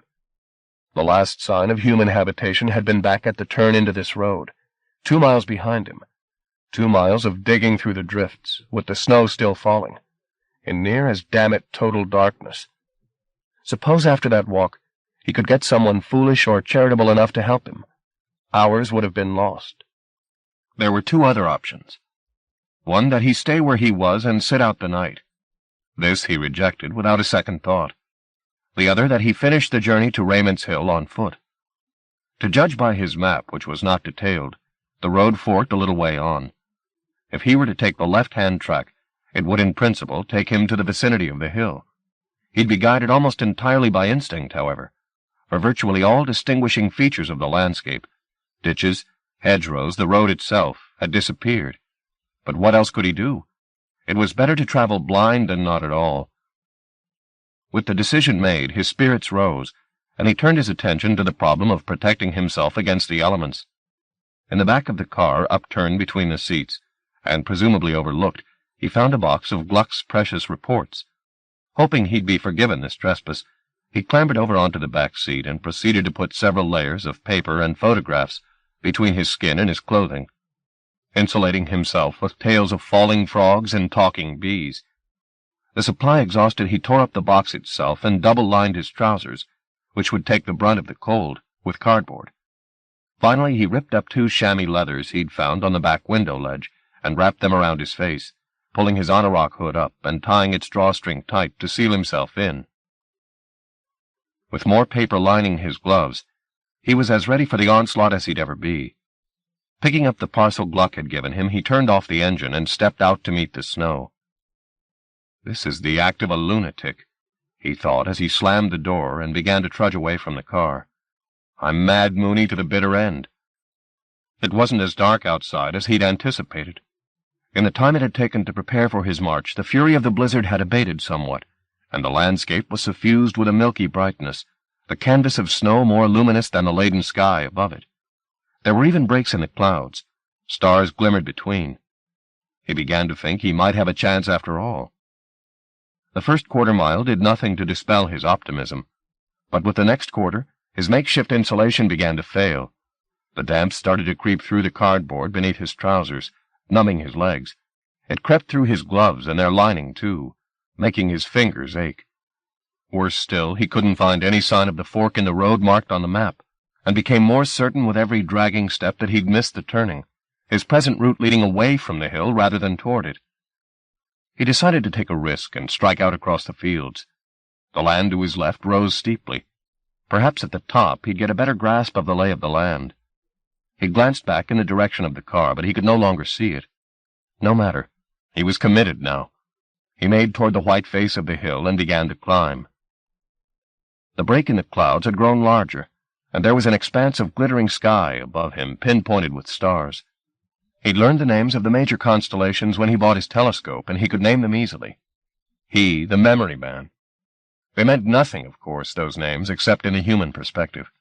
They were just tags bestowed by some stargazer who'd seen a pattern in the scattering overhead. A bow and arrow, a bear, a plow. They meant nothing in the cosmic context. But it was a necessary comfort to see the stars and call them by name, as if you knew them as friends. Without that courtesy, the sight might break a man's heart. The ache in his legs and hands was contagious. His arms and torso had caught it, so had his prick and balls, his ears and sinuses. Indeed, there seemed to be no part of him that didn't give him pain. But there was no going back. Another 30 yards would bring him to the top of the hill, he estimated, and began to count them off. At 18, he had to stop to gain some breath for the remaining 12. Walking against both the snow and the incline was claiming more energy than he had to give. As he stood gasping for air like an asthmatic, he glanced down at the tracks he'd left in the snow. He'd taken his path to be straight, but had wandered back and forth wildly. Not wanting to think about what that signified, he turned back to his ascent. Every step now was a major challenge. He was obliged to lift his knees to groin height in order to step over the snow, rather than try and drag through it. His freezing muscles protested every stride, but he finally got there, presented at the summit with a pure white panorama. It was as though the House of England had been deserted, and a dust sheet thrown over its furniture till the owners returned. If they returned. It was possible, standing on the rise, looking down on the blankness below, the silence utter, to believe they would never come back to this forsaken place, and that he was alone. But there was a hill, and it could only be the one he sought, because there was no other. Between it and the place he stood, however, lay an expanse of snow-covered fields. At the sight of the distance he had yet to cover, his innards seemed to sink, but he knew that standing still would only make his muscles seize up, and so began to career down the slope, barely in control of his body. Toward the bottom, the snow became deeper and deeper still, until he was waist-high in it, and he was not so much walking as swimming. But as he started across the field toward the hill, the crippling ache of cold began to fade, and a welcome deadness replaced it. Halfway across, his fingers let slip the package Gluck had given him, a fact his increasingly narrowed consciousness was barely aware of. His shrinking thoughts had turned to how comfortable the snow he was plowing through looked. Maybe he should give up his trek for a while, and lie down on this pristine pillow. His head was heavier by the moment, and the snow would be oh so comfortable. Where was the harm in lying down in it till he felt stronger? But lazy as his thoughts were becoming, he wasn't so far gone not to know sleep would kill him. If he stopped now, he stopped forever. He reached the bottom of Raymond's Hill on the verge of collapse, then drove himself step by step up the slope. It was longer than the first one, but not so steep. He couldn't think far enough ahead to wonder what he'd find on the other side. It took all his mental effort to instruct his limbs to move. But as he came within a few yards of the brow, he raised his head in the dim hope of seeing the stars. The clouds had sealed them from sight, however. A fresh assault was mustering in the sky. 2 more steps, and he reached the summit, turning his gaze on the landscape laid out below the hill. There was nothing to see. No sign of anything even resembling a hiding place, however vestigial, for as far as his appalled sight stretched. Only snow-covered fields, and more of the same, rolling away into the distance, deserted and silent. He was alone. If he'd had the strength to weep, he would have wept. Instead, he let his exhaustion triumph, and he fell down in the snow. There was no way he could make the return journey to the car, even if he'd been able to find his way. That fatal sleep he'd kept denying himself would just have to claim him. But as his lids began to close, he caught a movement in the wastes at the base of the hill. Something was running about in the snow. He tried to focus, failed, pressed his fingers to his face to stir himself, looked up and tried again. His eyes didn't deceive him. There was something moving on the blank page in front of him, an animal of some kind. Could it be a monkey?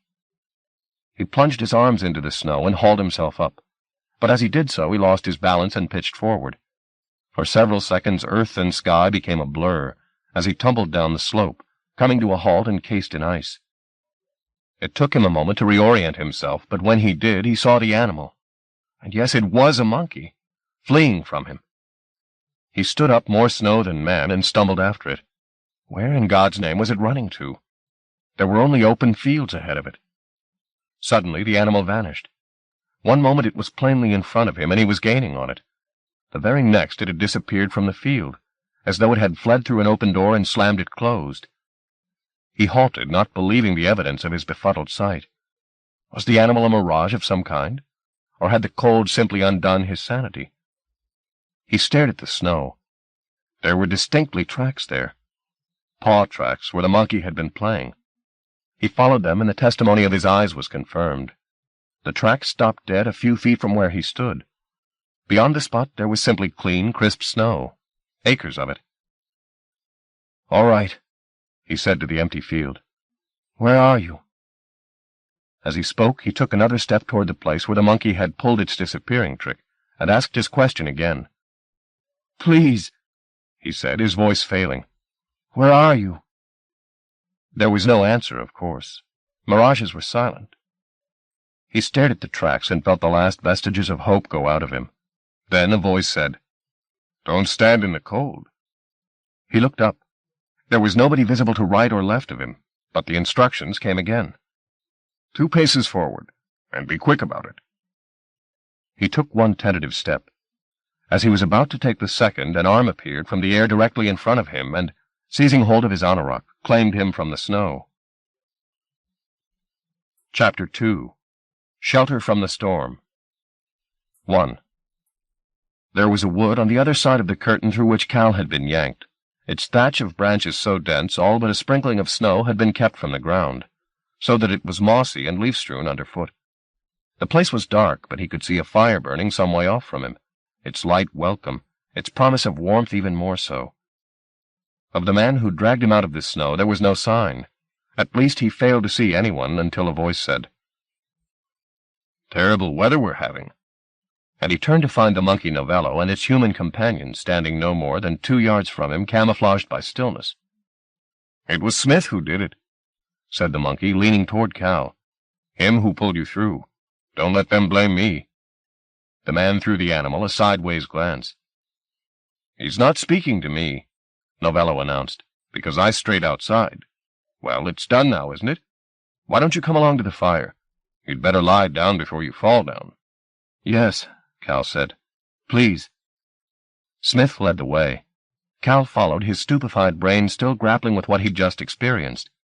The kind might be cornered, but they weren't without a trick or two. The illusion that kept this wood from sight had survived close scrutiny. And once on the other side, there was a second surprise: the season.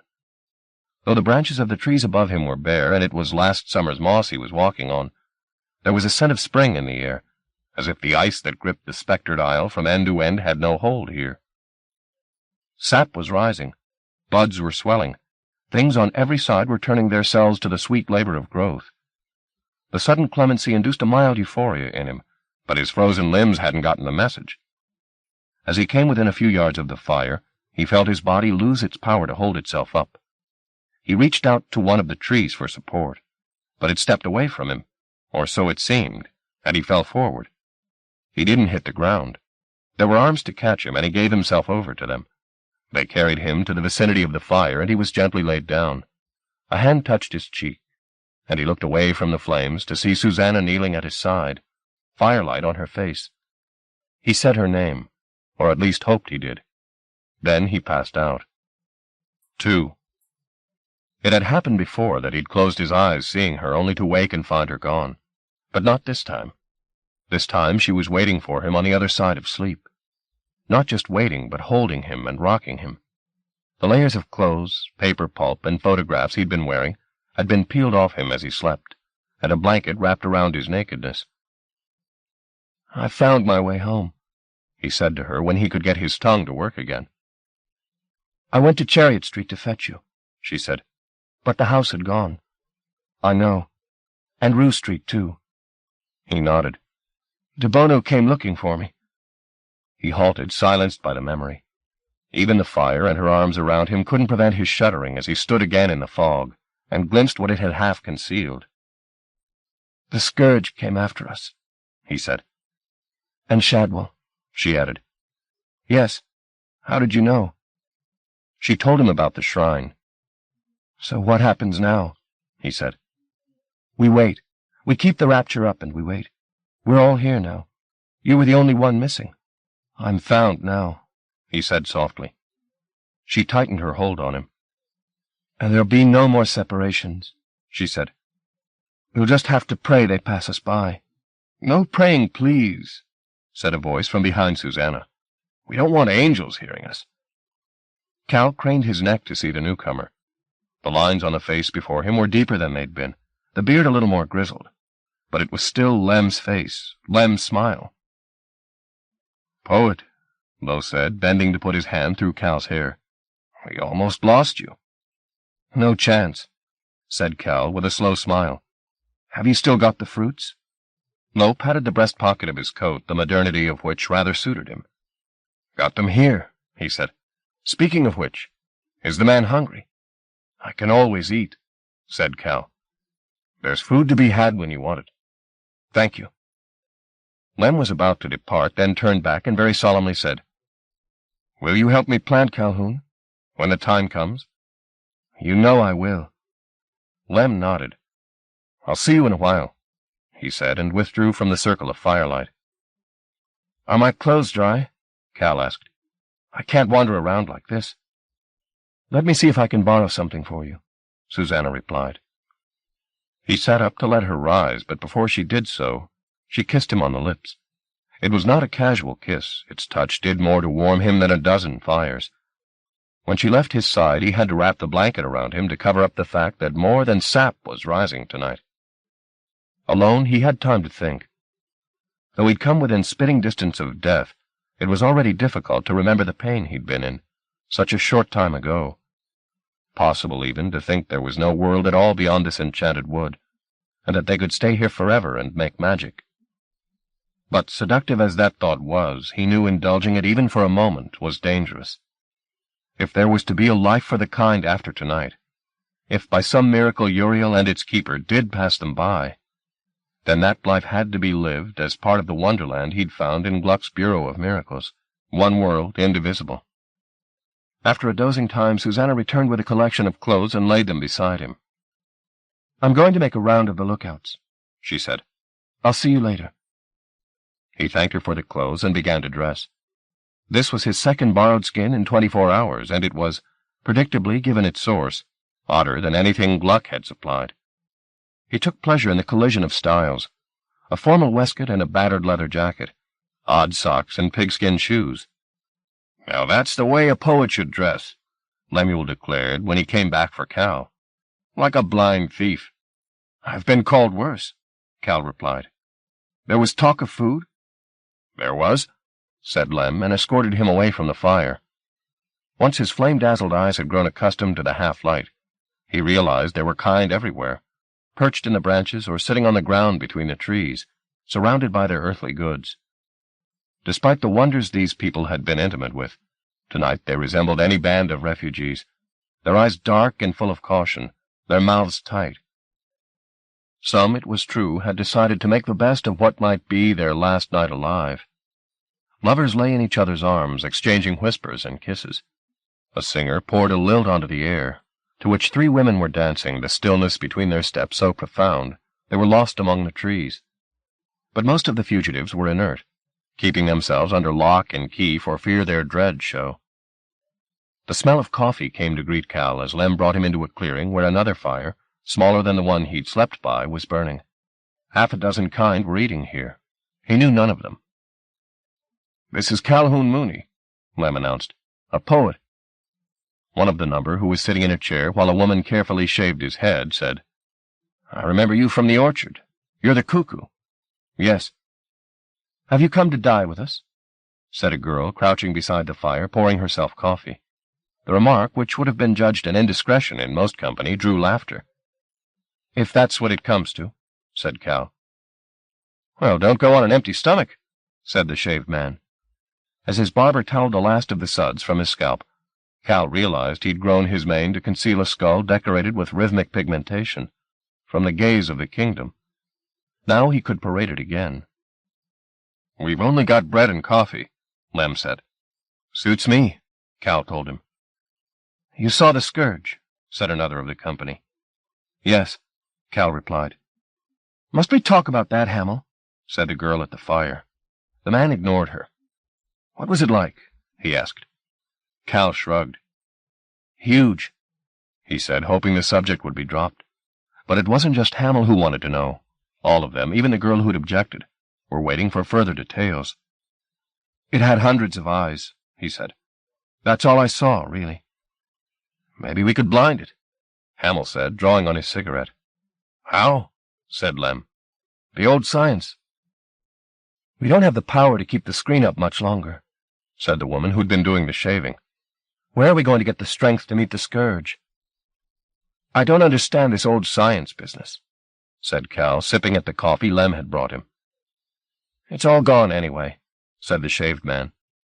Our enemies kept it, Hamill reminded him. That bitch Immaculata and her fancy men, they had it. And those who made the loom, said the girl. They're dead and gone, Lem said. Anyway, said Cal, you couldn't blind the scourge. Why not? Said Hamill. Too many eyes. Hamill wandered to the fire and threw the stub of his cigarette into its heart. All the better to see us with, he said. The flame the stub burned with was bright blue, which made Cal wonder what the man had been smoking. Turning his back on the fire, Hamill disappeared between the trees, leaving silence in his wake. "Will you excuse me, poet?" said Lem. "I've got to go find my daughters." "Of course." Cal sat down to finish his meal, leaning his back against a tree to watch the comings and goings. His short sleep had only taken the edge off his fatigue. Eating made him dozy again. He might have slept where he sat, but that the strong coffee he'd drunk had gone straight to his bladder, and he needed to relieve himself. He got up and went in search of a secluded bush to do just that, rapidly losing his bearings among the trees. In one grove he came upon a couple dancing to the late-night music from a small transistor radio. Like lovers left on a dance floor after the place had closed, too absorbed in each other to be parted. In another place a child was being taught to count, its abacus a string of floating lights its mother had spoken into being. He found a deserted spot to unburden himself and was fumbling to do the buttons of his borrowed trousers up again, when somebody took hold of his arm. He turned to find Pauline Dubois at his side. She was in black, as ever, but was wearing lipstick and mascara, which didn't flatter her.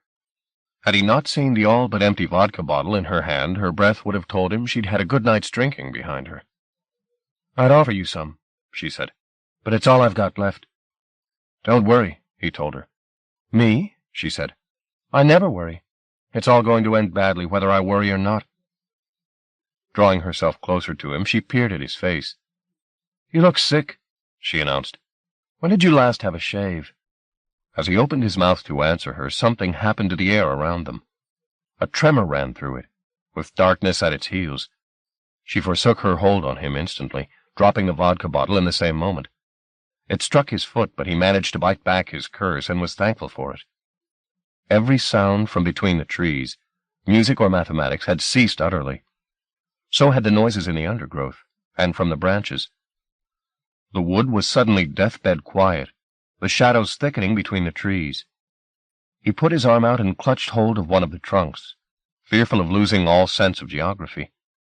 When he looked around, Pauline was backing away from him, only her powdered face visible. Then she turned away, and that too was gone. He wasn't entirely alone. Off to his right, he saw somebody step from the cover of the trees and hurriedly kick earth over the small fire by which mother and child had been engaged in their lessons.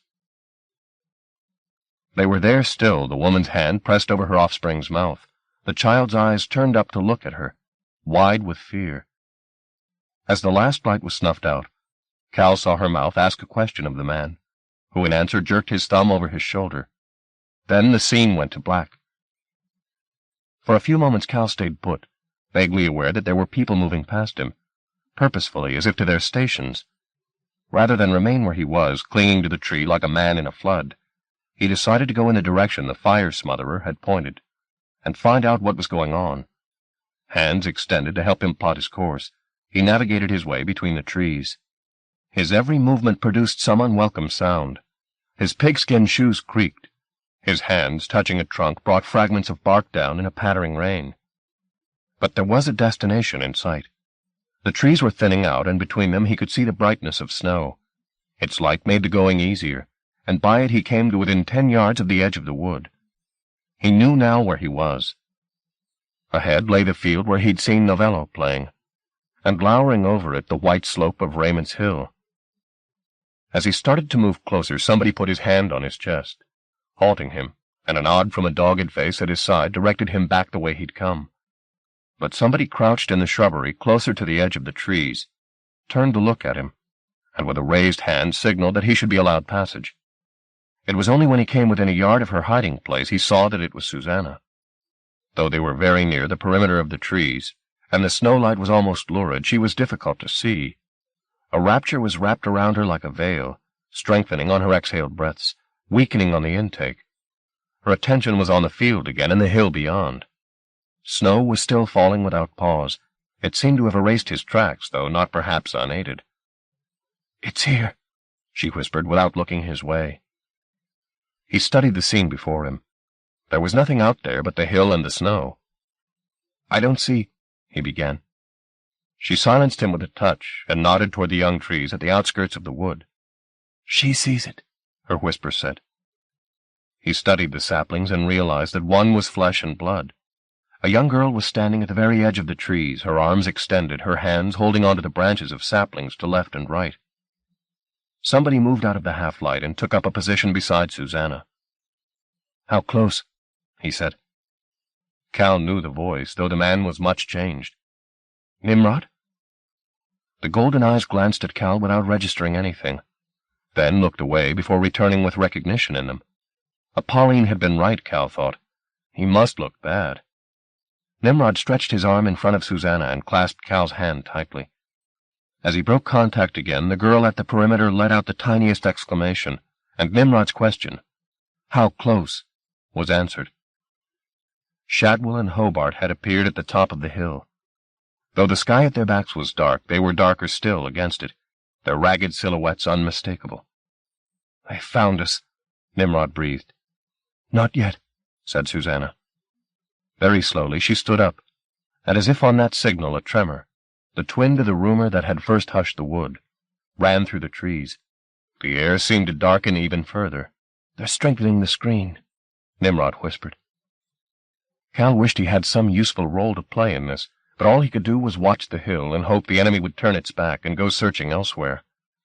He'd known Shadwell too long to believe this likely, however, and he wasn't surprised when the salesman started down the slope toward the field. The enemy was obstinate. He'd come to give the gift of death he'd spoken of in Chariot Street, and he wouldn't be satisfied until he'd done so. Hobart, or the power inside him, was lingering on the brow of the hill, where it could better survey the terrain. Even at this distance, the flesh of its face flared and darkened like embers in a high wind. Cal glanced behind him. The kind were just visible, standing at regular intervals between the trees, their concentration focused on the rapture that stood between them and slaughter. Its redoubled effect was strong enough to invade his eyes, though he stood within its walls. For a moment the darkness of the wood grew tenuous, and it seemed he could see through it to the snow on the other side. He looked back at Shadwell, who had reached the bottom of the slope and was scanning the landscape ahead of him. It was only now, seeing the man clearly, that Cal's thoughts returned to the jacket that Shadwell had lost or thrown away, and which he too had abandoned in his travels. It was out there somewhere in the field behind Raymond's Hill, where his frozen fingers had let it fall. As Shadwell started to walk toward the wood, Cal stood up and whispered, "The jacket." Susanna was close to him, her answer barely audible. "What about it?" Shadwell had stopped walking again and was scrutinizing the snow in front of him. Was some vestige of Cal's and Novello's tracks still visible? "Do you know where the jacket is?" Susanna was saying. "Yes," he said. "On the other side of the hill." The salesman had raised his eyes once more, and was staring at the scene in front of him. Even from a distance it was clear the expression on his face was one of puzzlement, even suspicion. The illusion was apparently holding, but for how long? On the hill above him Uriel spoke, its words carrying on the snow-laden wind. "I smell them," it said. Shadwell nodded and took a pack of cigarettes from his pocket, lighting one beneath the flap of his coat. Then he returned his gaze to the scene in front of him. Was it the chill that made him squint, or was he seeing a ghost of something against the glare of snow? "We're just going to get weaker," said Susanna, "unless we get help." "From the jacket?" Cal said. "It had power once," she replied. "Maybe it still does. Can you find it?" "I don't know. That's not the answer we need." "Yes, I can find it." She looked back toward the hill. Shadwell had decided to rejoin Uriel and was climbing the slope once more. The angel had sat Hobart's body in the snow and was staring up at the clouds. "I'll go with you," said Nimrod. "They'll be able to see us from up there. We'll make a detour. Get out around the back." He looked at Susanna. "Yes?" he said. "Yes," she replied. "Go on while there's still time." He was away at speed, Cal in tow, weaving through the trees, and the kind standing between them. The strain of keeping the shield up against the sight of man and angel was taking its toll. Several of the raptures had collapsed. Others were plainly near it. Nimrod's sense of direction was faultless. They came out on the far side of the wood and instantly threw themselves face down in the snow. The depth of the fall was in their favor. They could practically tunnel through it, keeping the drifts between them and the hill as much as possible. But the snow could not protect them all the way. There were patches of open ground that had to be crossed. If they weren't to follow a route so hopelessly circuitous, they'd not reach their target before dawn. The wind was blowing sheets of loose snow before it, but in the gaps between them they had a clear view of the hill, and those on the summit, should they chance to look down, had a clear view of them. They'd caught the rhythm of the wind, however, laying low when it died down, and making a run when a gust gave them cover. By this means they crept within 30 yards of the flank of the hill unseen, and it seemed the most dangerous part of the route was over, when the wind suddenly dropped, and in the lull Cal heard Shadwell's triumphant voice. "You!" he said, pointing down at them. "I see you!" He stepped down the side of the hill a few yards, then went back up to alert Uriel, who was still gazing at the sky. "Run for it!" Cal yelled to Nimrod, and giving up any attempt at concealment, they both plowed on through the snow, Cal leading now as he went in search of what he'd lost. A glance up at the summit showed him that Shadwell had now roused Hobart, who had stood up. The man was stark naked, indifferent to the blizzard, his body blackened by fire and smoke. Any moment Cal knew that same fire would find Nimrod and himself. He began to run again, expecting the flame at any moment. 3 stumbling steps, and still it didn't come. Now 4, and 5, 6, 7. Still there was no avenging flame. Bafflement made him look once more toward the hill. Shadwell was still at the summit, imploring the angel to do its damnedest. But in the window between one gust of snow and the next, Cal saw that Uriel had other business, distracting it from its role as executioner. He started to run again, knowing that he and Nimrod had been granted a precious chance at life, but unable to stop himself mourning the sight of Susanna, climbing the hill to meet the angel's gaze. Chapter 3. On the Hill. 1. She had no plan in mind, but as she'd watched Nimrod and Cal creeping toward the hill, it had become perfectly apparent that unless there was some diversion, they'd be sighted and killed. She was not about to ask for volunteers. If anyone was going to distract the angel's fire, it surely had to be her. After all, she and Hobart had played this game of dragons before, or a variation upon it. Rather than step directly out through the screen and so give Shadwell his target, she slipped through the trees and out at the flank, moving from drift to drift until she was some distance from the wood. Only then did she move out into full view of the dragon. Had she been faster, she might have prevented Shadwell from seeing Cal and Nimrod at all. As it was, she heard his accusing cry moments before she emerged from hiding. 20 seconds later, and Shadwell would have succeeded in rousing Hobart, and the death inside him to action. But when the salesman climbed back up the hill, Hobart's eyes were already on her and wouldn't be dislodged. Before making this appearance, she'd watched the 2 figures at the summit intently to see if she could make any sense of the politics between them. But their behavior, or more particularly Uriel's, confounded her. Surely the scourge had as much appetite for the chase as Shadwell, but it seemed utterly distracted from the matter at hand, staring up at the sky as if mesmerized. Only once was it moved to show its fire, when, without any apparent cue, the body of the man it occupied spontaneously combusted, flames cocooning him until his clothes were burned from his back, and his flesh seared. He'd not moved an inch as the fire did its work, but had stood in the midst of his pyre like a martyr, gazing over the empty landscape until, again without any apparent reason, the fire died. Now, as she climbed to meet him, she saw just how traumatized Hobart's body was. The flames that had enveloped him were only the most recent of countless assaults his flesh had endured. He'd been wounded several times, some of the holes ineptly sealed. His hands were horribly maimed. His face, hair and brows burned away, was barely recognizable. But seeing the way his eyes stared from his blistered features, one impression was confirmed. He, and perhaps the force within him, was somehow mesmerized. There was no sign that he felt pain from his wounds, nor shame that he stood naked before her, not the glorious victim of his dreams, but a column of wretchedness, stinking of death and cooked meat. Meeting that blank stare, the fear necessity had kept at bay so far rose up in her. Was it possible she could get beyond this trance, to the Hobart with whom she'd shared that story of maiden, knight, and dragon? If she could, perhaps she might survive this confrontation, or at least waylay the enemy long enough for the kind to prepare new defenses. Shadwell had seen her now. Beside Hobart, the man looked positively dapper, but his face told another story.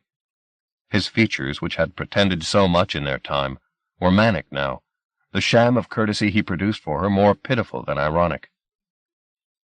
"Well, well," he said, "and where did you appear from?" His hands were plunged deep into his pockets to keep them warm, and they stayed there. He made no attempt to take hold of her or even approach her. He knew presumably she could not escape the summit alive. "I came to see Hobart," she told him. "I'm afraid he isn't here," Shadwell replied. "Liar," she said. Hobart's eyes were still on her. Was there a flicker of response in them? "I'm telling you the truth," Shadwell protested. "Hobart's gone. This thing, it's just a shell. You know what's inside. And it isn't Hobart." "That's a pity," she said, playing his civilized game while it gave her time to think. "No loss," said Shadwell. "But we had unfinished business." "You and Hobart?" "Oh, yes." She was looking straight at the burned man as she spoke. "I was hoping he'd remember me." At this, Hobart's head sagged a little, then rose again. A primitive nod. "You do remember," she said. The eyes didn't leave her for an instant. "Are you the dragon?" she asked him. "Shut up," said Shadwell. "Or the knight?" "I told you to be quiet." He made a move toward her, but before he could get within striking distance, Hobart raised his arm and put the black stump of his hand on Shadwell's chest. The salesman stepped back from it. "He's frightened," Susanna thought. The stain of fear she saw around his head only confirmed what his face already admitted. There was more power here than he knew how to handle, and he was afraid. But he wasn't so cowed as to keep his silence. "Burn her," he said to Hobart. "Make her tell us where they are." Her gut convulsed. She hadn't taken that possibility into account, that they'd torture her to make her tell. But it was too late for flight. Besides, Hobart showed no sign of obeying Shadwell's instructions. He simply watched her, the way the knight in the book had watched her, a wounded creature at the end of his story. And she, in turn, felt as she'd felt then, both afraid and strong. The body before her was a receptacle for devastating power. But if she could just reach into it, oh, so gently, and speak with the Hobart whose secret heart she knew, perhaps, just perhaps, she could coax him into siding with her against the scourge. Dragons had weaknesses. Maybe angels did too. Could she make him raise its throat to her? "I remember you," he said. The voice was faltering and pained, but it was clearly that of Hobart, not his tenant. She glanced sideways at Shadwell, who was watching this encounter with bewilderment, then back at Hobart, catching sight as she did so of something flickering in the unsealed holes of his body. Her instinct was to step back, but he stopped her. "Don't," he said. "Don't leave me. It won't harm you." "You mean the dragon?" "Yes," he said. "The snow's made it slow. It thinks it's in the sand. Alone." Now the scourge's inactivity began to make some vague sense. Perched on the hill, surveying the wilderness of snow, it had lost its grip on the present. It was back in the void it had occupied for the millennium, where it waited for fresh instructions from its maker. Shadwell was not that maker. He was dust, human dust. It no longer heard him. But it knew the smell of the kind. It had howled as much from this very spot. And when the raptures failed, as soon they must, the wilderness would no longer keep it from its duty. Seeing them, it would do what it had come to do, not for Shadwell's sake, but for its own. She had to get to it quickly. "Do you remember the book?" she said to Hobart. He took a moment to answer her. In the silence, the furnace in his body brightened again. She began to fear that his words of comfort had been misplaced, that these two lawgivers were so much a part of each other that the breaking of one trance had alerted the other. "Tell me," she said. "the book." "Oh, yes," he told her, and with his recognition the light intensified.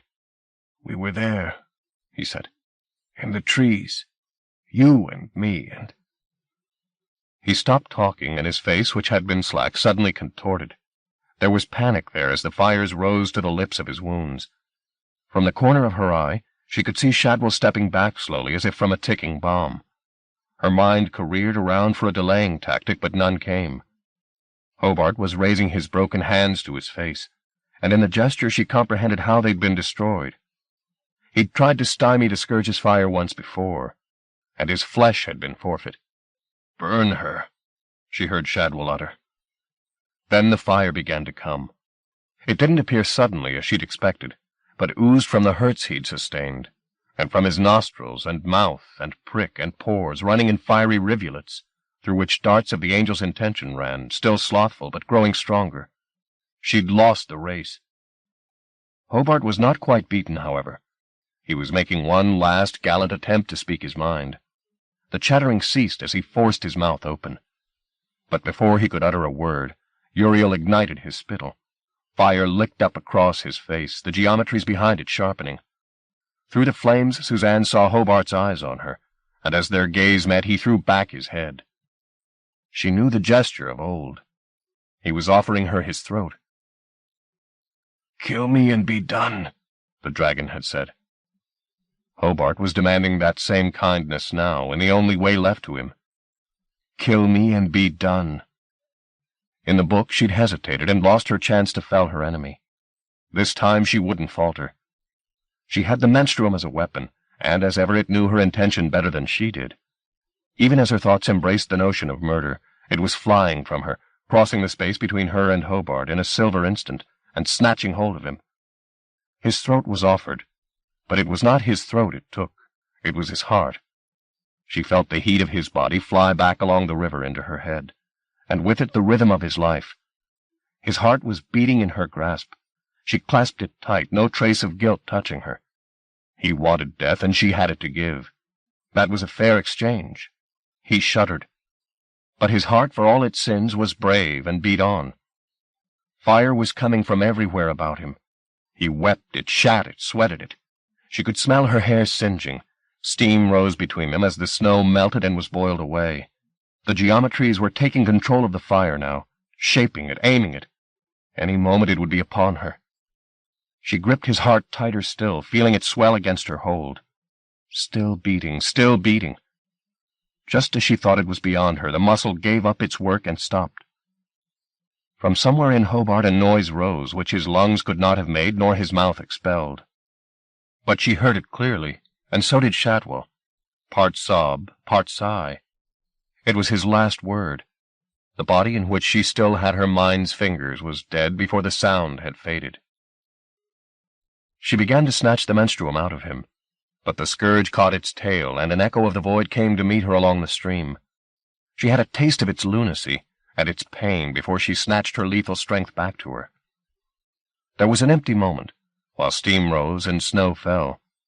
Then the sometime knight and dragon Hobart fell dead at her feet. "What have you done?" Shadwell said. She wasn't sure. Killed Hobart, certainly. But beyond that?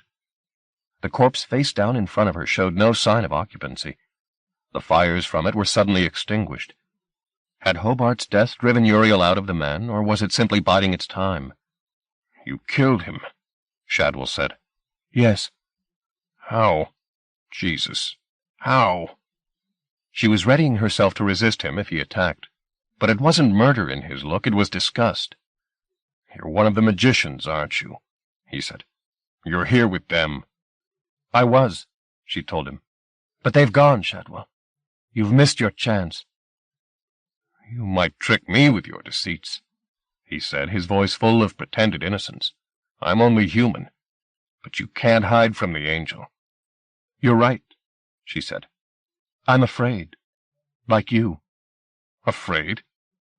It's got nowhere to hide now, she reminded him, casting a look at Hobart's corpse. Won't it need somebody? It's either you or me, and I'm rotten with magic. You're clean. For a fraction of a second, Shadwell's facade dropped, and she had her words confirmed, even amplified. He was not simply afraid. He was terrified. "It won't touch me," he protested, his throat constricted. "I woke it. It owes me its life." "Do you think it cares?" she said. "Aren't we all fodder to a thing like that?" In the face of her questions, his pretense to indifference failed him. He began to run his tongue over his lips, top then bottom, over and over. "You don't want to die, do you?" she said. "At least not like that." This time it was his glance that went to the body on the ground. "It wouldn't dare," he said. But he dropped his volume as he spoke, as though fearful it would hear him. "Help me," she said to him. "Together we might be able to control it." "It's not possible," he replied. As he spoke, the body in the warm mud between them burst into incandescent flames. This time there was nothing left for Uriel's fire to devour but muscle and bone. Hobart had been stripped as naked as a man could get. The skin burst, blood boiling up in 100 places. Susanna stepped back to avoid being caught by the rain of heat, and in doing so put herself within Shadwell's reach. He took hold of her, placing her body between him and the fire. But the scourge had already left Hobart, and had taken itself into the hill. The ground began to shake, the din of grinding rock and pulped earth rising from beneath them. Whatever Uriel had gone underground to devise, Susanna wanted to run from it while there was time, but Shadwell still had hold of her, and much as she wished to let the menstruum strike him down, he was the only ally she had left. He it was who'd woken the beast, and been its companion, if anyone knew its weaknesses he did. The roaring in the ground crescendoed, and with it the whole hill tipped. She heard Shadwell cry out, then he fell, taking Susanna with him. His hold probably saved her life, for as they rolled down the slope, the ground at the summit of Raymond's Hill erupted. Rock and frozen earth were carried skyward, then hailed down on their heads. She had no time to protect herself from its descent. She was still spitting snow from her mouth when something struck her on the back of the neck. She tried to keep hold of consciousness, but it slipped her, and she slid into the night behind her eyes. 2. Shadwell was still beside her when she came around, his hold on her so fierce it had deadened her arm from elbow to fingertip. At first, she thought the blow she'd sustained had affected her sight, but it was a fog that had closed off the world around them, a cold, clinging fog that seemed to encompass the entire hill. Through it Shadwell watched her, his eyes 2 slits in his filthy face. "You're alive," he said. "How long have we been here?" "A minute or 2. "Where's the scourge?" she asked him. He shook his head. "It's not reasoning anymore," he said. "Hobart was right. It doesn't know where it is. You've got to help me. That's why you stayed. Or else we'll neither of us get out of here alive." "So how?" she said. He gave her a small, twitching smile. "Placate it," he said. "Again, how?" "Give it what it wants. Give it the magicians." She laughed in his face. "Try again," she said. "It's the only option. Once it's got them, it'll be satisfied. It'll leave us alone." "I'm not going to give it anything." His grip strengthened. He crabbed his way through the muck to her side. "It's going to find them anyway, sooner or later," he said. He was on the verge of sobbing like a baby. "There's no chance they can survive this, but we can. If you can just make the bastards show themselves, it won't want us once it's got them. It'll be satisfied."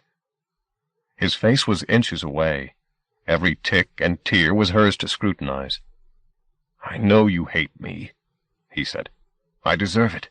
So don't do it for me, do it for yourself. I can make it worth your while." She looked at him with something close to awe, that even now he could bargain. "I've got stuff stashed away," he said. "A fortune. You name your price. It's all yours. Whatever you want. Free. Gratis. And—" He stopped. "Oh, sweet Jesus," he said. Somewhere in the fog something had begun to howl. a rising wail which he recognized and feared. He seemed to decide that it was no use hoping she'd aid him, for he let her go and rose to his feet. The fog was equally dense on every side. It took him several seconds to elect an escape route. But once he had, he was away at a stumbling run, as the howl, which could only be Uriel, shook the hill. Susanna stood up, the fog in her aching head making the surroundings swim. The ground was so churned it was impossible to tell where the slope of the hill lay, so she couldn't orient herself to get back to the wood. All she could do was run as fast as possible away from the howl, blood coursing down the back of her neck. Twice she fell. Twice her body made contact with an earth that seemed ready to open up beneath her. She was on the verge of collapse when a figure loomed from the fog ahead of her, calling her name. It was Hamel. "I'm here," she yelled to him, over the din of the scourge. He was with her in seconds, leading her over the treacherous ground and back toward the wood. 3. Luck was on Shadwell's side. Once he was away from the hill itself, the fog thinned, and he realized that either by instinct or accident, he'd chosen the best direction to run in. The road was not far from here. He'd be away down it before the angel had finished on the hill. Away to some safe place on the other side of the globe where he could lick his wounds and put this whole horror out of his head. He chanced to look over his shoulder. His blessed flight had already put a good distance between himself and the scene of devastation. The only sign of the angel was the fog, and that still clung to the hill. He was safe. He slowed his pace as he came within sight of the hedgerow that bounded the road. All he had to do now was follow it until he came to a gate. The snow was still falling, but his sudden turn of speed had got him heated. Sweat was running down his back and chest. Even as he unbuttoned his coat, however, he realized the warmth was not self-generated. The snow was turning to slush beneath his feet, as he'd rose from the ground, and with it, a sudden spring, shoots bursting from the earth and rising like snakes toward his face. As they flowered, he realized the depth of his error. They came with fire for sap, these blossoms, and at their hearts were Uriel's eyes, Uriel's countless eyes. He could go neither forward nor back. They were all around him. To his horror, he heard the angel's voice in his head, as he had first heard it back in the Rub al-Khali. "Do I dare?" it said, mocking his boast to Susanna. "Do I dare?" And then it was upon him. One moment he was only himself, a man, a history. The next he was pressed to the lid of his creaking skull as the angel of Eden claimed him. His last act as a man with a body he could call his own was to shriek. 4. "Shadwell," she said. "No time to enjoy it," Hamel remarked grimly. "We've got to get back before they start to move out." "Move out?" she said. "No, we mustn't do that. The scourge is still here. It's in the hill." "No choice," Hamel replied. "The raptures are almost used up. See?" They were within a few yards of the trees now, and there was indeed a smoky presence in the air, a hint of what was concealed behind the screen. "No strength left," Hamel said. "Any sign of Cal?" she asked. "Or Nimrod?" He made a short dismissive shake of the head. They were gone, his look said, and not worth fretting for. She glanced back at the hill, hoping for some sign that contradicted him, but there was no movement. Fog still held court at the summit. The upturned earth around it was still. "Are you coming?" he wanted to know. She followed him, her head throbbing, the first step taken through snow, the second through thicket. There was a child crying in the depths of the hideaway, its sobs inconsolable. "See if you can keep her quiet, Hamel," she said. "But gently." "Are we going or aren't we?" he said. "Yes," she conceded. "We have to. I just want to see Cal back first." "There's no time," he insisted. "All right," she said. "I heard you. We'll go." He grunted and turned away from her. "Hamel," she called after him. "What?" "Thank you for coming after me." "I want to be out of here," he said plainly, and went in search of the sobbing, leaving her to return to the lookout post that offered the best view of the hill. There were several kind keeping watch there. "Anything?" she asked one of them. He didn't need to answer. A murmur among them drew her gaze to the hill. The fog cloud was stirring. It was as if something in its midst had taken a vast breath, for the cloud folded upon itself, growing smaller and smaller, until the force that haunted it became visible. Uriel had found the salesman. Though it was Shadwell's body that stood in the mud of Raymond's Hill, the eyes burned with a seraphic light. From the purposeful way it surveyed the field, there could be little doubt that the distraction that had made it mild had passed. The angel was no longer lost in a remembered void. It knew both where it was and why. "We've got to move," she said. "The children first." The order came not an instant too soon, for even as the message ran through the trees and the fugitives began their last dash for safety, Uriel turned its murderous eyes on the field below Raymond's Hill, and the snow began to burn. Chapter 4. Symmetry. 1. No trace of the route Cal had described across the field behind the hill was visible when he and Nimrod reached there. The blizzard had erased it. All they could do was guess at the path he would have followed, and dig in the vicinity in the hope of chancing upon the lost package. But it was nearly hopeless. His route to the hill had been far from direct.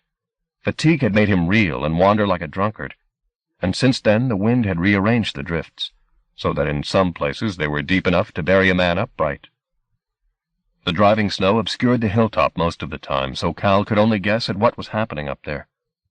What chance did anyone have of survival against Shadwell and the Scourge?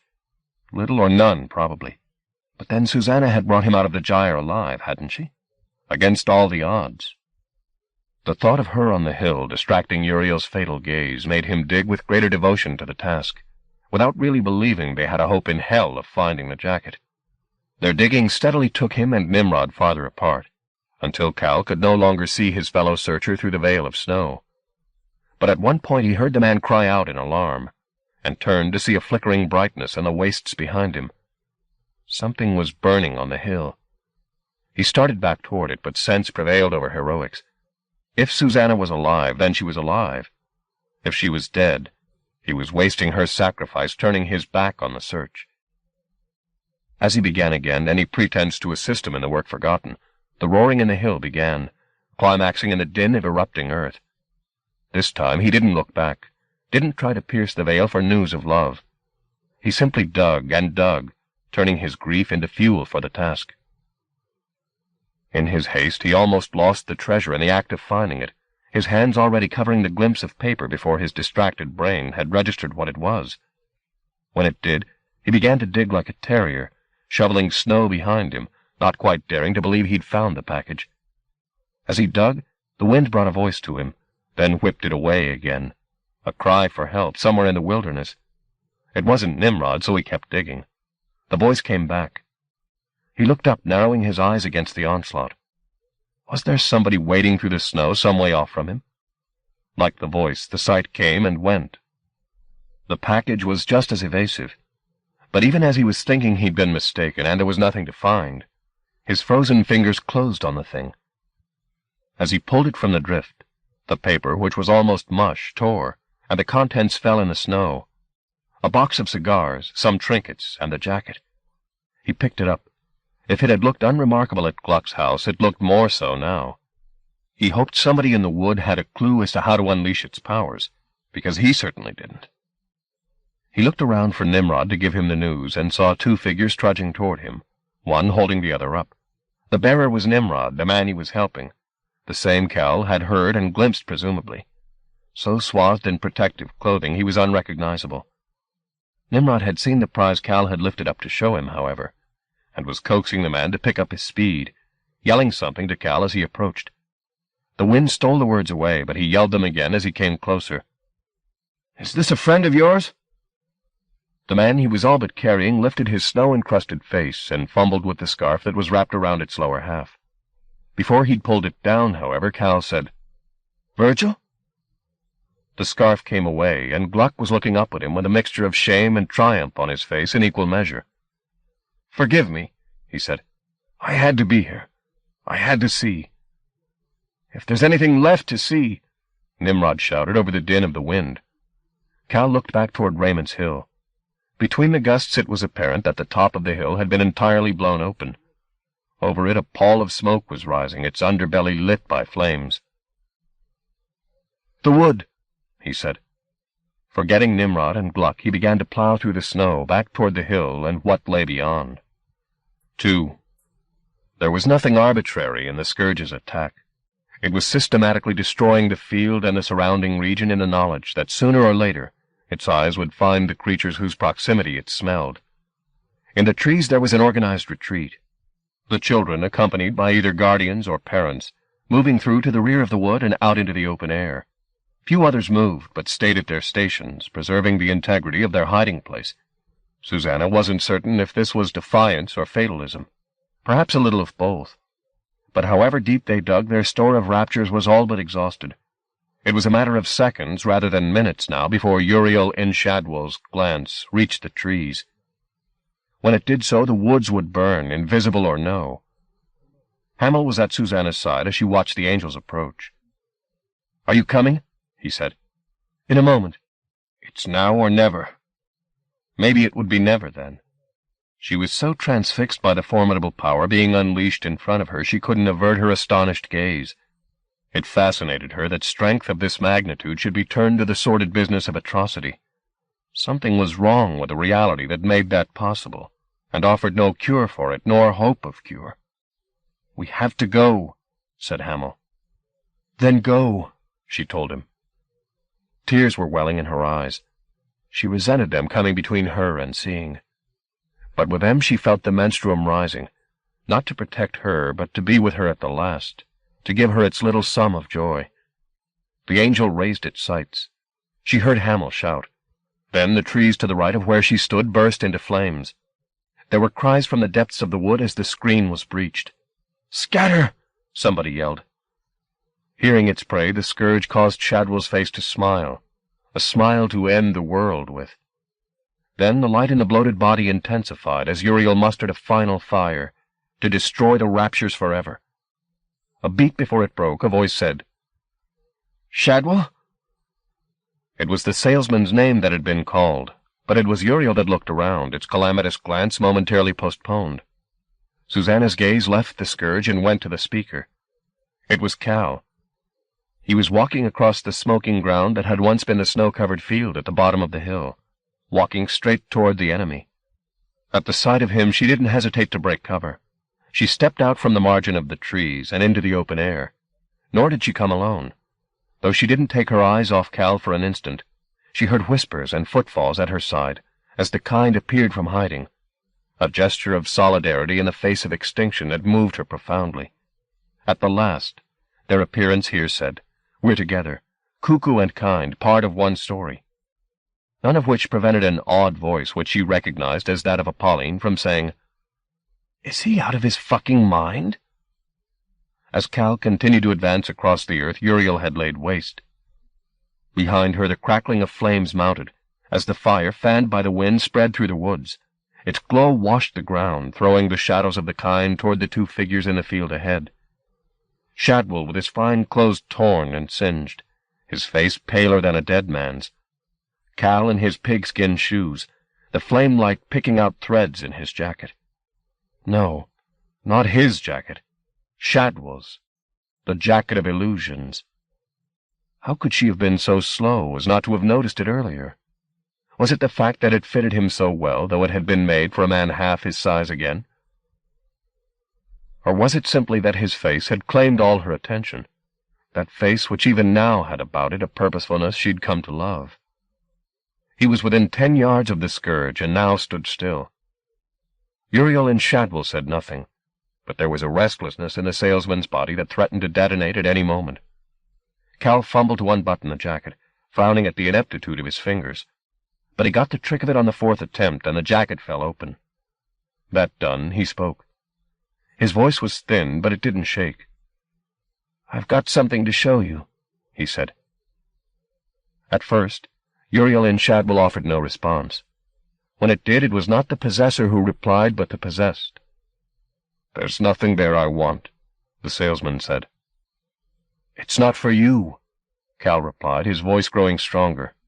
"It's for the Angel of Eden, for Uriel." This time neither Scourge nor salesman replied. Cal took hold of the front panel of the jacket and opened it, exposing the lining. "Don't you want to look?" he inquired. Silence answered him. "Whatever you see," he went on, "it's yours." Somebody at Susanna's side whispered, "What does he think he's doing?" She knew, but didn't waste precious effort on a reply. Cal needed all the power she could will to him, all her hope, all her love. Again he addressed the scourge. "What do you see?" he said. This time he got an answer. "Nothing." It was Shadwell who spoke. "I see nothing." "Oh, Cal," Susanna breathed, catching the flicker of despair that crossed his face. She knew exactly what he was thinking, and shared his doubt. Were the raptures in the jacket dead? Had they withered away without victims to nourish them, leaving him standing before Uriel unarmed?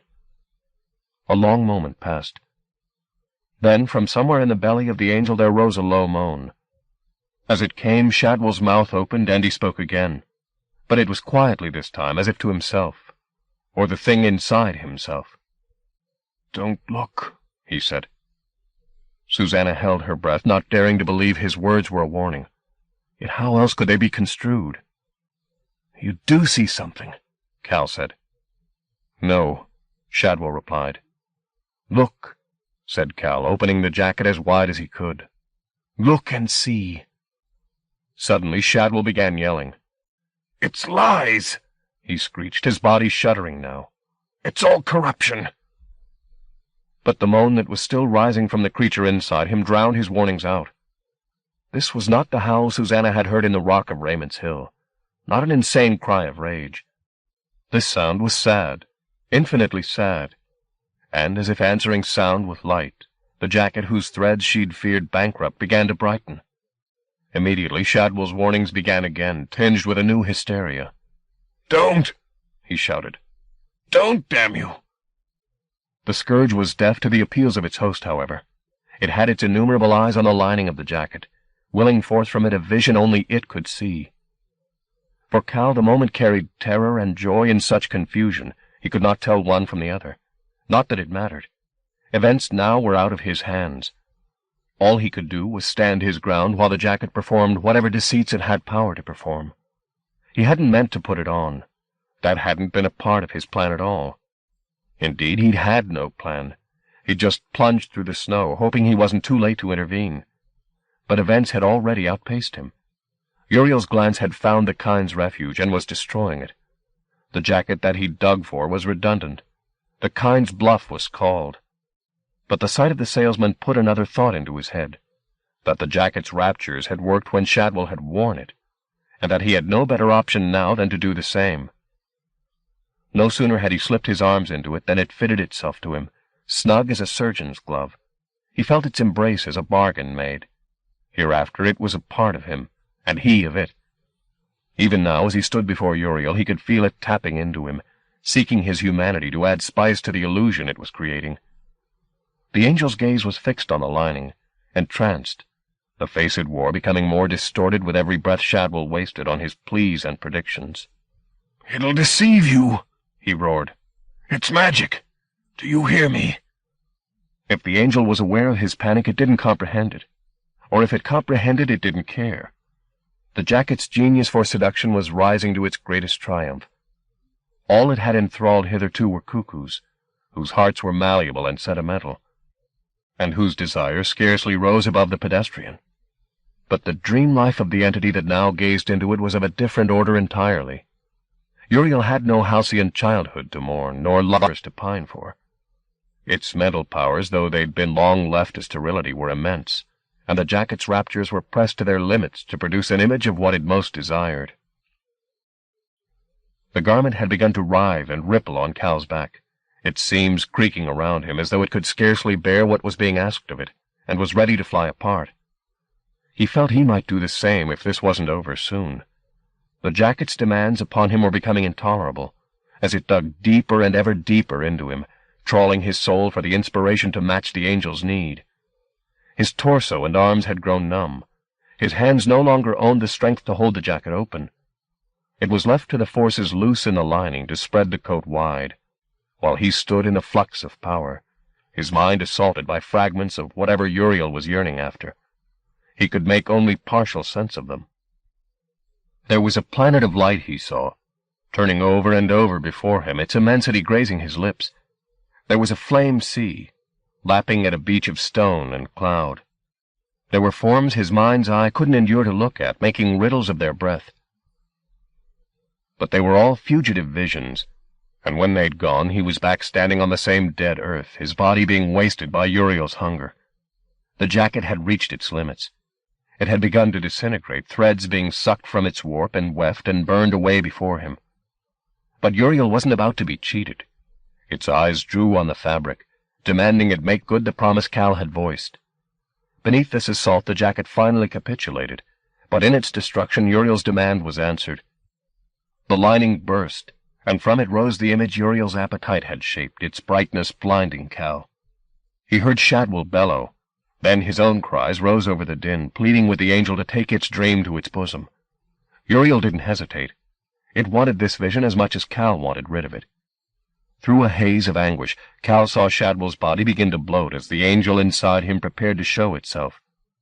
The salesman could only wail his despair as he felt himself plucked into the air, Uriel's geometries bearing him up. His skin was tight as a drum, stretched to the limits of its tolerance. His mouth a tooth-lined O as his cartilage tore and sinews snapped.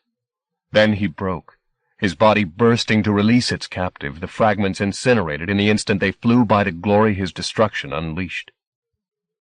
Before him Cal saw plainly the incarnation he'd only glimpsed in the fog on Chariot Street. Uriel's eyes, Uriel's geometry, Uriel's hunger. And then its magnetism drew the illusion its will had made out from the ruins of the jacket and up to meet it. The vision stood revealed, as bright as Uriel and as vast, as well as it had to be. For the image the raptures had made was another Uriel, the seraph's equal in every way. As it rose up, the vestiges of the jacket fell away from Cal, but its degeneration did not compromise the creature it had parented.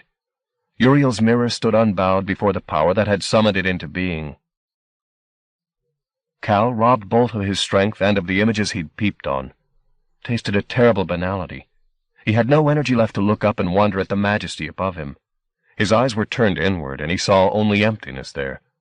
A desert, in which his dust blew with the dust of all the things he'd ever loved and lost. Blew to the end of time, and knew neither rest nor meaning. His body surrendered, and he fell as though he'd been shot, while the dust in his head whipped him away into the void. He witnessed nothing of what followed. Susanna saw his collapse. Ignoring the giants that towered over the burning wood, she went to his aid. Overhead the angels hovered like twin suns, their energies filling the air with invisible needles. Careless of their stings, she bent her back to the task of dragging Cal away from this rendezvous of spirit and spirit. She was beyond fear now or hope. The first and only necessity was to have Cal safe in her arms. Whatever followed would follow. It was beyond her. Others had come to her assistance, Apolline, Hamel, and from the far side of the field Nimrod. Together they picked Cal up and took him out of the region of needles, laying him down gently where the ground was softest. Above them, the confrontation was reaching a new plateau. Uriel's form had become impossibly complex, its anatomy transforming at the speed of its thought. Part engine, part citadel, all meticulous fire. And its conjured companion was matching it change for change, darts passing between them like needles threaded with fire, drawing them closer and closer still, until they were locked like lovers. If there had once been a distinction between Uriel the real and Uriel the imagined, that no longer pertained. Such divisions were for cuckoos who believed they lived both inside their heads and out, to whom thought was only life's shadow and not its own true self. Uriel knew better. It had needed the old science to seduce it into confessing its profoundest desire, simply to see its own true face, and seeing it know how it had been before loneliness had corrupted it. Now it embraced that remembered self, and learned its lesson on the instant. The pit of its insanity had been as deep as the stars it had descended from were high. Unreminded of its nature, it had sunk into obsession, devoted to a dead duty. But looking on itself, seeing the glory of its condition, it shed that lunacy, and shedding it, looked starward. There were heavens it had business in, where the age it had wasted here was but a day, and its grief, all grief, an unknown state. On the thought, it rose, it and itself one triumphant splendor. There were clouds above. It was away between them in moments, leaving only a rain of dwindling light on the faces of those who watched it pass from sight. "Gone," said Low, when even the light had died, and there was only a gruel of snow shed from above. "Is it over, then?" Pauline wanted to know. "I think it is," said Hamel. There were tears pouring down his cheeks. A fresh gust of wind had lent new fervor to the flames that were devouring the wood. It did not matter much. They no longer had need to take refuge there. Perhaps tonight marked an end to refuges. Susanna looked down at Cal, whom she was cradling as she'd once cradled Jericho. But Jericho had died in her arms. Cal would not. She swore he would not. He had not escaped the furnace of the jacket's destruction unmarked. The skin of his face and his chest were burned, or perhaps stained. But that was the only outward damage. "How is he?" said a voice she didn't know. She looked up to meet the harried gaze of a cuckoo like herself, muffled up in several layers of clothing. "Susanna," he said, "my name is Gluck. I'm a friend of Calhoun's." "You're welcome," said someone. Gluck beamed. "He's not going to die," said Susanna, stroking Cal's face. "He's just sleeping a while." "He's had a busy night," said Nimrod, and there were tears on his stoical face, too, pouring down. Chapter 5. The Sleepwalker. 1. There was a wilderness, and Cal was dust in the wilderness, and his hopes and dreams were dust in the wilderness, all driven before the same unforgiving wind. He had tasted Uriel's condition before its healing. He'd shared the spirit's loneliness and desolation, and his frail mind had been snatched up into that void and left there to die. He knew no way out. In the final arithmetic, his life was a wasteland, of fire, of snow, of sand, all of it a wasteland, and he would wander there till he could wander no more. 2. To those who were tending him, he seemed simply to be resting, at least at first. They let him sleep in the belief that he'd wake healed. His pulse was strong, his bones unbroken. All he needed was time to recover his strength. But when he woke the following afternoon in Gluck's house, it was immediately clear that something was profoundly amiss. His eyes opened, but Cal was not in them. His gaze was devoid of recognition or response. It and he were as blank as an empty page. Susanna couldn't know, none of them could, what he'd shared with Uriel during their confrontation, but she could make an educated guess. If her experience of the menstruum had taught her anything, it was that every exchange was a two-way street. Cal had conspired with Immaculata's jacket to give Uriel its vision. But what had the lunatic spirit given him in return? When, after 2 days, there was no sign of improvement in his state, they called in expert help. But though the doctors exhausted their tests on him, they could find nothing physiologically wrong. This was not a coma, they ventured, so much as a trance, and they knew no precedent for it, except perhaps sleepwalking. One of their number even went so far as to suggest the condition might be self-induced, a possibility Susanna did not entirely dismiss. There were no reasons they could find, they finally announced, as to why the patient wasn't up and awake and living a healthy life. There are plenty of reasons, Susanna thought, but none that she could begin to explain. Perhaps he had simply seen too much, and the surfeit had left him indifferent to being. 3. And the dust rolled on. Sometimes he thought he heard voices in the wind, very distant voices, but they disappeared as quickly as they came and left him alone again. That was for the best, he knew, because if there was a place beyond this wasteland and the voices were trying to coax him back, it would bring him pain, and he was better without it. Besides, sooner or later the inhabitants of that other where would come to him. They'd wither and die and join the dust in the wilderness. That was how things happened. Always had and always would. Everything went to dust. 4. Each day Susanna would spend several hours talking to him, telling him how the day had gone and whom she'd met, mentioning the names of people he knew and places he'd been, in the hope of stirring him from his inertia.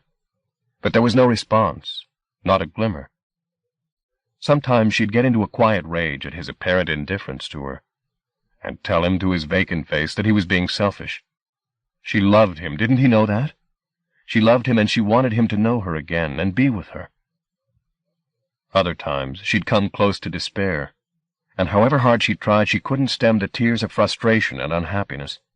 She'd leave his side then until she'd composed herself again, because she was fearful that somewhere in his sealed head he'd hear her grief and flee even further into himself. She even tried to reach him with the menstruum, but he was a fortress, and her subtle body could only gaze into him, not enter. What it saw gave her no cause for optimism. It was as if he was uninhabited. 5. Outside the window of Gluck's home, it was the same story. There were few signs of life. This was the hardest winter since the beginning of the century. Snow fell on snow, ice glazed ice. As January crept to its dismal end, people began not to ask after Cal as frequently. They had problems of their own in such a grim season, and it was relatively easy for them to put him out of their minds because he wasn't in pain, or at least in no pain he could express. Even Gluck tactfully suggested that she was giving too much of her time over to nursing him. She had her own healing to do, a life to be put in some sort of order, plans to be laid for the future. She'd done all that could be expected from a devoted friend, and more, he argued, and she should start to share the burden with others. "I can't," she told him. "Why not?" he asked. "I love him," she said, "and I want to be with him." That was only half the answer, of course. The other half was the book. There it lay in his room, where she'd put it the day they'd returned from Raymond's Hill. Though it had been Mimi's gift to Susanna, the magic that it now contained meant she could no longer open it alone. Just as she'd needed Cal at the temple in order to use the loom's power and change the book with their memories, so she needed him again if they were to reverse the process. The magic hung in the space between them. She could not reclaim on her own what they'd imagined together. Until he woke, the stories of the secret places would remain untold. And if he didn't wake, they'd remain that way forever. 6. In the middle of February, with the false hint of a thaw in the air, Gluck took himself off to Liverpool, and by dint of some discreet inquiries in Chariot Street located Geraldine Kellaway. She returned with him to Harborne to visit Cal. His condition shocked her, needless to say, but she had that brand of pragmatism that would find her the first brewing tea after Armageddon, and within an hour she'd taken it in her stride. She returned to Liverpool after 2 days, back to the life she'd established in Cal's absence, promising to visit again soon. If Gluck had hoped her appearance would do something to break the deadlock of Cal's stupor, he was disappointed.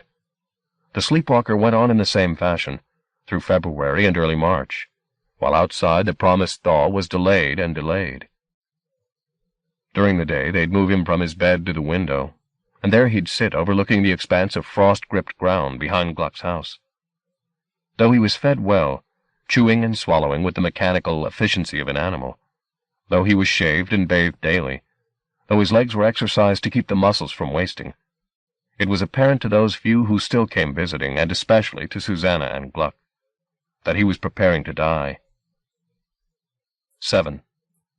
And the dust rolled on. Chapter 6. Rapture. 1. If Finnegan hadn't called, she would never have gone down to London. But he had, and she did, as much at Gluck's insistence as from any great enthusiasm for the trip. As soon as she got out of the house, however, and started traveling, she began to feel the weight of recent weeks lift a little. Hadn't she once said to Apolline that there was comfort in their at least being alive? It was true. They would have to make the best they could of that, and not sigh for things circumstance had denied them. She found Finnegan less than his usual sprightly self. His career at the bank had floundered of late, and he needed a shoulder to curse upon. She supplied it happily, more than content to hear his catalogue of woes if they distracted her from her own. He reminded her, when he'd finished complaining and gnashing his teeth, of something she'd once said about never marrying a banker. As it seemed he'd soon be out of a job, would she think again, he wondered. It was clear from his tone he didn't expect yes for an answer, and he didn't get it. But she told him she hoped they'd always be friends. "You're a strange woman," he said as they parted, apropos of nothing in particular. She took the remark as flattery. 2. It was late afternoon by the time she got back to Harborne. Another night of frost was on its way, pearling the pavements and roofs. When she went upstairs, she found the sleepwalker had not been put in his chair, but was sitting against heaped pillows on the bed, his eyes as glazed as ever. He looked sick. The mark Uriel's revelation had left on his face was livid against his pallid skin. She'd left too early to shave him that morning, and it distressed her to see how close to utter dereliction such minor neglect had left him looking. Talking quietly to him about where she'd been, she led him from the bed over to the chair beside the window, where the light was a little better. Then she collected the electric razor from the bathroom and shaved his stubble. At the beginning it had been an eerie business, ministering to him like this, and it had upset her. But time had toughened her, and she'd come to view the various chores of keeping him presentable as a means to express her affection for him. Now, however, as dusk devoured the light outside, she felt those early anxieties rising in her again. Perhaps it was the day she'd spent out of the house and out of Cal's company that made her tender to this experience afresh. Perhaps it was also the sense she had that events were drawing to a close, that there would not be many more days when she would have to shave him and bathe him, that it was almost over. Night was upon the house so quickly the room soon became too gloomy to work in. She went to the door and switched on the light. His reflection appeared in the window, hanging in the glass against the darkness outside. She left him staring at it while she went for the comb. There was something in the void ahead of him, though he couldn't see what. The wind was too strong, and he, as ever, was dust before it. But the shadow, or whatever it was, persisted, and sometimes, when the wind dropped a little, it seemed he could almost see it studying him. He looked back at it, and its gaze held him, so that instead of being blown on and away, the dust he was made of momentarily stood still. As he returned the scrutiny, the face before him became clearer. He knew it vaguely from some place he'd gained and lost. Its eyes, and the stain that ran from hairline to cheek, belonged to somebody he'd known once. It irritated him not being able to remember where he'd seen this man before. It was not the face itself that finally reminded him, but the darkness it was set against. The last time he'd seen this stranger, perhaps the only time, the man had been standing against another such darkness. A cloud, perhaps, shot with lightning. It had a name, this cloud, but he couldn't remember it. The place had a name, too, but that was even further out of his reach. The moment of their meeting he did remember, however, and some fragments of the journey that led up to it. He'd been in a rickshaw, and he'd passed through a region where time was somehow out of joint, where today breathed yesterday's air, and tomorrow's, too. For curiosity's sake, he wanted to know the stranger's name, before the wind caught him and moved him on again. But he was dust, so he couldn't ask. Instead, he pressed his motes toward the darkness on which the mysterious face hovered, and reached to touch its skin. It was not a living thing he made contact with, it was cold glass. His fingers fell from the window, the heat rings they'd left shrinking. If it was glass before him, he dimly thought, then he must be looking at himself, surely. The man he'd met standing against that nameless cloud. That was him. A puzzle awaited Susanna when she returned to the room. She was almost certain she'd left Cal with his hands on his lap, but now his right arm hung at his side. Had he tried to move? If so, it was the first independent motion he'd made since the trance had claimed him. She started to speak to him softly, asking him if he heard her, if he saw her or knew her name. But as ever, it was a one-way conversation. Either his hand had simply slipped from his lap, or she'd been mistaken, and it hadn't been there in the first place. Sighing, she set to combing his hair. He was still dust in a wilderness, but now he was dust with a memory. It was enough to give him weight. The wind bullied him, wanting its way with him, but this time he refused to be moved. It raged against him. He ignored it, standing his ground in the nowhere while he tried to fit the pieces of his thoughts together. He had met himself once in a house near a cloud. He'd been brought there in a rickshaw while a world folded up around him. What did it signify that he'd come face to face with himself as an old man? What did that mean? The question was not so difficult to answer, even for dust. It meant he would at some future time step into that world and live there. And from that, what followed? What followed? That the place was not lost. Oh, yes. Oh, God in heaven, yes, that was it. He would be there, not tomorrow, maybe, or the day after that, But some day, some future day, he would be there. It was not lost. The fugue was not lost. It took only that knowledge, that certainty, and he woke. "Susanna," he said. 3. "Where is it?" was the only question he voiced when they'd finished with their reunion. "Where's it hidden?" She went to the table and put Mimi's book into his hands. "Here," she said. He ran his palm over the binding, but declined to open it. "How did we do that?" he said. He asked the question with such gravity, like a child. "In the gyre," she said. "You and I, and the loom." "All of it?" he said. "All of it? In here?" "I don't know," she told him in all honesty. "We'll see." "Now." "No, Cal. You're very weak still." "I'll be strong," he said simply, "once we open the book." She could not better such argument. Instead, she reached across and laid her hands on Mimi's gift. As her fingers laced with his, the lamp above their heads flickered and went out.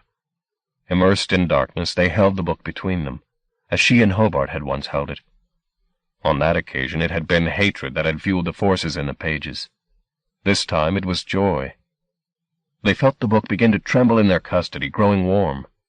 Then it flew out of their hands toward the window. The icy glass shattered, and it disappeared, tumbling away into the darkness. Cal got to his feet and hobbled to the window, but before he'd reached it the pages rose, unbound, like birds in the night outside. Like pigeons, the thoughts the loom had inscribed between the lines spilling light and life. Then they swooped down again and out of sight. Cal turned away from the window. "The garden," he said. His legs felt as though they were made of cotton wool. He needed Susanna's support to get him to the door. Together they started down the flight. Gluck had heard the sound of breaking glass and was halfway up the stairs to investigate, a mug of tea in his hand. He'd seen wonders in his time, but the sight of Cal telling him to get outside, left him open-mouthed. By the time he'd found a question to ask, Cal and Susanna were already halfway down the second flight of stairs. He followed, into the hallway and through the kitchen to the back door. Susanna was unbolting it top and bottom.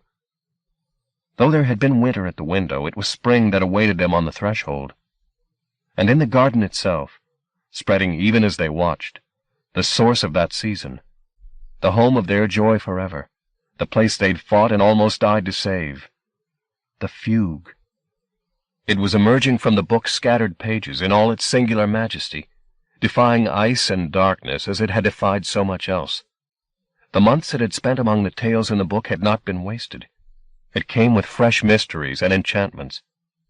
Here, in time, Susanna would rediscover the old science, and with it heal ancient breaches. Here, too, in some unimaginable year, Cal would go to live in a house on the borders of the gyre, to which one day a young man would come, whose history he knew. It was all ahead, all they'd dreamed together, all waiting to be born. Even at that moment, in sleeping cities across the Isle, the refugees were waking and rising from their pillows, and throwing open the doors and windows, despite the cold, to meet the news the night was bringing them. That what could be imagined need never be lost. That even here in the kingdom, rapture might find a home. After tonight, there would be only one world, to live in and to dream, and Wonderland would never be more than a step away, a thought away. Together, Cal, Susanna, and Gluck left the house and went walking in that magic night. Ahead there were such sights unfolding, friends and places they'd feared gone forever coming to greet them, eager for shared rapture. There was time for all their miracles now, for ghosts and transformations, for passion and ambiguity, for noonday visions and midnight glory. Time in abundance, for nothing ever begins, and this story, having no beginning, will have no end. End of Weaveworld by Clive Barker. Narrated by Bruce Hunty. In the studios of the American Printing House for the Blind, Louisville, Kentucky. For the Library of Congress, April 1988. For special distribution as authorized by Act of Congress, under Public Law 89-522, with the permission of the copyright holder and the publisher, Poseidon Press, Simon & Schuster Building, Rockefeller Center, 1230 Avenue of the Americas, New York, New York, 10020. End of book.